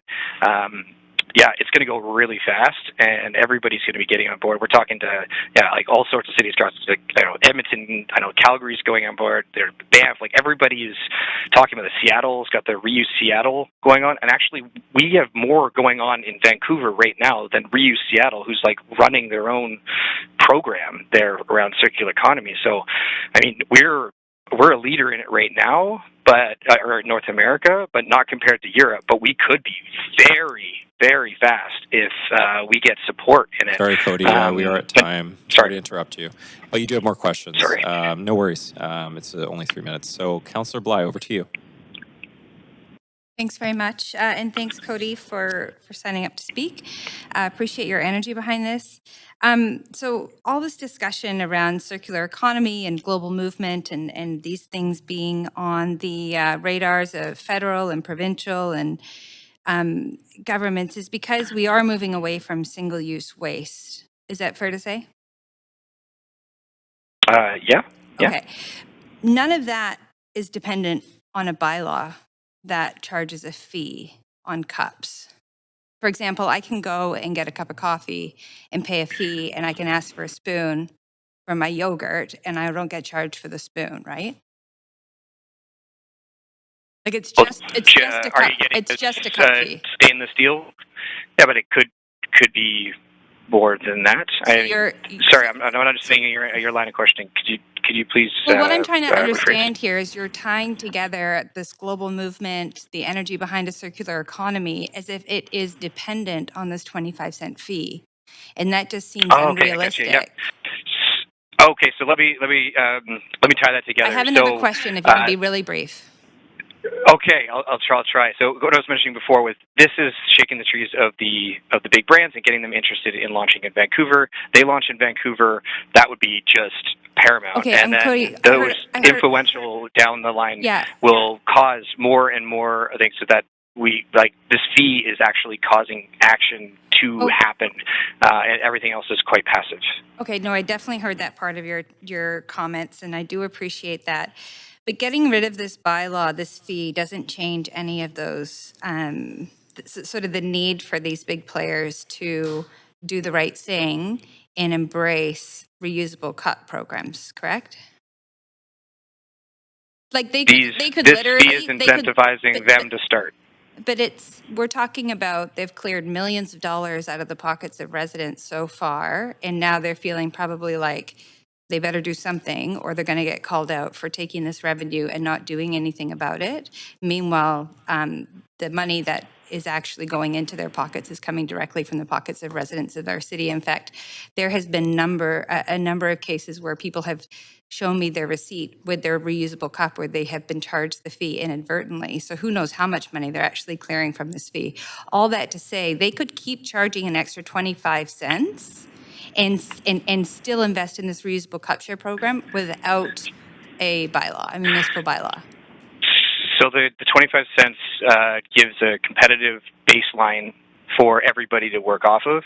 If one company puts in this 25-cent fee, then that's a huge risk on them that people are just not going to go to their shop. So relying on governments to come in and support that and support the zero waste goals Cody, of cities. you are at time again, but you did more questions, this time from Councillor Boyle. Please go ahead. Yes, thanks so much. I'm wondering if you can speak to what's already happening or what exists in your field around job creation for people with barriers to employment. Well, yeah, the circular economy localizes jobs, so it creates the work here or work wherever the circular economy is working, instead of having production happening overseas or work being doing overseas and then transport and whatnot. So you can localize that work, and then there's work for every level of skill sets and whatnot locally. So with sorting, repairs, quality control, washing, transport locally, there's all these jobs that are available. And we're hiring people on with barriers to employment, and we actually have a co-op student that's working on creating a manual on how we can systemize that process to be able to have constant access to people with barriers to employment, to offer job opportunities that are valuable to them and fulfilling and giving them opportunities. And we have lots of those jobs available, and will be as this grows out. And yeah, 70% of people with low needs on the autism spectrum are unemployed. So there is an incredibly large amount of people that are being supported by government resources that are employable, and there could be jobs here if we had a circular economy. Okay, thanks for that. My other question is, climate change came up, tends to do that. What's the connection for you between climate change, climate action, and this particular policy? Well, waste actually is the only tangible thing that. Well, I'm sorry. I guess carbon is a big thing these days. What's your carbon footprint? You know, how much carbon are you using? No one knows. No one understands it. It's not tangible. They can't picture it, see it, feel it in their day-to-day lives, and they won't feel the effects of it for decades. So waste is actually, I was mentioning circular economy works for 45% of climate change. Waste is something that people feel and see and touch every day when they wake up, when they shower, when they brush their teeth. Throughout the day, people are seeing each other wasting all day long, and when people can see it, that's when they can take action. And that can start cascading beyond cups into takeout containers in other areas, so we can be creating these social norms. And yeah, by just having more and more waste reduction efforts due to the awareness, we'll be lowering our carbon emissions drastically by, say, 45%. And if we can get 45%, I know the world can do the rest. So, yeah, it's directly tied, and I think it's our only. It's our key to unlocking climate change, so people can actually Cody, see you are it, at feel it. time. Okay, thank you. Thanks for speaking today. Thank you. We will now. Thank you. Thanks so much. We will now move to speaker number 3, John Vissers, who is in person. John, are you here? No, I'm not. I'm on the phone. Oh, you're on the phone. Okay. So please, could you state if you're a resident of Vancouver? I'm not a resident of Vancouver, but I'm a board member with Zero Waste British Columbia. Great. Thank you. So you have up to 5 minutes. Please go ahead. Okay. Yeah, so thanks for this opportunity to speak opposing the motion. Yeah, my name is John Vissers. I'm a board member with Zero Waste BC, and Zero Waste BC is a non-profit society championing waste reduction for the past 15 years. We provide research, analysis, and guidance to inform policies and practices related to materials consumption, solid waste, and much more. We present practical ways forward based on facts and innovation. Our networks within the community ensure we create action-oriented solutions. A year ago, we commended City for its single-use item reduction strategy and participated by speaking to Council on this issue. And further back in 2016, we celebrated Vancouver's decision to become a zero-waste city by 2040. Last night, I reread that plan and came across these action items, and I'm quoting here from the Vancouver City Zero Waste Strategic Plan. And it's just 5 quick points that I want to cover. 1, solutions require an engaged community and collaboration. And item 2, focus on waste avoidance, reduction, reuse. We can't recycle our way to zero waste. And item 3, pursue new opportunities to recover and divert residuals. Societal change takes time. And number 4, support investments in innovation. Many systems and technologies needed don't yet exist. And finally, 5, support a move to a circular economy. Reaching zero waste requires a different economic model. Now, I believe that the single-use cup fee aligns with all of these actions. And I'd like to draw your attention to points 5 and 12 in the motion, both essentially saying that the single-use beverage cup fee policy has not been effective and has failed in accomplishing its intended objectives to change consumer behavior and reduce the use of single-use cups while encouraging people to switch to reusables. What's absent here and missing from this entire motion is, I believe, central to your decision. Almost all concerns related to this motion have been focused on evaluating change to consumer behavior. In waste reduction and in the climate change community, it's a common trend known as the blame game, in that we blame ourselves and we concentrate efforts to reduce waste, lower our carbon emissions, live more sustainably, entirely on the responsibility becomes entirely ours. We are as the end users, as the consumers. Too often we neglect the producer responsibility component, not just retailers, but all the way up the supply chains. And whether this is by design or accident is immaterial. Change in producer behavior is important, perhaps even more important than consumer behavior. This cup fee is beginning to change producer behavior, but we know, as you've heard, that corporate behavioral change takes time. Plastics and petrochemical industries, along with most single-use materials producers, have become very adept at deflecting and redirecting responsibility. And this shouldn't surprise us. They're, after all, in business to make as many disposable containers as possible while creating new markets. And Cody brought that up earlier. The cup fee has only just begun to enter corporate consciousness. I see it in small changes. For example, I generally avoid drive-thrus, but just last week I needed to go out early and was able to have my travel mug filled at an A&W drive-thru. No questions, no problem. This is new. Systems changes, guided by incentives and good planning, lead to cultural changes. The cup fee is one small but important step.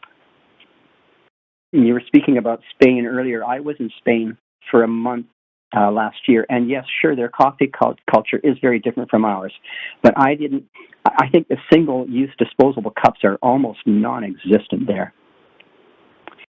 I'm sure most of you can recall the challenges we faced during the first few years of Vancouver's transition to becoming bike-friendly. But we saw how Amsterdam transformed its cycling culture in less than 20 years, and we are now well on our way to replicating that in spite of all the challenges. One thing I've learned from those years is that you can't ride your bike up a hill by backpedaling. Now is not the time to reverse course. The cup fee needs time and proper evidence-based evaluation, and not only from the consumer perspective. Sorry to interrupt you, John, but we are at time. But thank you for your comments. You do have questions. Okay. Questions from Councillor Carr. Please go ahead. Yeah, thank you. I'm really appreciating your the comments you're making. I appreciate you coming to talk to us. So we're just on our way, is what you were saying. We're just on our way to changing the behavior of the producers. So if this motion were to pass as is, what do you think would happen around the producers that are currently interested in changing their behavior? Thank you. As Cody said earlier, I'm convinced that the industry is watching very carefully, and not just the retailers, not just the coffee shops, but I believe the industry all the way up and down the chain are watching this carefully to see what's going to happen here in Vancouver and how that might affect actions right across Canada and even North America. And I'm fearful that if we step back from this, it shows that the disposable cup industry, if you will, is successful, and it will encourage more waste. It will encourage more people claiming greenwashing their products, and of course, affecting not just our landfill and the incinerators, but also the climate crisis. And so it's a big story and it's a big issue. And it's not just about a 25-cent cup fee. It's much more than that. Thank you. That was very clear. Appreciate that. Thank you both. Councillor Fry. Yeah, so you mentioned greenwashing and stuff, and we hear a lot about, compostable cups and different kind of, like green cups. What does that actually look like? Because I know the answer, but I'd like to hear you say it. Well, and I have a lot of experience with that whole industry as it evolved over the last, I would say, 2 decades or so.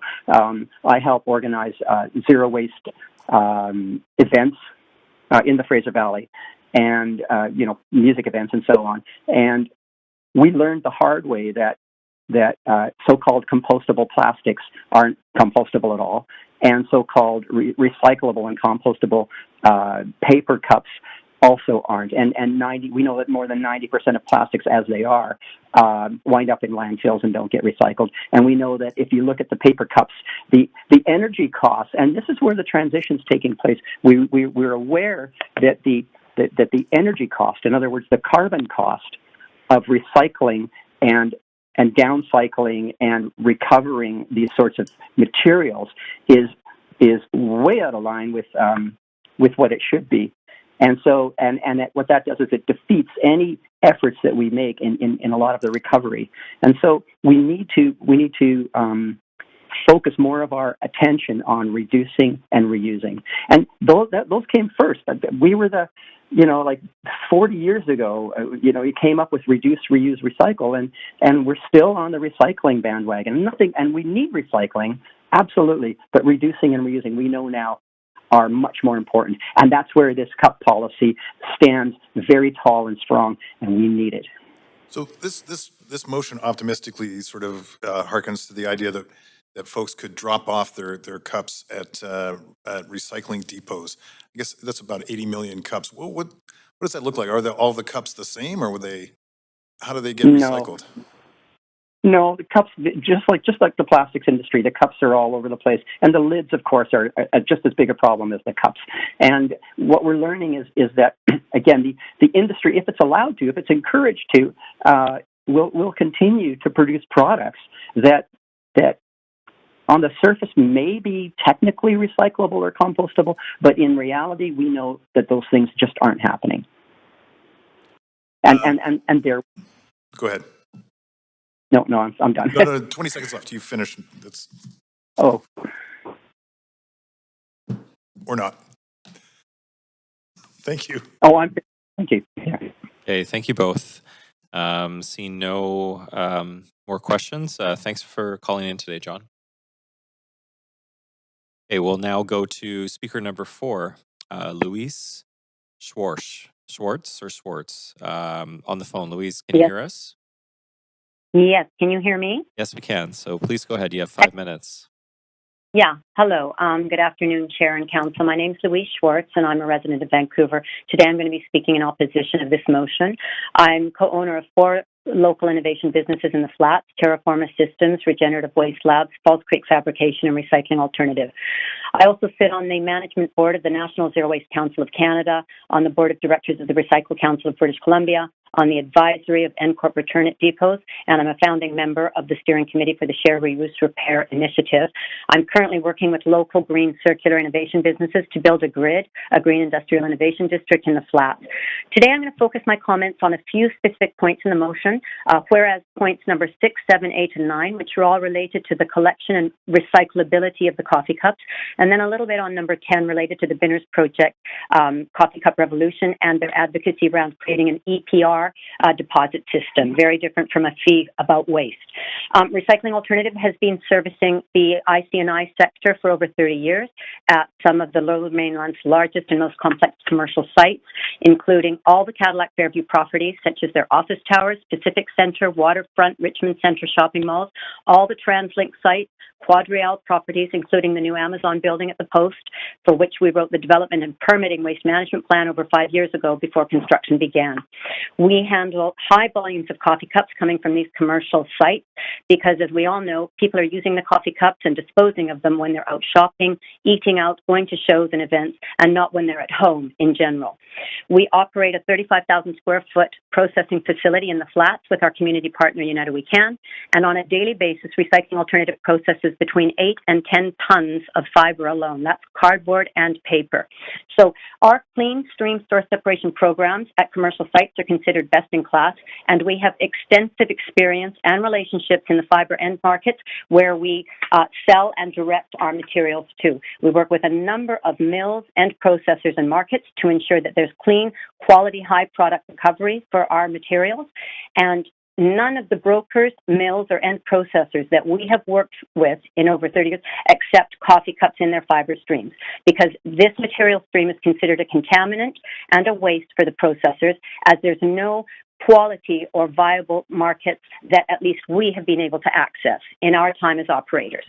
So in relation to number 6, 7, 8, and 9, it is critically important that Council, before making a decision on this that is going to be based in one aspect around the recyclability of these coffee cups, be it through the Blue Box program, the depot systems, or the NCORP pilot mentioned in number 10, that Council is absolutely certain, with reports back from staff, on the transparency and has a very clear understanding of the end markets of these materials, and not only that, but how far away these materials are actually having to travel from British Columbia, where they are generated and collected. So, because in our mind, we've not been able to access any of those markets. Regarding point number 10 about the coffee cup revolution, I'd just like to mention that since it started in 2014, Recycling Alternative has donated all the services for the collection, hauling, and disposal of those cups since 2014, since it started 9 years ago. And we collect over a ton of coffee cups at that event each year. Every year, we're very transparent with the organizers of the Binners Project, Recycle BC, and Metro, that we will be taking the coffee cups to the incinerator, to the waste-to-energy facility in Burnaby, due to the lack of viable end markets and quality recovery markets that at least we are aware of or can access through our own brokers and our own selling mechanisms. Every year, we also check with Recycle BC to confirm if they would prefer us to direct these tonnages into their system in light of the public perception around the recyclability in the Blue Box program of this material stream. And that's never been an option that they wanted to take. So we also at that time connect with Metro to ensure that they are aware that we will be delivering 1 ton of coffee cups to the incineration waste-to-energy facility, and that requires a waiver. So we work very closely with Solid Waste around this time in October.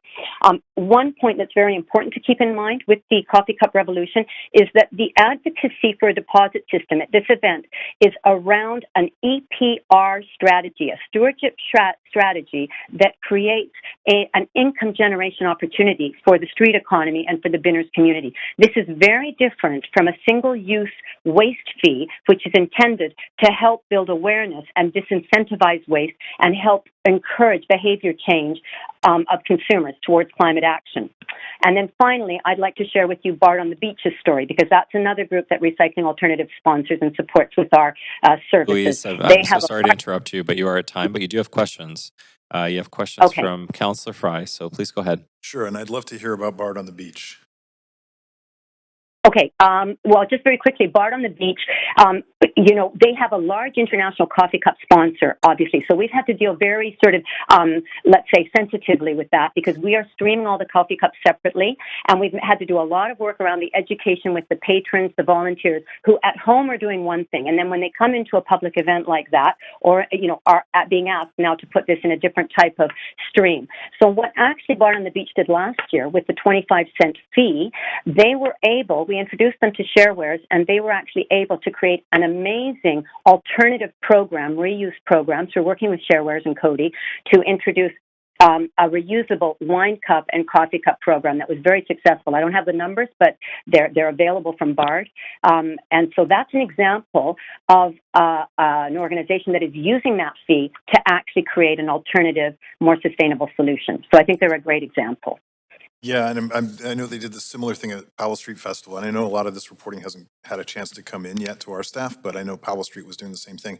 I just want to go back to you brought up the Binners project and stuff, and you kind of mentioned it as an EPR, but doesn't EPR mean extended producer responsibility? And by extension, that means that the producers are paying for this? But my understanding is the Binners project was taxpayer funded and foundational grants. Yes, exactly. But Councillor Fry, that's exactly right. What the Binners Project Coffee Cup Revolution is doing each year is they are trying to demonstrate a model in which if coffee cups had a deposit, how this would create an income generation opportunity for the Binner community, for the street economy. But indeed, and so what happens is they receive a grant to help cover the cost of dispensing the deposit as a kind of illustration, demonstration model to what it would look like. But in fact, what they really are wanting to see is that an EPR, extended producer responsibility or stewardship program, is introduced to take that cost. And at that point, it would move up to a provincial level. Right. But as it stands as And a proper producer pay model. And just to be clear, you've got 30 years experience in circular economy and recycling, and you've yet to see any viable recycling market for poly-coated paper cups and the like? Yeah, that's exactly right. I move 10 tons a day, Councillor, of high quality, very good material. And none of them want to see coffee cups in that stream. Right. Very low grade ones. I guess that by extension goes to like fountain drink cups. I don't even know what the difference is technically. Yeah, I mean, any of these single-use cups that have the polymers embedded into the mesh of the material the polymers have to be removed, so they've got a soaking program. I mean, there's a place in Iowa that can do this, but I mean, is that how far we're sending the coffee cups? Because that doesn't seem a great idea for sustainability. Out of time, Louise. Thanks. Thank you, Councillor Fry. Just before we get to next set of questions for the speaker, actually, maybe do that first before extending. Okay, never mind. Councillor Carr, over to you for questions. Great, thank you. Thank you, Louise. Really appreciate all that incredible leadership work you're doing. I want to be very clear. You gave a lot of great background, but in this particular motion, it's saying, basically repeal what's going on right now in terms of the fee. Your position on that, you didn't state super clearly. Are you supporting or opposing the removal? And go ahead. Councillor Carr, I'm speaking in opposition to the repealing. Right. I see no difference between this and the shopping bags fee. So we've got a fee on shopping bags and we have a fee on coffee cups. I see absolutely no difference. They're both to be deterrents on waste, single-use generation of waste. Yeah. Okay. And the solutions, I mean, you've stated it clearly, you can't recycle the cups as they are.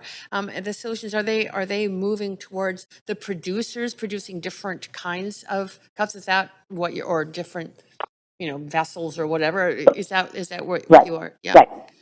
So, Councillor Carr, I can only speak for our own operation. As a commercial operator, I do not have a market, and I have multiple markets for materials.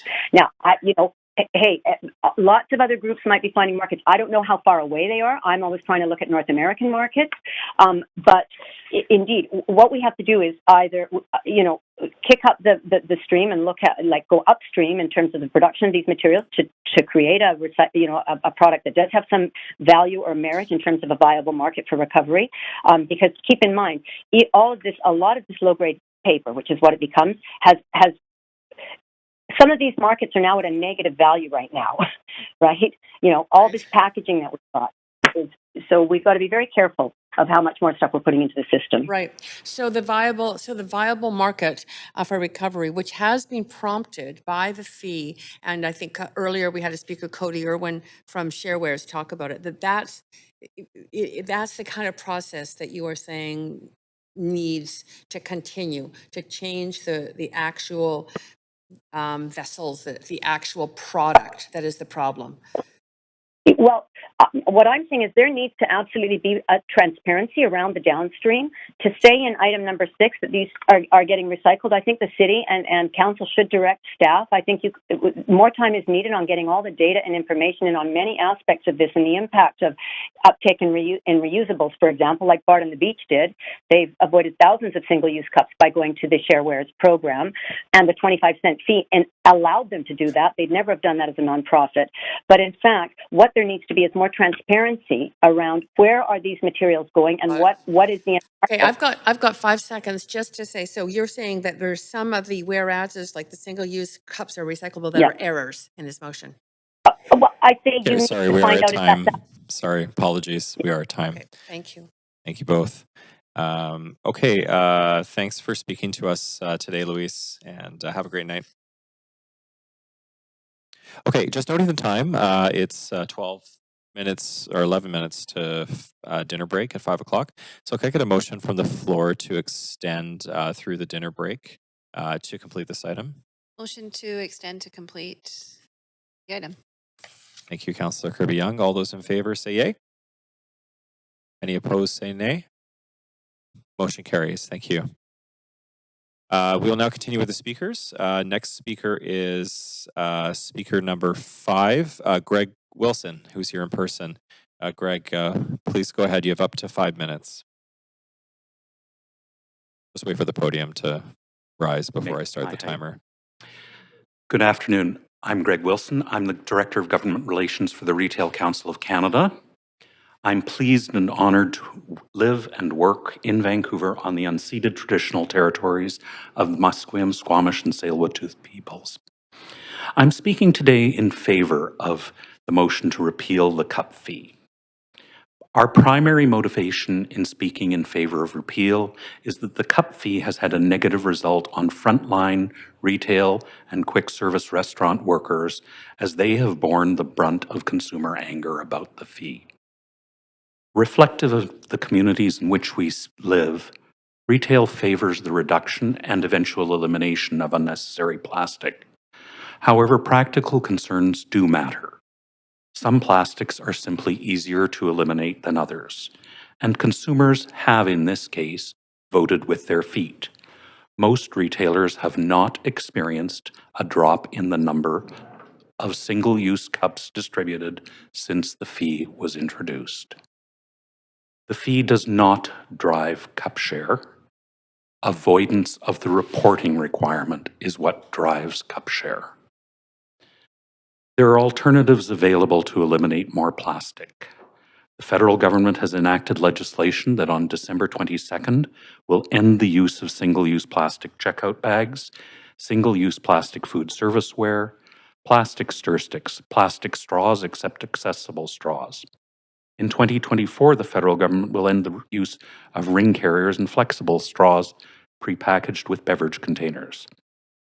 As part of the ban on food serviceware, the federal government is already eliminating cups that contain problematic plastics like polystyrene foam and polyvinyl chloride.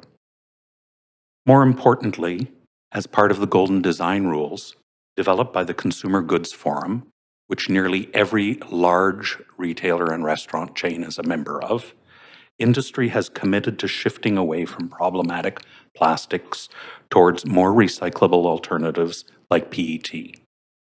For all of the above items that the federal government has banned, there are currently well-proven non-plastic alternatives. And the federal government has signaled that they'll go further, and consumer products companies are working on alternatives to some of these items that contain plastics that today are not easily recycled. For businesses large and small, that harmonized national approach is the way to go. It doesn't confer advantages on some businesses over others or drive consumers to businesses in other municipalities. I want to close by reiterating our concern about the safety and security of retail and quick service restaurant workers. These workers have been steadfast throughout the pandemic in our communities and are simply day by day taking more abuse. Simply through that lens of safety and equity, removing the contentious and so far ineffective cup fee is worthwhile. So thank you for your time. Thank you, Greg. You do have questions from Councillor Fry. Councillor Fry, please go ahead. Thanks, Chair. And so this motion talks about overwhelmingly clear, unambiguous evidence, and then you sort of evoked some of the feedback from retailers. I'm curious, how did you get that analysis from retailers about their issues with the fees? Was it a statistical survey? It would depend about which issue with the fee. With the cup fee, yeah.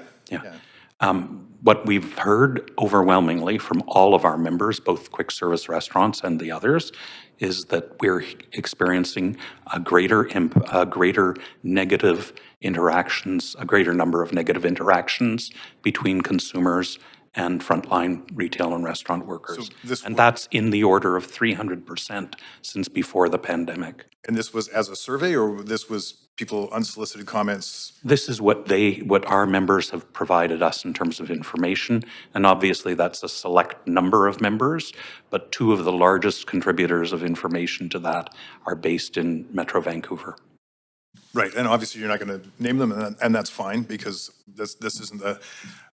now, isn't it true, though, that really we've been paying cup fees all along? Like the cost of a disposable cup is built into that coffee or whatever you're getting, regardless if you drink it in-house or if you take it down the street, you're still paying for that wholesale cost of a cup. Well, and then in turn, obviously, we're paying for the disposal of it as a city. Indeed, I mean, there are two issues here in answer to your question. One, this producer pays the cost element is complete fantasy and myth. It's always consumer pays the cost. Be very clear about it. Producers are not paying the cost. If there's a cost to them, they're internalizing that cost and passing that cost on to consumers. Every one of you and I recognize that. The other piece is that the city's cup fee is in effect the second fee on a cup. There's already there's a fee on the cup charged by Recycle BC to the producers that's internalized in the cost of goods for the recycling of that cup. And the recycling can be done through the blue boxes, through depots, or through public space collection managed by Recycle BC. So when was the recycling fee introduced on disposable cups? It's based on a kilogram. I'm not sure, you'd have to ask Recycle BC, but there's a fee for each kilogram of material that Recycle BC is responsible for managing. And sorry, when was that introduced though? Because that's 2014. And so that's actually, they determine how much? Based on the cost of managing the end of life of the material. Right, so based on an accounting that the retailer would give, I'm distributing X amount of cups. The retailer reports on the weight of the cups of that type of packaging or paper product that they introduce into the residential market in British Columbia, and they pay a fee to Recycle BC for that. Okay. Sorry, we are at time. Right. Apologies. You do have more questions, Greg. Councillor Bly, over to you. Thanks very much, Chair, and thanks very much, Greg, for being here. Just wondering if you can give us maybe just high-level round numbers in terms of your membership representation of... So virtually every grocery store, general merchant, most of the quick service restaurants, and thousands by number, largest number of our members are thousands of small businesses, in Vancouver and across the country. Okay, got it. So do you have that number in terms of Vancouver alone? I think we don't necessarily have a clear sense of just how many retailers and restaurants, coffee shops, with bubble tea, whatever, that this cup fee applies to. So I just want to get a little bit of a sense of those numbers. Yeah, I wish I had been warned, but it's certainly in the thousands. In the thousands? Yeah. Okay. Like in the order of 4,000 to 6,000 businesses. 4,000 to 6,000. Business locations, yeah. Okay. You mentioned the Consumer Goods Forum and industries committed to shifting away from some of the most harmful products. So I'm not familiar with that forum. Is that a national forum? It's actually, Consumer Goods Forum is an international forum. There's also initiatives through the Canada Plastics Pact that are happening. Most of the participants in those two forums are big international consumer and food products companies and large retailers and restaurant chains. Okay. You mentioned that the sort of single reason, maybe it's in your opinion, maybe it's not, that any retailer is picking up a reusable cup share program, of which I saw a number in a memo that was high level about 100, maybe 120 out of 4,000 to 6,000, probably more because that's just your membership, is really to avoid the cup share. Avoid the cup Sorry, the reporting. reporting of the cup. Yeah. So can you just offer a little bit of that detail? Well, in fact, the reason to join a cup share program, you aren't avoiding having to charge the cup fee. You're avoiding to have to report the volume of cups that you distribute in a year. That's what you achieve by joining the cup share program. And that's why I think you would find that the largest people joined a cup share program and why many small businesses couldn't afford to join that cup share program. Okay. But the cup share program doesn't necessarily have to, you just have to join the program. You don't necessarily have to join it in a way that means that every single customer has access to a reusable cup. Yeah, the city did not in their bylaw put parameters Right. similar So you to could that. just join it and then avoid ever having to report any amount of revenue from this fee. You're not reporting revenue, you're reporting the number of cups you distribute each year, yes. Times 0.25 cents. Yes. We figure out. We are at time. Okay. Appreciate that, Greg. Thank you. Councillor Boyle. Thanks. Just curious to know, does Recycle BC capture industrial, commercial, and institutional waste? No, but one of the previous speakers spoke to public space bins that you would have to take it home, and that's not the case. You can put it in a public space bin, and Recycle BC has responsibility for that. You can take it to depot, you can put it in your blue box, and I feel very confident that when large businesses particularly, and one major landowner was cited earlier in the conversation, that those businesses are doing their best to make sure that their IC&I recycling comes to the best outcome. Does that get tracked in any way? No. And that's within the province's ability. Hey, thank you both, and thanks, Greg, for coming in today. We will move on to speaker number 6, Tamara Schulman on the phone. Do we have Tamara on the phone? Hi there. Can you hear me okay? Yes, we can. You have up to 5 minutes. Please go ahead. Great. Thank you. Good afternoon, and thank you for the opportunity to speak. My name is Tamara Schulman. I'm a Vancouver resident, and I've worked in waste reduction planning for close to 30 years, and I'm opposed to this motion. I've sent my written comments by email as well for Mayor and Council if you want to follow along. I commend the city for its zero waste and climate leadership. Municipalities so often push other levels of government into action and stay ahead of the curve. I have grave concerns about our climate future, which aligns with many of the speakers this afternoon across agenda items.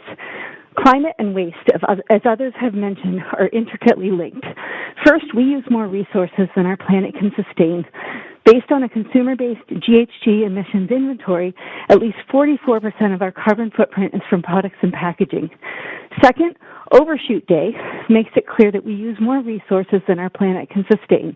It is the day when humanity's demand for ecological resources and services exceeds what Earth can generate in that year. In Canada, some of you may know, Overshoot Day is March 15th, which translates to using 5 planets worth of resources. So not only do we have inequity within Canada, but as our global north, we are part of disproportionately impacting the global south given our consumption habits.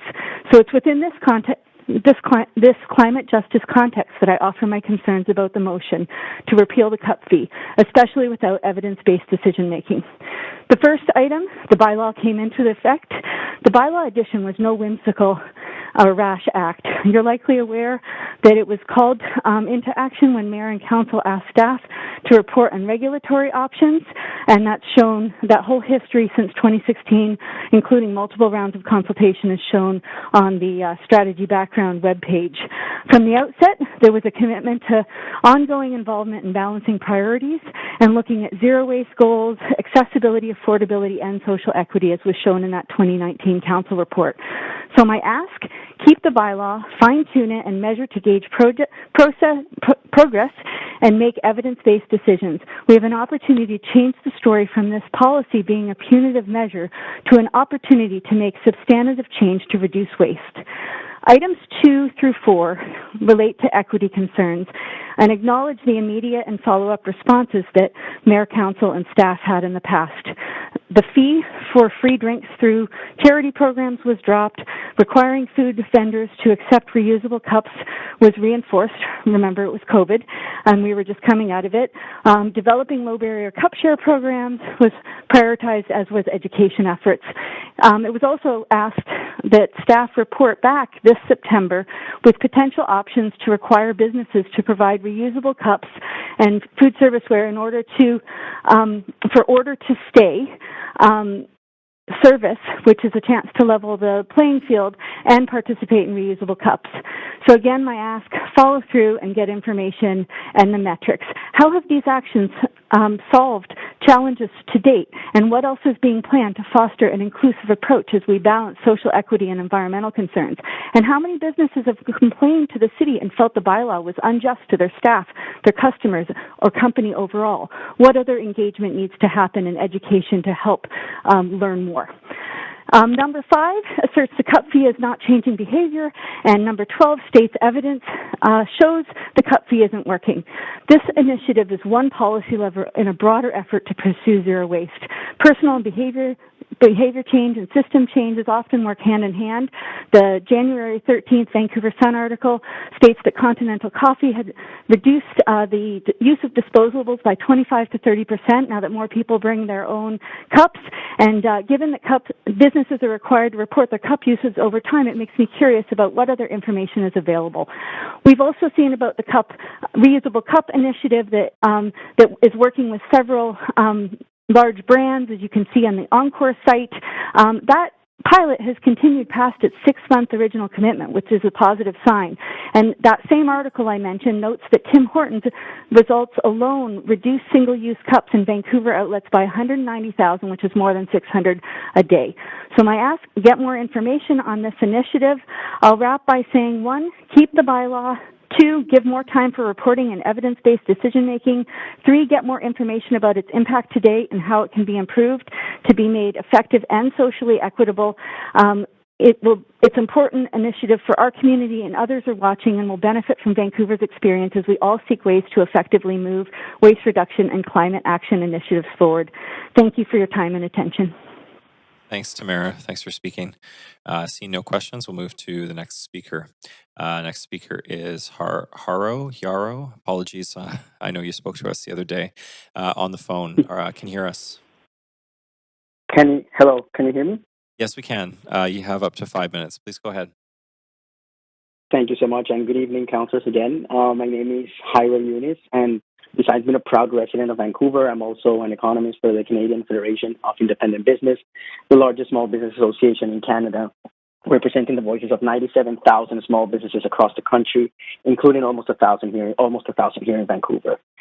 Today, I'm here to voice our support of Councillor Bly's motions to repeal the 25-cent single-use cup fee. Small businesses like coffee shops and family-owned restaurants are battling with numerous economic challenges, and the single-use cup fee has only added fuel to the fire, proven to be a significant burden both financially and operationally. The requirements to report the number of single-use cups distributed, changing menus and signage, reprogramming points of sales have all taken a toll on small businesses, who are already struggling to stay afloat in these tough times. But the fee does not only burden small businesses, it also discourages consumer spending, leading to potential declines in sales and even further financial strain. With inflationary pressures, lower economic activity, ongoing labor shortages, higher taxes, rising interest rates, small businesses are already fighting an uphill battle. Moreover, small businesses are not equipped with the resources that large businesses have to handle this added administrative burden and to invest in sustainable alternatives like reusable cups. To that, the lack of alternatives to single-use cups combined with the high cost of purchasing and maintaining these reusable cups have led small business owners feeling helpless and frustrated, punished for a problem they are unable to solve. And it's just not business owners who are frustrated. The fee has also created confusion and frustration among customers. Many people are unsure of why they are being charged the fee, how the money is being used, and if the added costs are having any environmental impact. This has led to frustration and even anger towards some small business owners who are just simply trying to comply with the regulations set forth by the city. In addition, the single-use cup fee is also another added cost on consumers who are being squeezed by inflation, especially on the lower side of the income distribution, who have to dedicate a higher share of their income to food and beverages, and who are usually disproportionately affected by these types of policies. And again, despite the city's effort to reduce single-use waste, it remains unclear whether the policy has been effective in achieving its intended goals. And it's mostly because of the way the policy was designed. There is kind of a lack of clear data, research, traceability, and transparency on the citywide impact of the fee on single-use cup usage and waste reduction, and that's something that I've heard amongst other speakers. Overall, while the policy may have been well-intentioned, the fact is that it's placing a burden on small businesses and consumers alike without providing clear evidence of its effectiveness, which suggests that the cost of the policy are likely outweighing any potential environmental benefits. And while we recognize the importance of reducing single-use waste and to promote a circular economy, we need to find a way of doing so without putting undue burden on small businesses who are the backbone of Vancouver's economy. For example, providing educational resources, support for small businesses to transition towards more sustainable practices, improving access to recycled markets, as we've heard from a previous speaker, investing in research and development for alternatives to single-use cups, and by taking an overall collaborative approach to reducing waste, we can achieve our goals of reducing single waste without sacrificing the health of small businesses and the finances of consumers. In conclusion, the 25-cent single-use cup is a well-intentioned policy that has had unintended consequences on both small businesses and consumers. It has added an operational burden, caused financial strain, and created confusion and frustration among consumers, all without providing clear evidence of its effectiveness. It is clear that we need to find a better solution that reduces waste while also supporting small businesses. Thank you for your time and consideration. Great. Thank you for calling in this afternoon. Seeing no questions, we'll now go to speaker number 8, Mark Von Schelwitz. I see you here in person. Please approach the podium.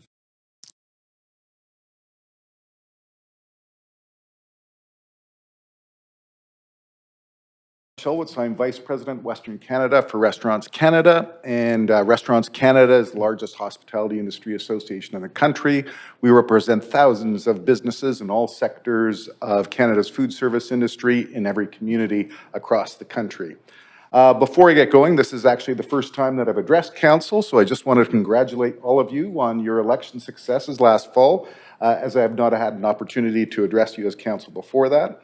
And before I begin, I just wanted to give you the fact that our industry has already made significant progress in reducing its environmental footprint, in reducing unnecessary single-use items, and in converting those plastic items into more recyclable products.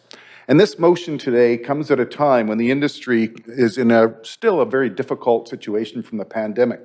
We're continuing to lose money. In fact, in our latest survey, 52% of our members are still losing money or barely breaking even, and the rest are really at below their normal profitability areas at less than 5%, which is the norm. They're dealing with high pandemic-related debt still in a rising interest rate environment, acute labor shortages where the average restaurant's only operating at 80% capacity, a significant shift to takeout and delivery sales, which I'll get into later, and of course the inflation and supply chain challenges where in the last year our input costs have increased by 30%, while menu inflation has been limited to 7.8% because we cannot pass all these increases on to value-conscious guests without losing them. I'm speaking in support of today's motion for the following 6 reasons. The cup fee is not working. It's not giving the desired behavioral change, and that's as a result of increased takeout and delivery sales. Members inform us actually that the sale of single-use item cups actually increased last year rather than decreased as takeout and delivery continues to increase post-pandemic. In fact, takeout and delivery for a full service, not a quick service restaurant, for a full service restaurant now it makes up 37% of their sales compared to less than 10% pre-pandemic. Most customers also view this as an unnecessary tax that will have little impact on their purchasing decisions other than perhaps purchasing to-go cups outside Vancouver when commuting into the city. Affordability, number 2. As mentioned, our input costs have increased by over 30% last year, and consumers are also feeling the pinch as they see those increases in their daily costs, and that's certainly impacting their purchasing decisions. And as a result, cost increases on restaurant receipts are noticed by guests who feel the impact of inflation on their household budgets, and that's hurting us, which brings us to number 3, consumer pushback. As was reported when the fee was initially implemented, our frontline staff continue to feel the brunt of guests complaining about the new fee as an unnecessary revenue grab and place the blame squarely on those frontline workers in our businesses. This adds pressure to frontline staff at the very time that our members are trying to attract and retain new employees. 4, additional red tape and regulatory compliance. Many members were frustrated by the cup reporting requirement, as many need to spend considerable time tracking down the number of cups. And over the past year, many of us saying that this should be collected at the supplier level, not at the individual business level. And given the challenge of overworked managers and owner-operators, finding time to comply with that burden was a real issue that they would like to see removed. Also, on the compliance issue, most small restaurant members don't have the resources or the capacity to participate in reusable cup share pilots. And this also adds operational complexity for restaurants with locations in many municipalities to change operating procedures in just one municipality, which brings me to number 5, jurisdictional overlap. As mentioned to council before, many members with locations in other municipalities continue to express concerns about the patchwork of municipal single-use item bylaws and would like to see these harmonized at the provincial and federal levels, where initiatives to reduce plastic single-use item waste are well underway. And finally, number 6, consumers and businesses are already paying for single-use cup recycling. Members point out that SUI cups are already recyclable and accepted in blue box programs, and the recycling of these products are already paid for through packaging EPR fees to Recycle BC. This fee is essentially adding yet another unnecessary recycling fee to consumers. In summary, members feel a better solution to the cup fee is in ensuring that more single-use item cups are recycled through public education and through continuing technological packaging solution to reduce waste and provide consumers with the appropriate, safe, and affordable and recyclable SUI packaging alternatives. For these reasons, Restaurants Canada supports the motion. Thank you. Great. Thanks, Mark. You have questions from Councillor Bly. Councillor Bly, please go ahead. Thanks very much, Chair. And thank you very much, Mark, for being here. I'm going to try and frame this question because in your comments, what stands out to me is you're here as a representative of Restaurants Canada, so representing thousands of restaurants, likely. Over 30,000. Yeah. 30,000, and then however many in Vancouver. I should have. There's actually 14,000 restaurants in BC, so if you do the math, you can probably figure it out. But I think Greg was right. I think it's roughly in that 4,000 range. Right. Okay, perfect. So they're going through hardships, coming out of COVID, all the stresses. Essentially, this is new revenue for them, and yet you're still here advocating to have it taken away. Correct. And certainly when we've been having chats with our members, that 25-cent fee is nowhere near as important as being able to offer the best value possible to their consumers, even though they're collecting that 25 cents.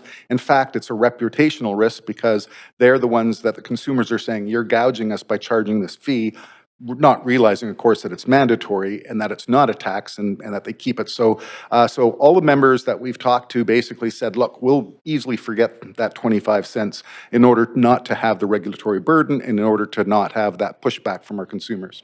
So they're focusing more on how to manage it rather than how to be able to actually do something with that revenue, so to speak. And so that takes me to my next question.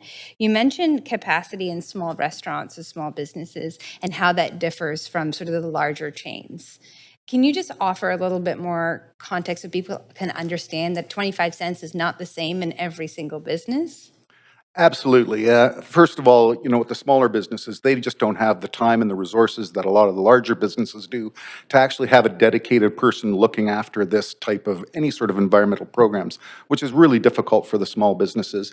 Also, when it comes to a cup recycling and reusable, some of them don't have dishwashing facilities, they don't have the storage facilities, and we do have a consumer safety concern that some small businesses are just not, quite there yet. And even with the reusable, during the COVID situation, there was a lot of pushback that we had about customers bringing in, especially during COVID, bringing in their cups. Now that's obviously dissipated, but there are those concerns as well that members have pointed out to us. And it's just really a resource issue more than anything. Okay, so then my third question that comment leads to is basically what we heard from others is that this is just a matter of time that these small retailers will be able to pick up these reusable cup share programs. We just got to give it a few more months. What's your take on that? Certainly not from what I've seen, and I've been monitoring these. Our organization has been monitoring all the different of these pilots across North America, and the factor of how many cups that are out there and how many consumers are out there in the millions, and how many are actually being done through these programs Sorry, we is are at a time. minuscule percentage. Apologies. Minuscule. Okay, thanks. Thank you, Chair. No problem. You have more questions, Mark, from Councillor Fry. Right. So there's a bunch to unpack there. What percentage, you mentioned the blue box, and obviously when Councillor Boyle brought up the IC&I waste component, what percentage of these cups is ending up in residential blue boxes? Again, as per Greg's thing, that would be something that Recycle BC could answer a lot better than I could, and the provincial government. Right. Okay, so 80 million cups a year is the figure that we've heard. And, prior to this fee, obviously, it was being, the cost of that cup and disposal was being borne by others, presumably the folks who were buying the cups of whatever, and then the people who were disposing of it. Who should pay for the cost of that? Well, Councillor Fry, as I think Greg from the Retail Council of Canada also said, is the consumer is ultimately paying for the price of those recycling fees, because all costs that are imposed on those producers go down the supply chain, and they end up with the consumers as built into the cost of doing business. So did you think it would be in the interest of consumers and even your members to have more transparency around the fact that you are ultimately paying for the cost of whatever that packaging is, especially if there's options that... I'm not sure I understand the question. Well, to know what you're paying. I mean... Well, I think consumers should know that, and that goes back to actually the whole public education piece. I think that there's a lot of consumers out there that may not realize that they're already paying for a recycling fee, or that the producers are paying for this fee that that they end up paying for in the end anyway. Sure, and you and I probably have a pretty good sense of what the wholesale cost of a poly-coated cup and lid are, and for us, especially on a smaller, if you're not buying bulk, they're upwards of 10 cents a piece. So they are costs being borne by consumers already. Should we have more transparency around the cost of packaging that's being, in the effort to maybe encourage folks to reconsider their choices? I do think it's pretty transparent already. I mean, if I don't have the member on speed dial right now, but I can certainly ask any one of our members what they're paying for their cups. I don't think that's public knowledge.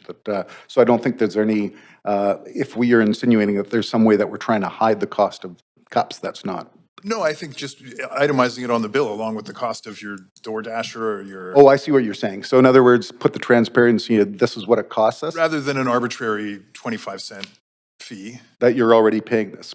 I think the problem with that is on the simplicity thing. I mean, as it is with these transactions, there are already things that are added to the bills. The more that are added to the fees and everything like that, it's just adds to the regulatory burden. And I don't think consumers really want to see 10 line items about the different costs of different things that they're paying for that go into the cost of that particular coffee cup. Gotcha. Okay. I'm out of time. Thank you. Okay, thank you. Mayor Sim, over to you. Actually, I was just going to ask, what would the impact be of itemizing all the different items like cups, plastic, straws, napkins, bags, and what have you, but you kind of answered the question, so that's all I had. Yeah, I think our POS systems guys would get a little nervous about that as well, as it's very difficult to program that many light items. Thank you. Okay, thank you both. Thanks for coming in, Mark. Thank you.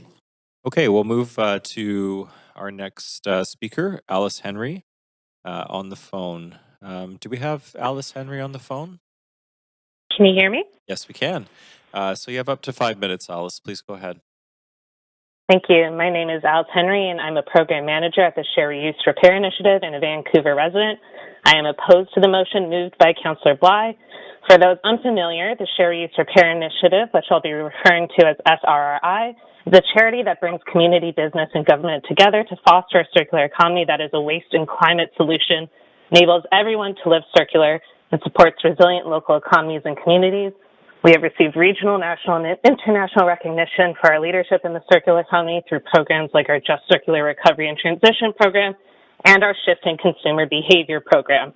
I will keep my comments to specific points of the motion to make the most of your time. Regarding point 4 of the motion, the city staff has continued to be responsive and adaptable with the single-use cup fee. This policy was postponed in response to the COVID pandemic. The recommendations mentioned at this point are also more than recommendations now. Free drinks were made exempt from the fee in March 2022, and food and drink vendors have to accept reusable containers as of July 2022. A number of businesses are working on piloting or introducing reusable cup and container programs now, and as part of SRI's Just Circular Recovery and Transition program, we're looking at how this space can also increase inclusive job opportunities for those that face barriers to employment. We've already worked with businesses like Sharewares on this and connected them with employment service providers. On point 5, policies that pursue an outright ban on single-use cups are comparatively easy to evaluate for their effectiveness. Evaluating the effectiveness of this single-use cup fee is incomplete without looking at data from businesses regarding waste and how this policy has impacted their operations. It's difficult to create the conditions for behavior change, and it often requires multiple approaches, gradual processes, like what's been outlined in the single-use item reduction strategy, and clear communication. SRI runs a program called Shifting Consumer Behavior based on the framework developed by global marketing expert Dr. Kate White at UBC Sauder. I can tell you that communication of this policy could be vastly improved, as we've heard from speakers both in favor and opposed to this motion. However, repealing the single-use cup fee at this stage without data that supports that decision would undo a lot of the hard work pursued by the city and local businesses to comply with the bylaw and set up the conditions for behavior change. Here's some data I can share from our work. In collaboration with One Earth, we've looked at motivations behind people's decisions in BC. The most represented motivation in BC at 22% is what we call the waste not, want not motivation. People that identify with this motivation aren't primarily motivated by the planet, but they seek to use and own only what they need and reduce waste in all aspects of their life. The background research for the single-use item reduction strategy also showed 84% of Vancouverites thought food and beverage purveyors should offer reusables as an option. It is worth noting that if this motion is successful, it will not only repeal the single-use beverage cup fee, but it will also repeal the amendment that requires businesses to accept customers' reusable cups, restricting Vancouverite choices for using reusables once more. Regarding point 10, as I said earlier, we're already working to ensure that as circular businesses like reusable cup and container programs grow, so do the job placements for people that face barriers to employment. This year, SRI is doing provincial-wide engagement work regarding the opportunity to create and grow inclusive circular jobs. In our strategy brief published last spring, we highlighted the reusable container space as having high potential because of the context created by policies like the single-use cup fee and the number of local entrepreneurs leading in this space. It's important to note that these same entrepreneurs have the attention of a nationwide audience. Both Sharewares and Reusables presented at the National Zero Waste Conference this year and set Vancouver up as a city to watch in this space at a time when reuse has become a priority across the nation and globally. In conclusion, I want to refute the final point of the motion. The evidence is far from overwhelming or clear. Public opinion matters, absolutely, but it is not a measure of whether a policy is effective. We are missing key information regarding this policy's efficacy, not just whether this policy is effective in reducing waste, but also how this policy is working for businesses and helping them to prepare for the next stage of the single-use item reduction strategy, a transition to reusables. Council is scheduled to receive a report in September regarding options for businesses to provide reusable containers or participate in cup share programs, as well as recommendations regarding the timing of those steps.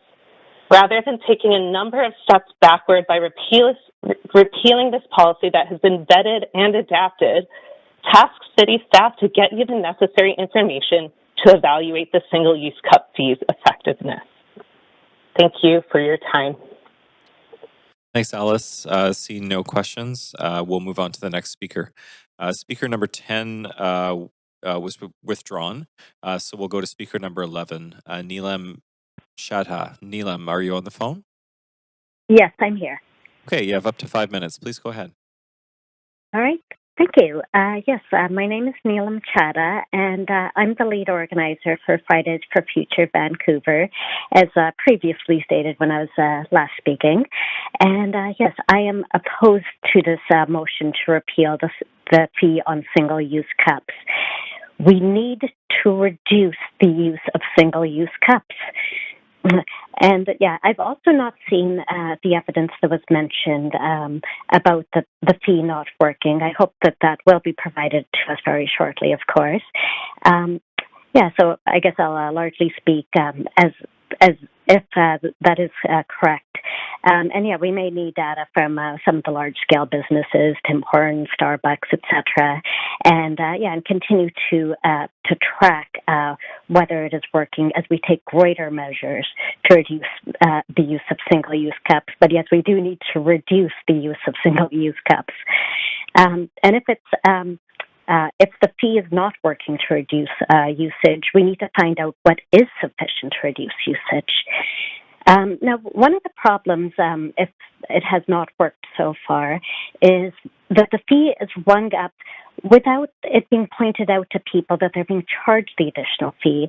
So a lot of people, they just pay it with very little awareness. It's not being brought to their attention.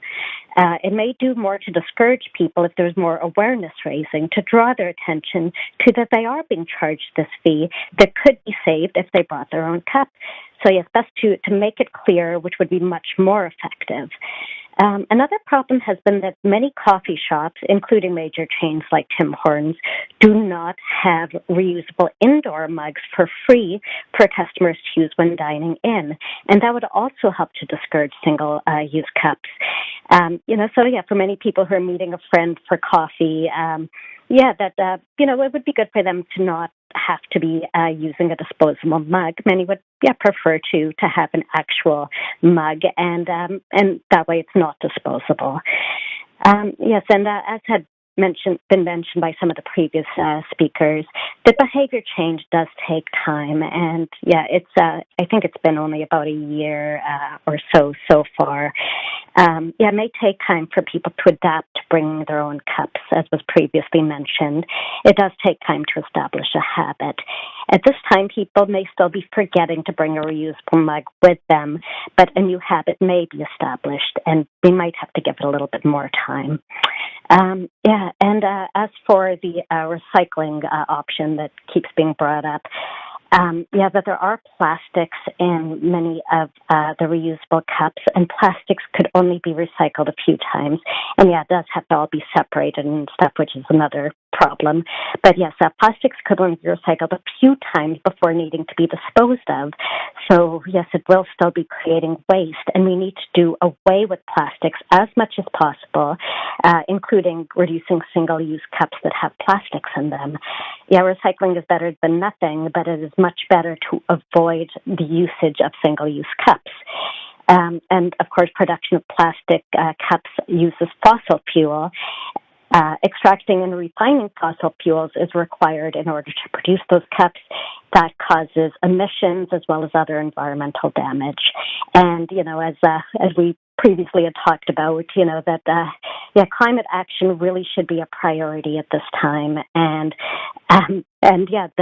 reducing the use of single-use cups should be part of that. Thank you. Hey, thanks very much for calling in to speak to council today. Seeing no questions, we'll go to speaker number 12.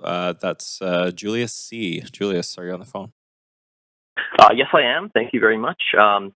Yes, my name is Dr. Julius Chittany. I'm trained as an ecologist and microbiologist. I am a Vancouver resident, and I am indeed opposed to this motion to repeal the fee. I'd like to make 3 brief points about this. First of all, as a microbiologist who's been extremely mindful to minimize pathogen transmission during the pandemic, I'll weigh in regarding concerns about using reusable cups as an increased risk of infection. Some people have worried about this, and as mentioned by the speaker from Restaurants Canada as well. Research has shown that, and also the CDC indicates that fomites or surfaces covered in disease vectors are actually not a major concern or source for COVID-19 transmission. So therefore, reusable cups are actually quite safe for frontline workers in the food industry to handle, for example. Most of transmission takes place via inhalation of droplets. So that's one thing that we should all keep in mind, and I've battled with this along during the pandemic, and so something we need to keep in mind that it's not a major source of risk, as much as people are afraid.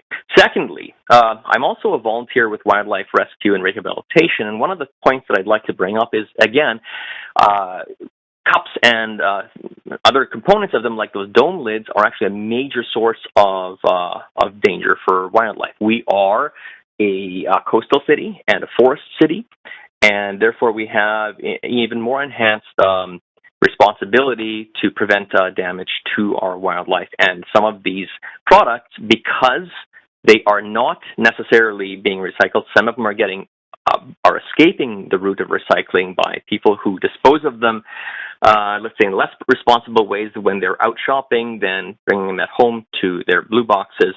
A lot of these are escaping into the wild, and the kinds of things that we see that I've seen in various wildlife rehabilitation photos and such are pretty nasty with respect to the way that wildlife, for example, gets strangled or starved by becoming entangled in some of these components, including the components of some of these cups, whether they are plastic or contain a component of plastic in them, for example.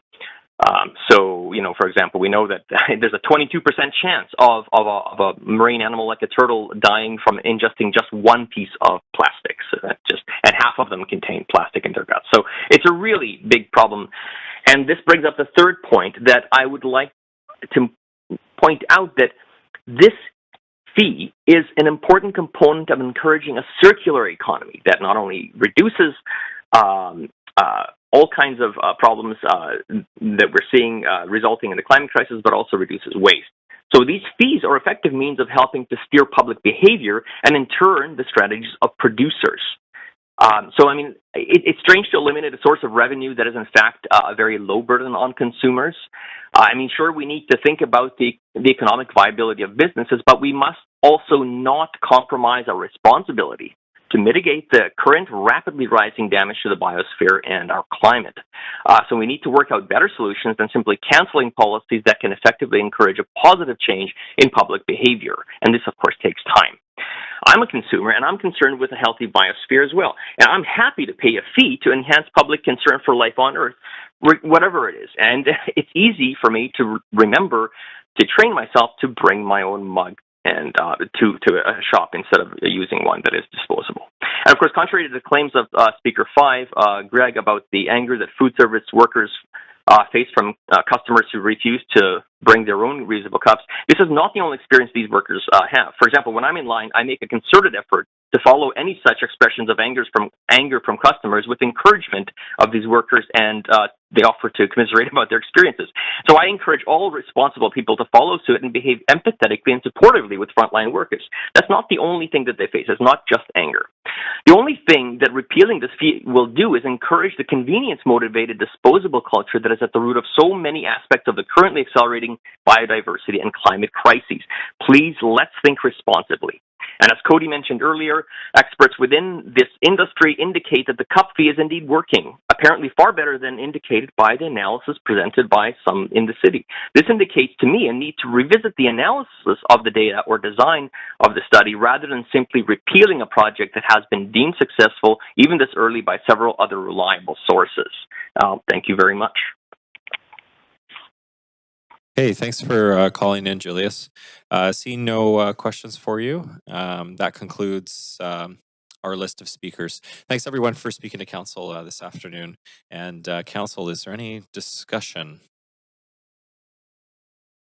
Okay, please add yourself to the queue if there is. And Councillor Joe, please go first. Yeah, thank you. Thank you, Chair. So I think I'm not a coffee drinker. A lot of people you know. So to understand the impact of this policy on the consumer behavior, so I actually did data collection. So I went to a coffee shop in east side of Vancouver. I don't want to mention the location and the coffee shop, but it's very famous franchise coffee shop. It is just in front of a SkyTrain station with a private college next door and with many big employers above the same building or nearby. It was on Monday, February 6th, 8:15 a.m. to 9:15 a.m. Probably the busiest time of the day on Monday. So actually, that's the data collection sheet I have. I collect every single coffee sold during that time, and I mark if it is a single-use cup or if it is a reusable cup.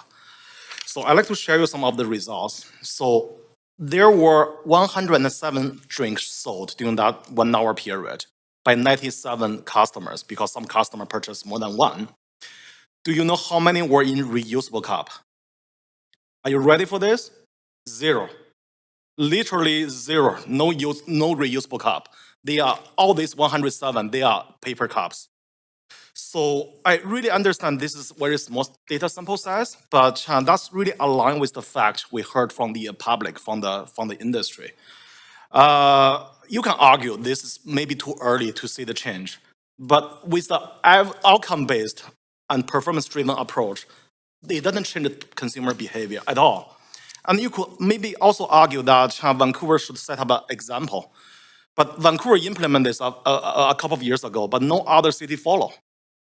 So that being said, I really appreciate the previous council. I know you want to do something. You want to improve our environment. And I have a huge respect to your dedication and commitment. I know you want to improve sustainability, but with just with motion, without evidence, without scientific, it's not working. So I really think a performance-based and outcome-driven approach will be more effective. So I'm speaking of this as an environmentalist. I think a lot of people in this chamber, we are all environmentalists. We want use of evidence approach to solve this issue, but not just using emotion. So I'm gonna in favor of this motion. Thank you. Thanks, Councillor Zhou. Councillor Fry. Well, I'll certainly agree with Councillor Zhou on a lack of evidence here. And of course, we were waiting for this report back that we'd asked staff to prepare for September of 2023, and we won't have an opportunity to review that. The fact of the matter is that we, still have over 80 million cups entering our waste stream on the annual, and it's not sustainable. Councillor Bly had done an interview on CKNW and talked about somebody who spent $250 in cup fees, and I thought, wow, that's 1,000 cups in the waste, and they couldn't have come up with a reusable option to kind of offset that a little bit. It shocked me, and I think to Councillor Zhou's point, there is a lot of behavioral change that has to happen here, and it's a new program, and obviously it's not going to turn overnight. We've heard from folks like Curdy Irwin at Surewares and others that this kind of change takes time, and it is happening, but it's not immediate. And at the end of the day, the cost of these cups is being borne by us, the city, the taxpayers who have to pay for the collection, and it does volumetrically take up a lot of space in our bins, and of course the consumers who pay for it up front. So anyway, with all that said, I've added, I've got some amendments, and I'm going to submit the first one. Okay, I'm just going to move us to the amendment queue. Councillor Fry. Do you want to wait? I'm going to move us to the amendment queue. So Councillor Fry, if you could please just add yourself to that queue, it'd be great. Amendment to add after the first clause, and it reads, further, the council directs staff to prepare amendments to the license bylaw number 4450 as necessary to require food vendors to itemize and identify the cost of single-use beverage cups distributed to a consumer and to provide a discount to customers who bring their own cups. We do obviously want to incentivize that reuse. I think we all agree, and as Councillor Zhou indicated, we're all environmentalists, and we do want to see that reduction in waste stream. We do want to encourage people to be accountable for the waste that they generate, and I think by adding the wholesale cost of that cup that you're paying for already, that's always been baked into the cost of your coffee, and then discounting you that same cost is a reasonable kind of consideration given the significant cost that we bear with both environmentally and to our fiscal bottom line. Okay, thanks, Councillor Fry. Councillor Bly. Thanks very much, Chair. So I'm just reading this amendment. I am seeing it and the others that are coming in for the first time, which we're often criticized for. So just taking a moment here to figure out what's trying to be done here. So, right. So I guess a question through you to the mover is, does this include the lid? Yeah, I'll allow that. Councillor Fry. You know, I guess it would technically include the lid, although it's not explicitly, but I guess they always come with a lid. Does it include the sleeve? I hadn't considered those. Those are thoughtful potential amendments to this, but no, I hadn't considered that. Does it include if somebody wants a second cup because it's too hot on their hand? I think that would, sure, that's 2 cups, right? Okay.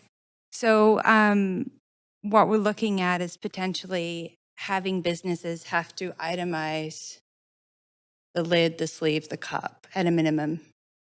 Okay, I'm just going to have a look at the rest of this. And then providing a discount to customers who bring their cups. So I guess this is through you to the city manager as to whether or not legally we can make a business discount their products. Can I just ask a quick point of privilege? Could we just get it on the screen while we're discussing it? Sure. So point of privilege through the city manager. Are we able to legally force businesses to discount their services? Thanks. Through the chair, I would want to consult with our staff and the law department on that. I'm not sure the distinction between charging a fee and requiring a discount in terms of the practical differentiation between those two. I would have to take some time to do that. Obviously, if council were to adopt this, that would be work that we would come back. If it's not legal, then that would be the response back. Yeah. Okay. I actually think that for the moment that I'm satisfied by that answer. I can't support this right now. I mean, the reality is we're at a very slippery slope that we're passing legislation that would force businesses to start to have to discount based on what we determine worthy of a discount in a business. Like if anybody's actually ever run a business, they would know that this is way, way, way offside. So absolutely not supporting this. Thank you, Councillor Bly. Councillor Montague. Yeah, thanks, Chair. I can't support the amendment either. I think we heard pretty clearly from Greg Wilson from the Retail Council of Canada and Mark von Schillwitz from Restaurants Canada that businesses are trying to avoid the bureaucracy that the city is trying to impose on them. And to go along with Councillor Bly, does this also include the stop stick that goes in the lid? You know, where does it stop? Where does common sense begin? When does government get out of the way? Yeah, I can't support. Okay, thank you, Councillor Montague. Councillor Kirby-Yung. Yeah, thanks, Chair. So the answer is really simple for me on this one, and it's no, like just no. And I'll tell you why.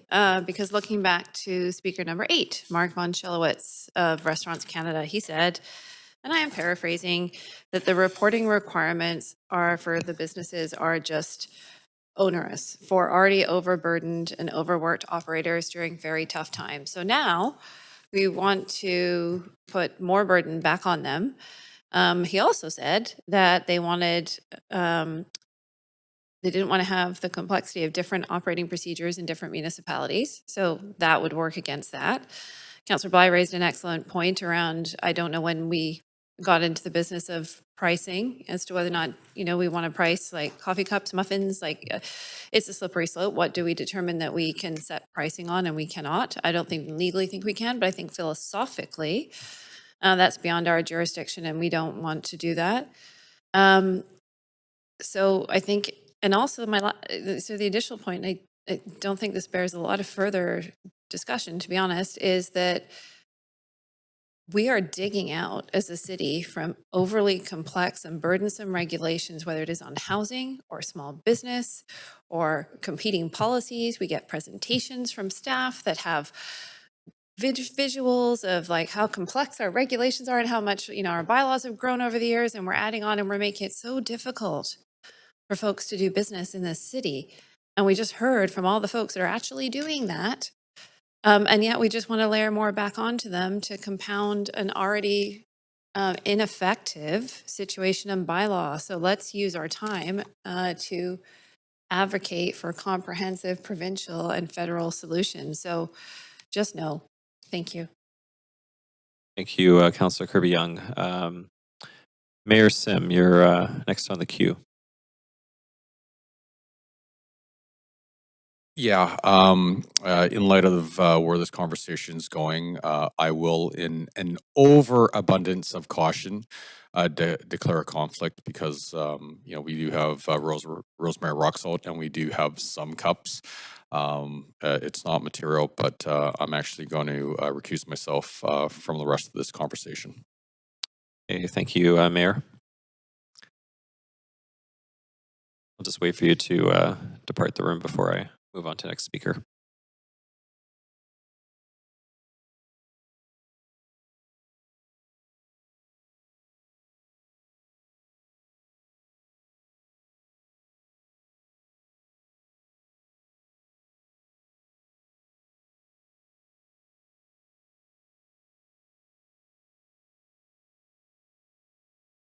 Okay, Councillor Fry. Yeah, just to some of the points that were raised. I will point out that first and foremost, the 25-cent fee is already mandated on people's invoices. So really, this is just a matter of taking the arbitrary 25 cent and reflecting the actual cost of the cup. I did not include lids or stir sticks or sleeves, but just cups because that's what we're talking about, the cup bylaw. And I will further add that I did intentionally not include the enforcement component, which was the bylaw enforcement piece. Rather to just have this as part of the actual reckoning of the cost. Because, somewhere along the way, consumers were foisted the idea that convenience trumps value. And so there was a time not that long ago that you would go to a coffee shop and you'd have your coffee in a porcelain mug.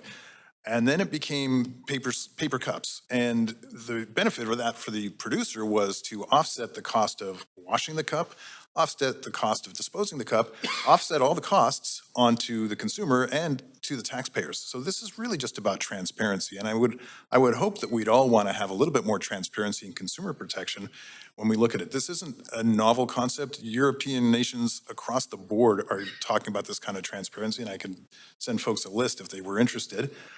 Certainly in the last 4 years, I've served on National Zero Waste in the product design and packaging. We've worked with big corporations, including A&W, who have been really ahead of the curve on doing this exact work, offering mugs for in-house, offering plastic cup shares for to-go. It's entirely doable. So it's really just a matter of slight shift. And this, again, removes that sort of arbitrary 25 cents and asks for a little bit of accountability to costs that are otherwise being borne onto consumers and to taxpayers to dispose of those very cups.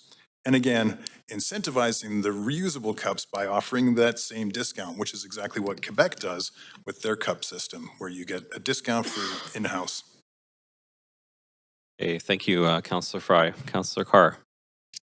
Yeah, I was just looking up how common discounts are, and 97% of retailers use discounts as a strategy to bring customers into their business. Often their loyalty discounts or their premium discounts. Anyway, they bulk discounts. I mean, there's a whole bunch of discounts. We are a city that is known for our green economy. We are known for being progressive in this way. I think that there is a marketing advantage to any, to businesses that say, look, you come in and be part of the change. Be part of what we all know needs to happen, which is to get rid of these ridiculous, non-reusable, throwaway cups that are creating, a big problem in our environment. People in Vancouver are sensitive to that.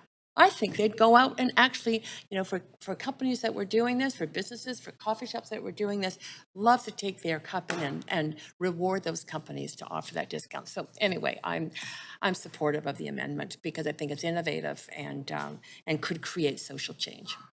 Okay, thank you, Councillor Carr. Councillor Bly.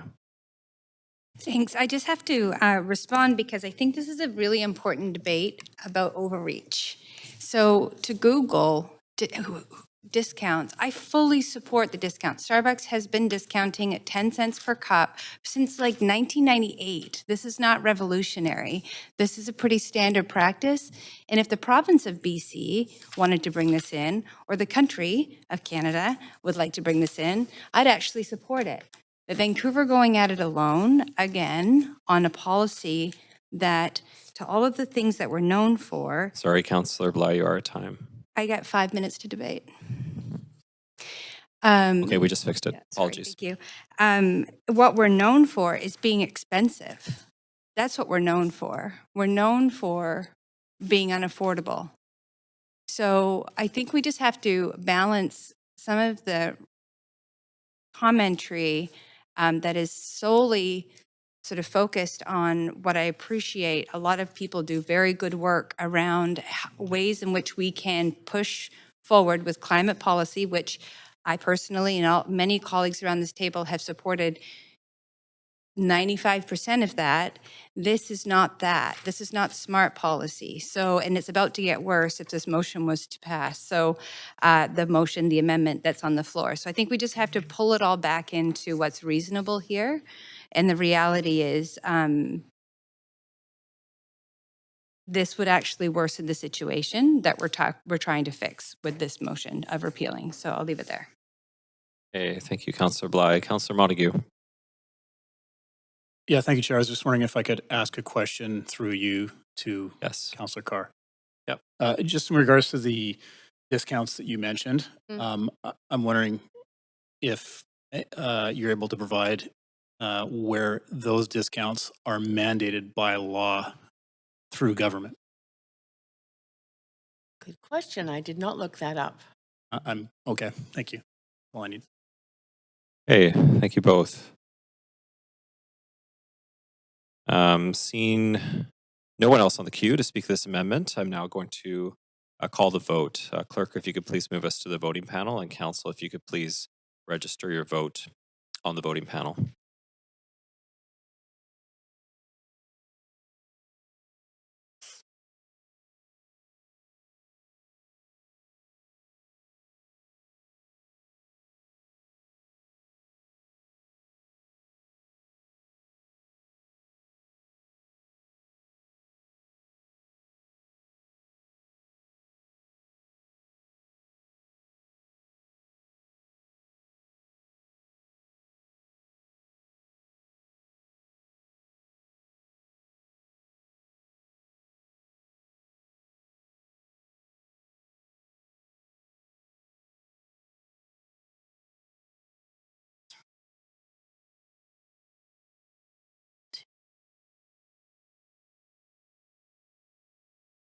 Okay, motion fails.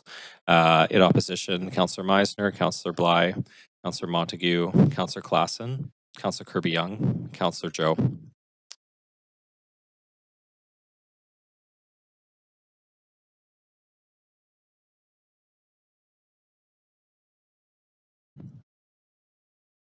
Thanks, thanks, Chair. Back on the queue. Back to the main queue. Yep. Yeah, and that's disappointing that we won't have transparency and accountability by the costs that consumers are bearing, but so be it. I have a second amendment then that I'll submit over to the clerk, so we can move to an amendment queue. Yeah, I'll move you to the amendment queue now. There you are, Councillor Fry. Thanks, and just sent it, so I'm just waiting for that to come through. And so the motion in its original form evokes the Coffee Cup Revolution, which was a program that that put binners to work to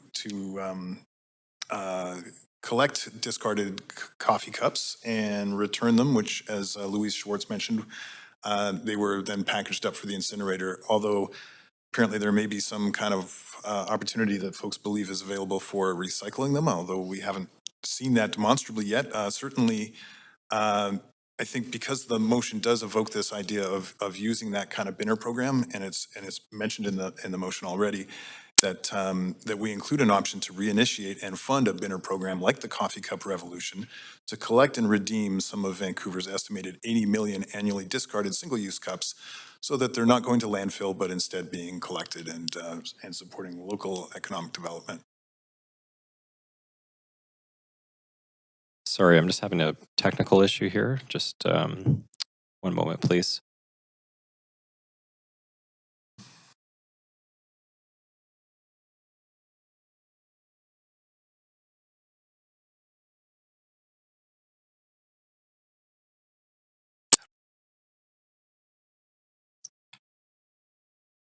Thank you. Okay, sorry about that. Just a little touch screen issue. Councillor Bly, over to you. Yeah, I'm just looking at the motion. I actually was happy to have staff report back, but I find it strange that Councillor Fry's opted to sort of ask council to already agree to fund something that hasn't been reported back on yet, and we don't know. So I actually love the Binners project. I think that this is exactly where we need to go. I'm seeing cups being left out and the rings around our City of Vancouver garbage cans because people just assume that they are recyclable and they're going to be returned.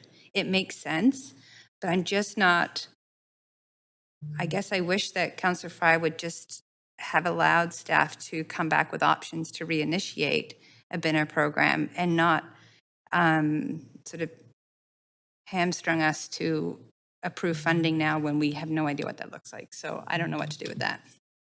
I'll leave it there. Thanks, Councillor Bly. Councillor Montague. Yeah, thanks, Chair. I'm torn as well. I too, I'm familiar with the Binner program. I think they do some great work, but I think we're talking about two different things here in a way.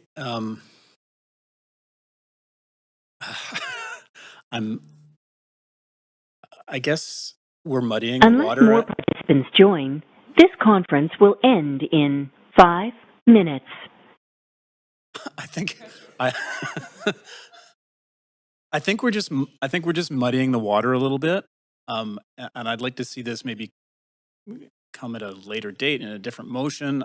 I don't know, but I don't think I'm comfortable adding it to what we're asking staff to do here. So I think I'm going to vote no with regards to this, but I am torn. Okay, thank you, Councillor Montague. Councillor Boyle. Thanks.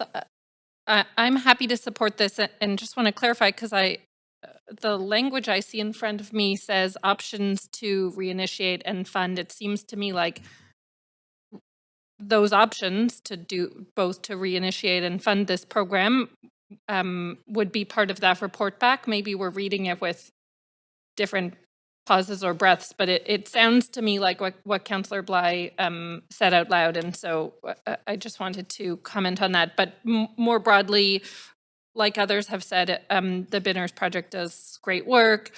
This is a great event. Their work more broadly is something I support in donations personally, and so I'm happy to support this. Okay, thank you. Councillor Fry. Yeah, just to reiterate that this is my understanding of the original clause in Councillor Bly's motion was it was a report back. So I was really just tacking on for this to be a report back, but really specifically talking about this very program that Councillor Bly evokes earlier in the preamble, and recognizing it as an option, and also explicitly naming that there are 80 million discarded single-use cups in the City of Vancouver. I think that's missing in this motion as well. So it's kind of a helpful inclusion to just remind us the importance of doing some of this work and what this Binners project actually did achieve.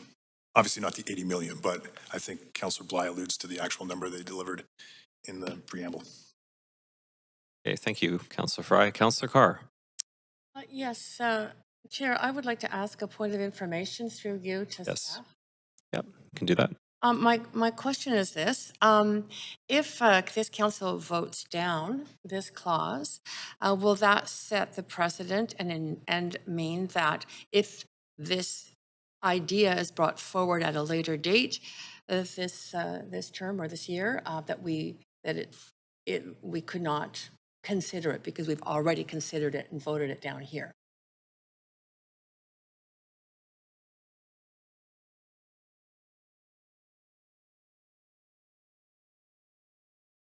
Looking at the clerk on that one. Guidance, maybe you can give us just 2 minutes.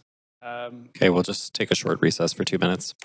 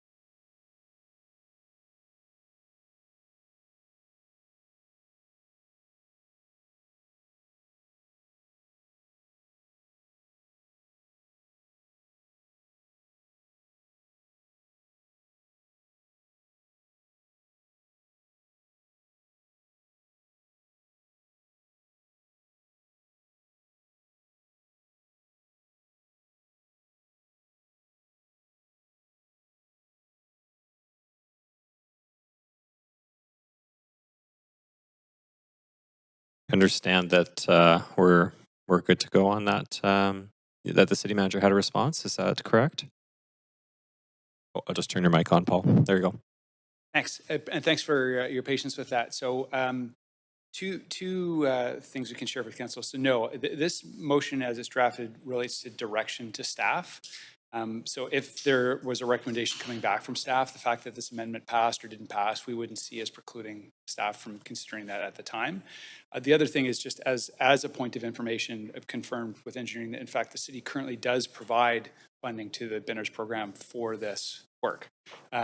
So yeah, I think the notion of some changes to that or expansion would be things that we could look at, and whether this amendment is in or not wouldn't preclude council from considering that option in the future. Thank you very much. Councillor Carr, did you wish to continue? Oh, okay, great. Thank you. Councillor Kirby-Yung. Yeah, I have a comment and then a question. And my comment was really, I actually think it's small thinking versus sort of looking at big pictures opportunities. And I liked the way that the original clause was crafted because I think it was really trying to bring forward some key alternatives. I've had some great conversations already in my capacity at Zero Waste Metro about Metro wanting to take this on regionally and be an advocate and look at solutions about working with the province. And I think we're looking for some of those big solutions. I'd look at what the Coffee Cup Revolution did, which was a one-day event, last held October 13th, 2022. They did awesome work and returned 75,000 cups. It's not necessarily an ongoing program, and I think it presupposes us kind of landing on one, and we don't know what the other options are now. But procedurally, too, I mean, council can determine how we want to deal with it. But based on what the city manager is saying, is that we're already funding them, we're already doing it. Then to me, it's redundant pursuant to section 8.7F, which is it's dilatory, incorrect, frivolous, or rude. So we can just. I'm trying sensitive to our time. Technically, it could be out of order. We could just pull it, or potentially vote it down. But if we're already doing it, I'm not sure why we're spending time debating it. Okay, thank you, Councillor Kirby-Yung. See no one else on the queue to speak to this amendment. I'm now going to call the vote. Clerk, if you could please move us to the voting panel. And Council, if you could please register your vote on the voting panel. Yes, please go Sorry, ahead. just to clarify, I wasn't very explicit in my comments last time. So can I call a point of order on pursuant to section 8.7F that it's frivolous because the city's already funding them for this initiative? Yes, you may call a point of order.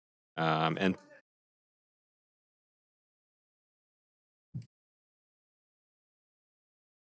okay, we're in the middle of a vote. Is that Once the vote has been called, I don't believe there can be debate or the raising of any other. okay? Apologies, Councillor Kirby-Yung. We called the vote before you called the point of order. So Okay, I'll we will try have to to be more proceed with the vote. explicit in my language next time. No worries. Thank you very much, Councillor Carr, for reminding me of the rules. So we will go to the voting panel now. And councillors, please cast your votes.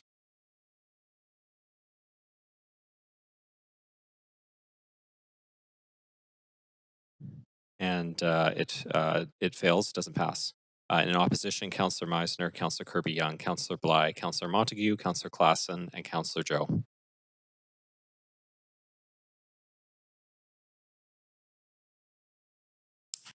And we'll now go back to the main queue. Thanks, Chair. One last amendment from me. I'm just going to move us to the amendment queue. And I'll just add you as well. Okay, please go ahead, Councillor Fry. Yeah, and that's in the very first clause, which suggests repealing this no later than June 1st, 2023, striking that and having it pending scheduled staff report back by September 2023. We heard from stakeholders and experts that more time for proof of concept. We've heard that staff need more time to do the report back that we mandated them to do back in March of 2022 when we first passed this amended CUP bylaw and changed it. So really just asking for a little bit more time to allow some of that work to happen, and some of the evidence that's cited here but not actually included here could be maybe kind of presented for council and the public. Okay, thanks, Councillor Fry. Councillor Montague. Yeah, thanks, Chair. I don't see a reason to keep pushing this more and more and more. I don't see why we need to continue with this bylaw at this time and push it from June to September, potentially September to Q1 of 2024. I think we need to rip the Band-Aid off, so I'll be voting no.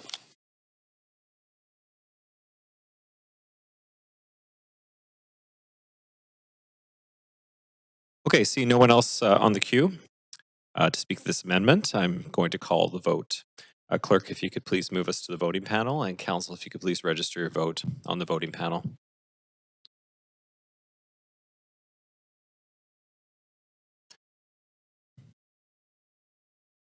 Okay, and that doesn't pass. It fails. Councillor Meisner in opposition, Councillor Kirby-Yung in opposition, Councillor Bly in opposition, Councillor Montague in opposition, Councillor Klassen in opposition, and Councillor Joe in opposition.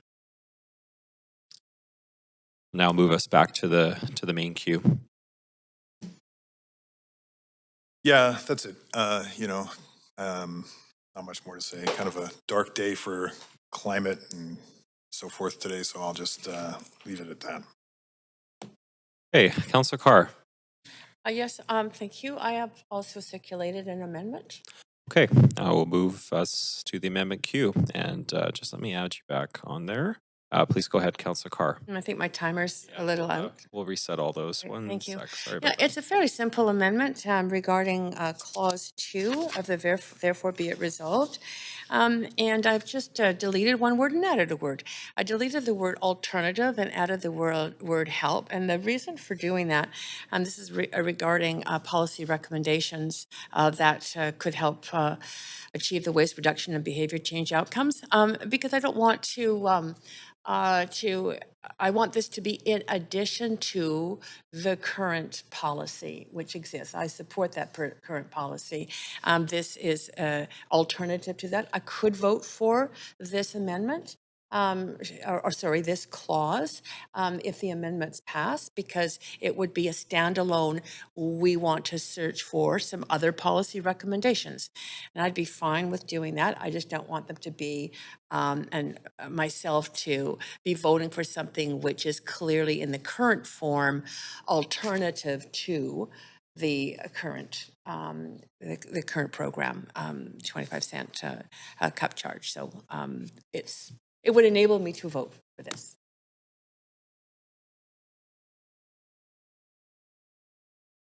Okay, thanks, Councillor Carr. Seeing no one else on the queue right now to speak to this amendment, I'm going to call the vote. And Clerk, if you could please move us to the voting panel, and Council, if you could please register your vote on the voting panel.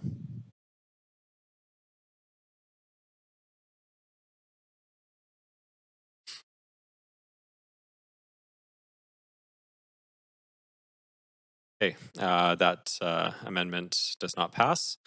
Councillor Meisner in opposition, Councillor Bly in opposition, Councillor Montague in opposition, Councillor Klassen in opposition, and Councillor Joe in opposition. And I'm now back to the main queue. Councillor Carr, did you wish to speak? I'm fine. Okay. Councillor Kirby-Young. Are we now speaking to the final, where are we now? There's another amendment. We're speaking now to the original motion. I wasn't on, right, we are back to the original? We're back on the main queue. Okay, I'll put myself back on, sorry, I'm not ready. Councillor Boyle. Thanks. I just want to name my intention after we vote on the therefore be it resolved clauses to move an amendment to the whereas clauses, which is the right procedural time. I just doesn't happen often, so I want to flag that. And you know, I'm going to be honest here. I don't really like any of these options. The cup fee is a very imperfect tool because we have very limited tools as a local government. If we had better tools, we could bring in better options. You know, if we had the ability to make sure that the fund was earmarked towards climate initiatives, great. If we had there are all sorts of ways we could improve it, you know, and also doing nothing is not a good alternative either. We have, I think it's 82 million cups. I mean, this is something taxpayers are paying for right now in waste. They are littering streets. They're all over the place. So it's a problem we need to solve. The solution staff brought forward was imperfect based on the limited tools that we have.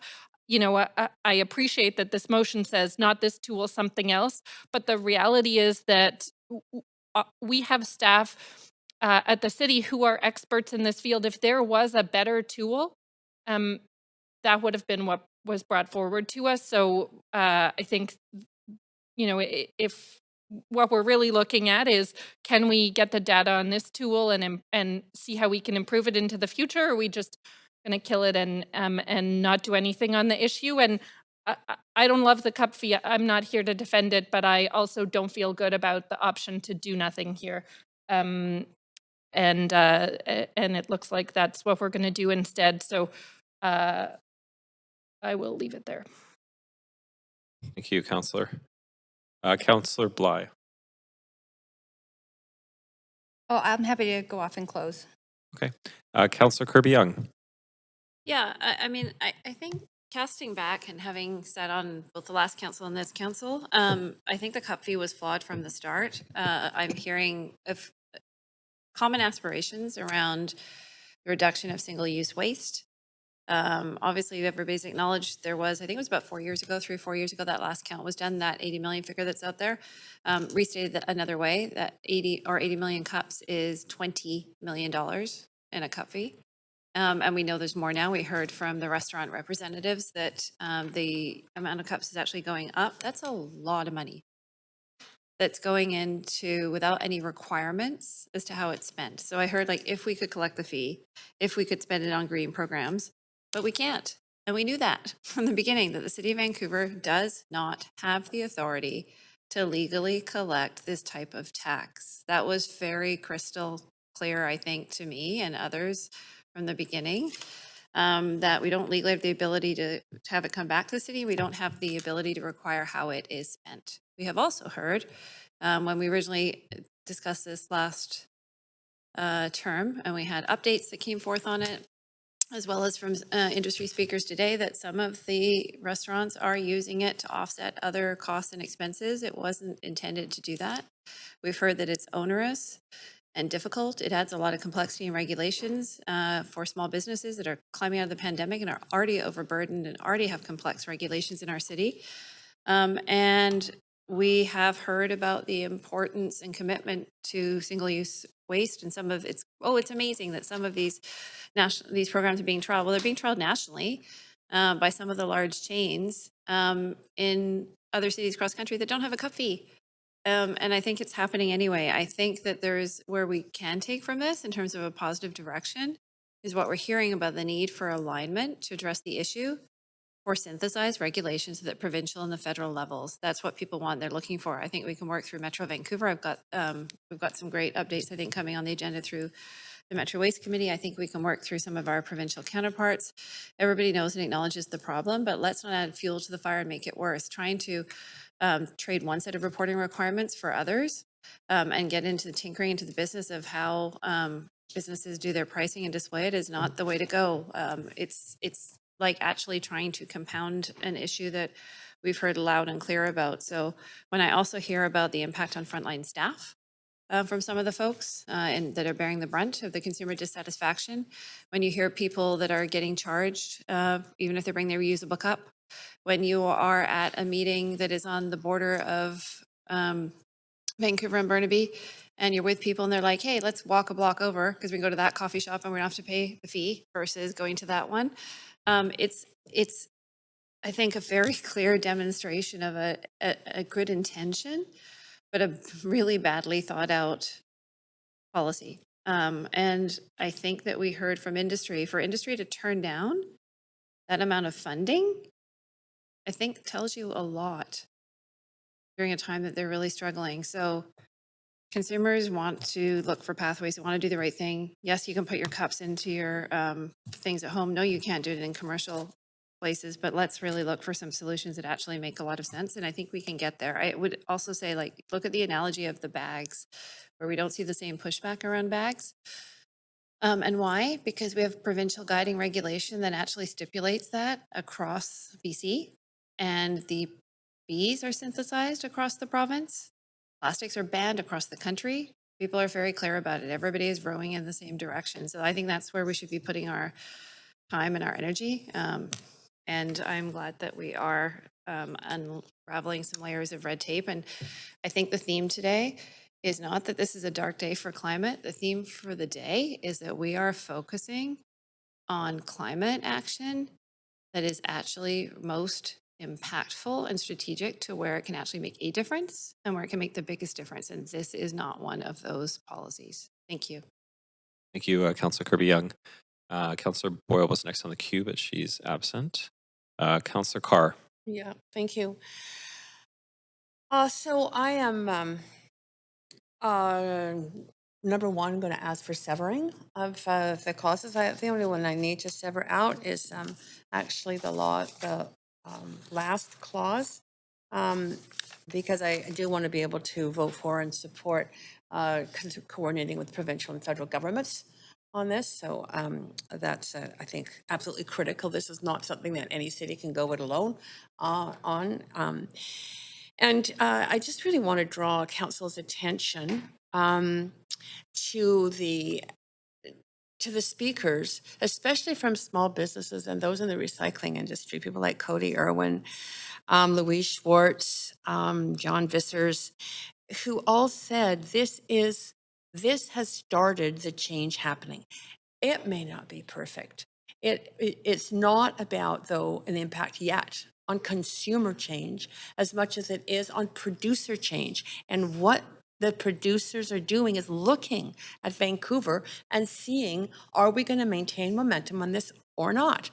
And how can we deny that? How can we hold back a positive change that's happening? And voting for this motion holds back positive change and will disadvantage and hurt small businesses that are part of that positive change. I'm just imploring you all to really consider that and think about the speakers who came, who are small business people on the leading edge of making this change happen around a disposable item that is egregious in our environment and in our economy. So, as I say, severing the last clause it would be important to me, but I'm disappointed that some of the other changes did not take place to this motion. Thank you, Councillor Carr. Councillor Bly. Thanks very much. Okay, I'm just going to try and get through some of these comments, and it's been a good debate, and I appreciate the engagement on this issue. But I think we just got to clarify a few things. So first of all, the producer responsibility exists regardless of this fee. The producer responsibility starts at manufacturing. It doesn't start when McDonald's buys the cup and then sells it to their consumer. So that's just completely incorrect in the previous comment.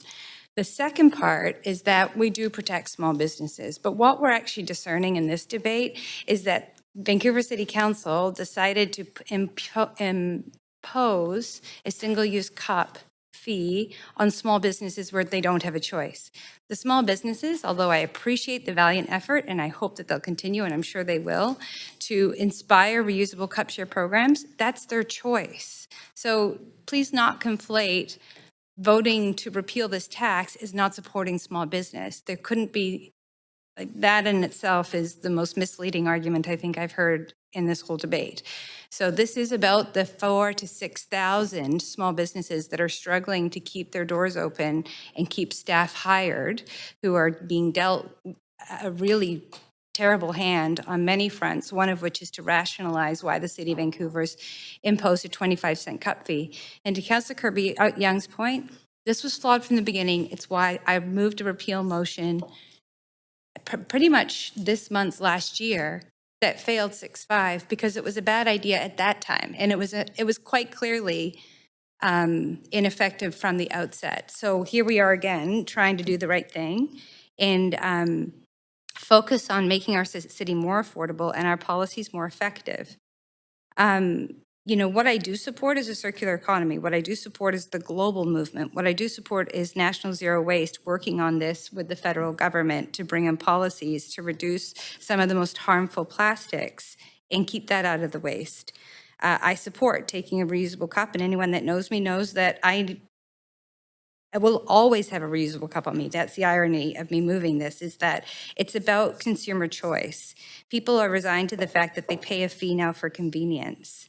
And that is not something that I want to be a part of as a government, because it is that red tape that we hear so often is making life harder and making businesses harder to get by in our day-to-day. There are other sectors that are promoting efforts that, and one of them I think, and Councillor Carr knows well, is the film industry.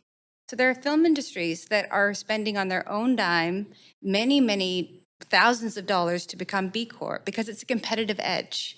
So there is a huge market around greening our industries because it becomes the competitive edge.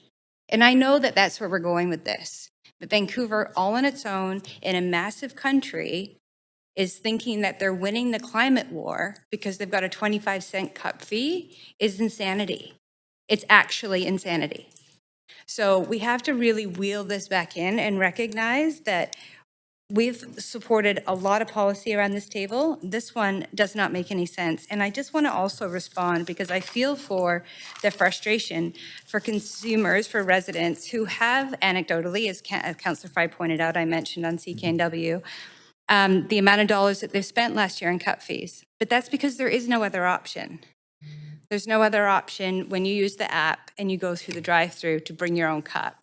And who knows what the life circumstances for that person, but as a government, we're not getting involved in what people's choices are day to day on how they run their lives. That's overreach.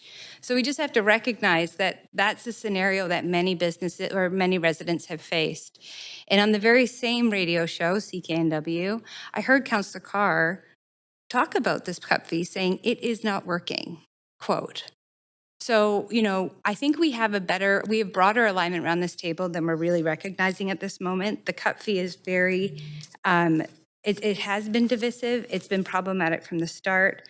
And we've heard from people who have come to speak today, and again, I appreciate all speakers who spoke, but particularly hearing from Greg Wilson and hearing from Mark from Restaurant Canada, who represent thousands and thousands and thousands of members who are affected by this cup fee, who are actually financially benefiting from this cup fee, who are advocating for us to take it away. Like, even that logic has to give you some cause, some reason to pause and say, let's take it away and let's focus on effective policy that's actually going to reduce waste. Thank you for hearing me out on that. Thank you. Councillor Boyle.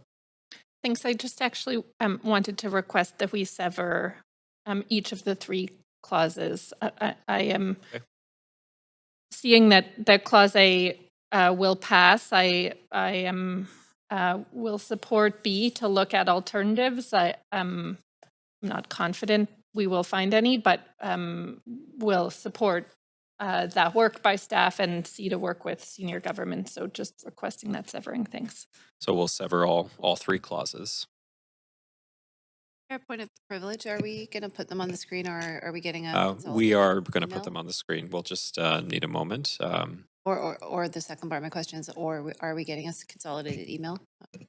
We could do both potentially. Okay. All right. As long as we can see what we're voting on. They definitely will be on the screen momentarily, and we will highlight the portion that we're voting on. But all three of them will be severed. Does that work for you, Councillor Kirby-Yung? Okay, perfect. We'll just need a moment to get these up on the screen.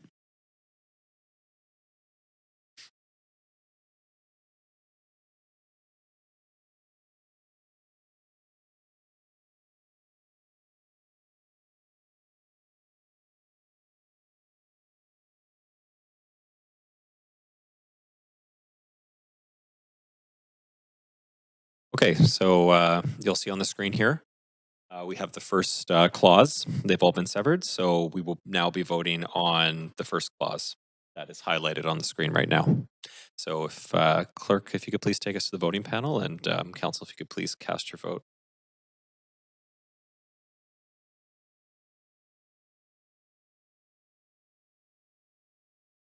Okay, motion carries. In opposition, Councillor Carr, Councillor Boyle, and Councillor Fry. We'll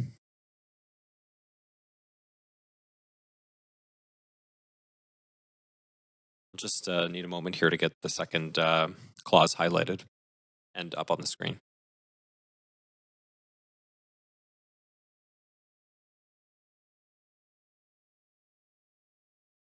Okay, so you can see on the screen the second clause, which we'll now be voting on. Clerk, if you could please take us again to the voting panel, and council, if you could please cast your vote.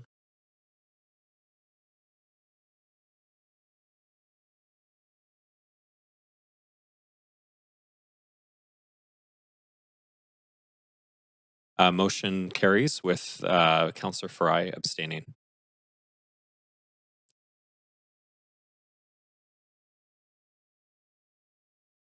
And finally, we will now vote on the third clause. So just a moment here while we get it up on the screen and highlighted. Okay, you can now see on the screen the third clause that's highlighted. So clerk, if you could please take us to the voting panel, and council, if you could please cast your vote.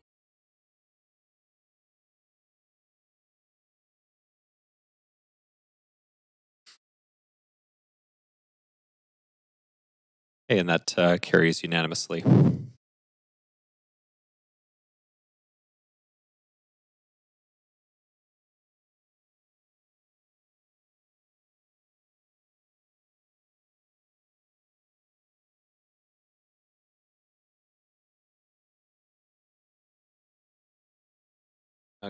Councillor Boyle, you have the floor. Thanks, Chair. As I noted, I am moving an amendment that I circulated a while ago to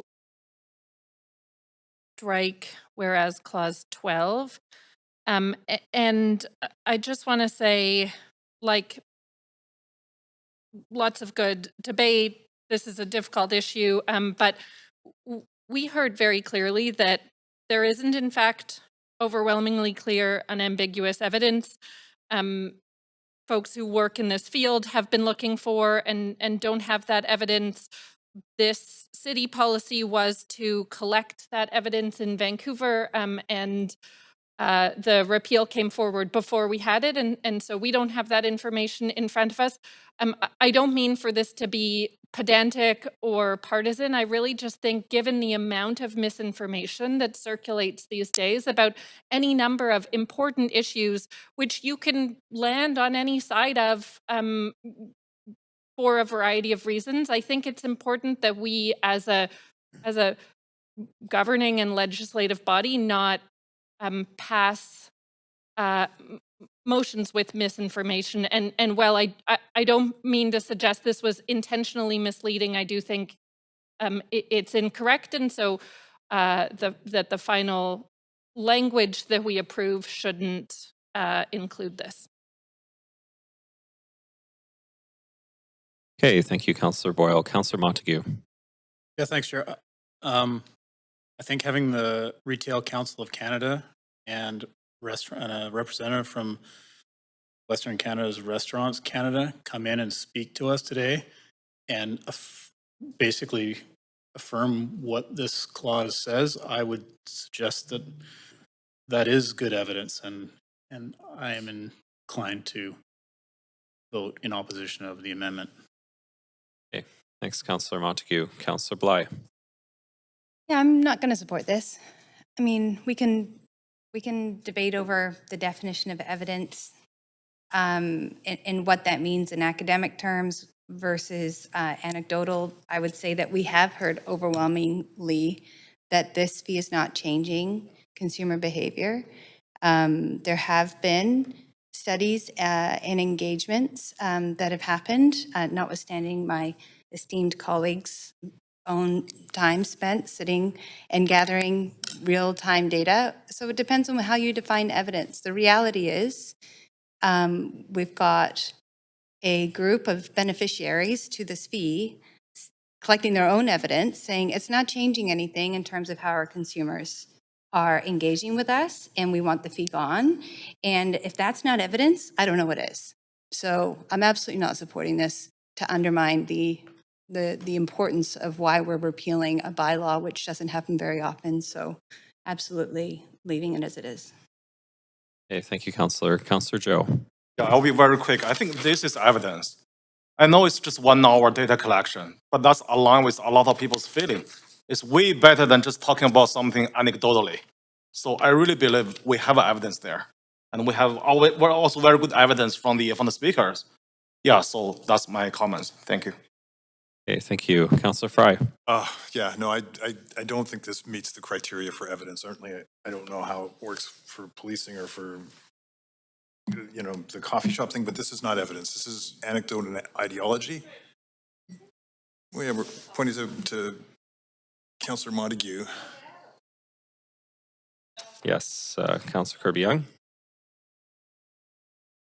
Casting aspersion based upon, and I think the Human Rights Charter follows this, marital status, occupation, personal characteristics, etc., and casting aspersion on council members because of their past professions or the comments that they are making is out of line, and I would like you to rule that comment out of order. You know, I will say, Excuse me, I'm talking. 1 second. You are casting aspersions. I am countering that because it is our responsibility collectively to maintain a respectful dialogue in a workplace chamber.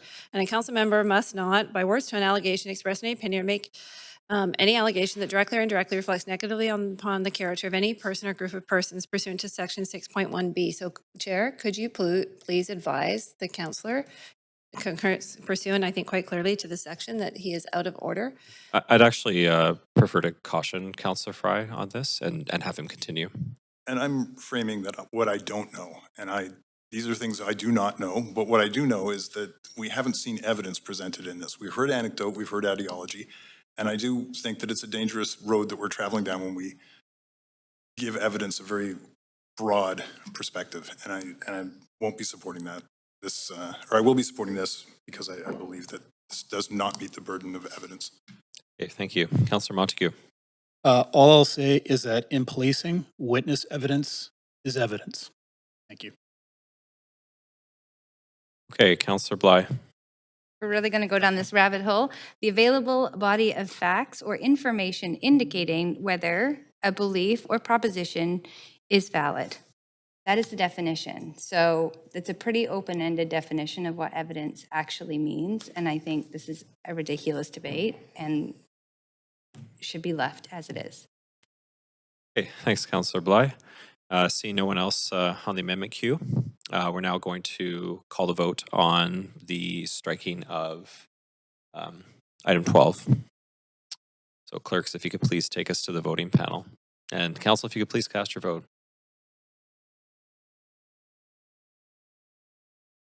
And that fails. Councillor Meisner in opposition, Councillor Kirby-Yung in opposition, Councillor Bly in opposition, Councillor Montague in opposition, Councillor Klassen in opposition, and Councillor Joe in opposition. Now go back to the main queue. Councillor Boyle? Nope. Okay.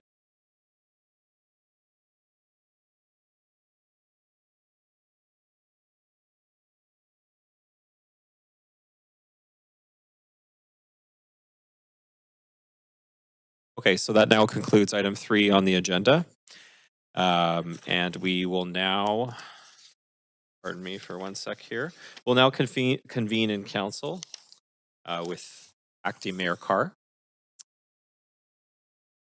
Oh, we need to adjourn first. Apologies. Okay, thank you, Councillor Boyle.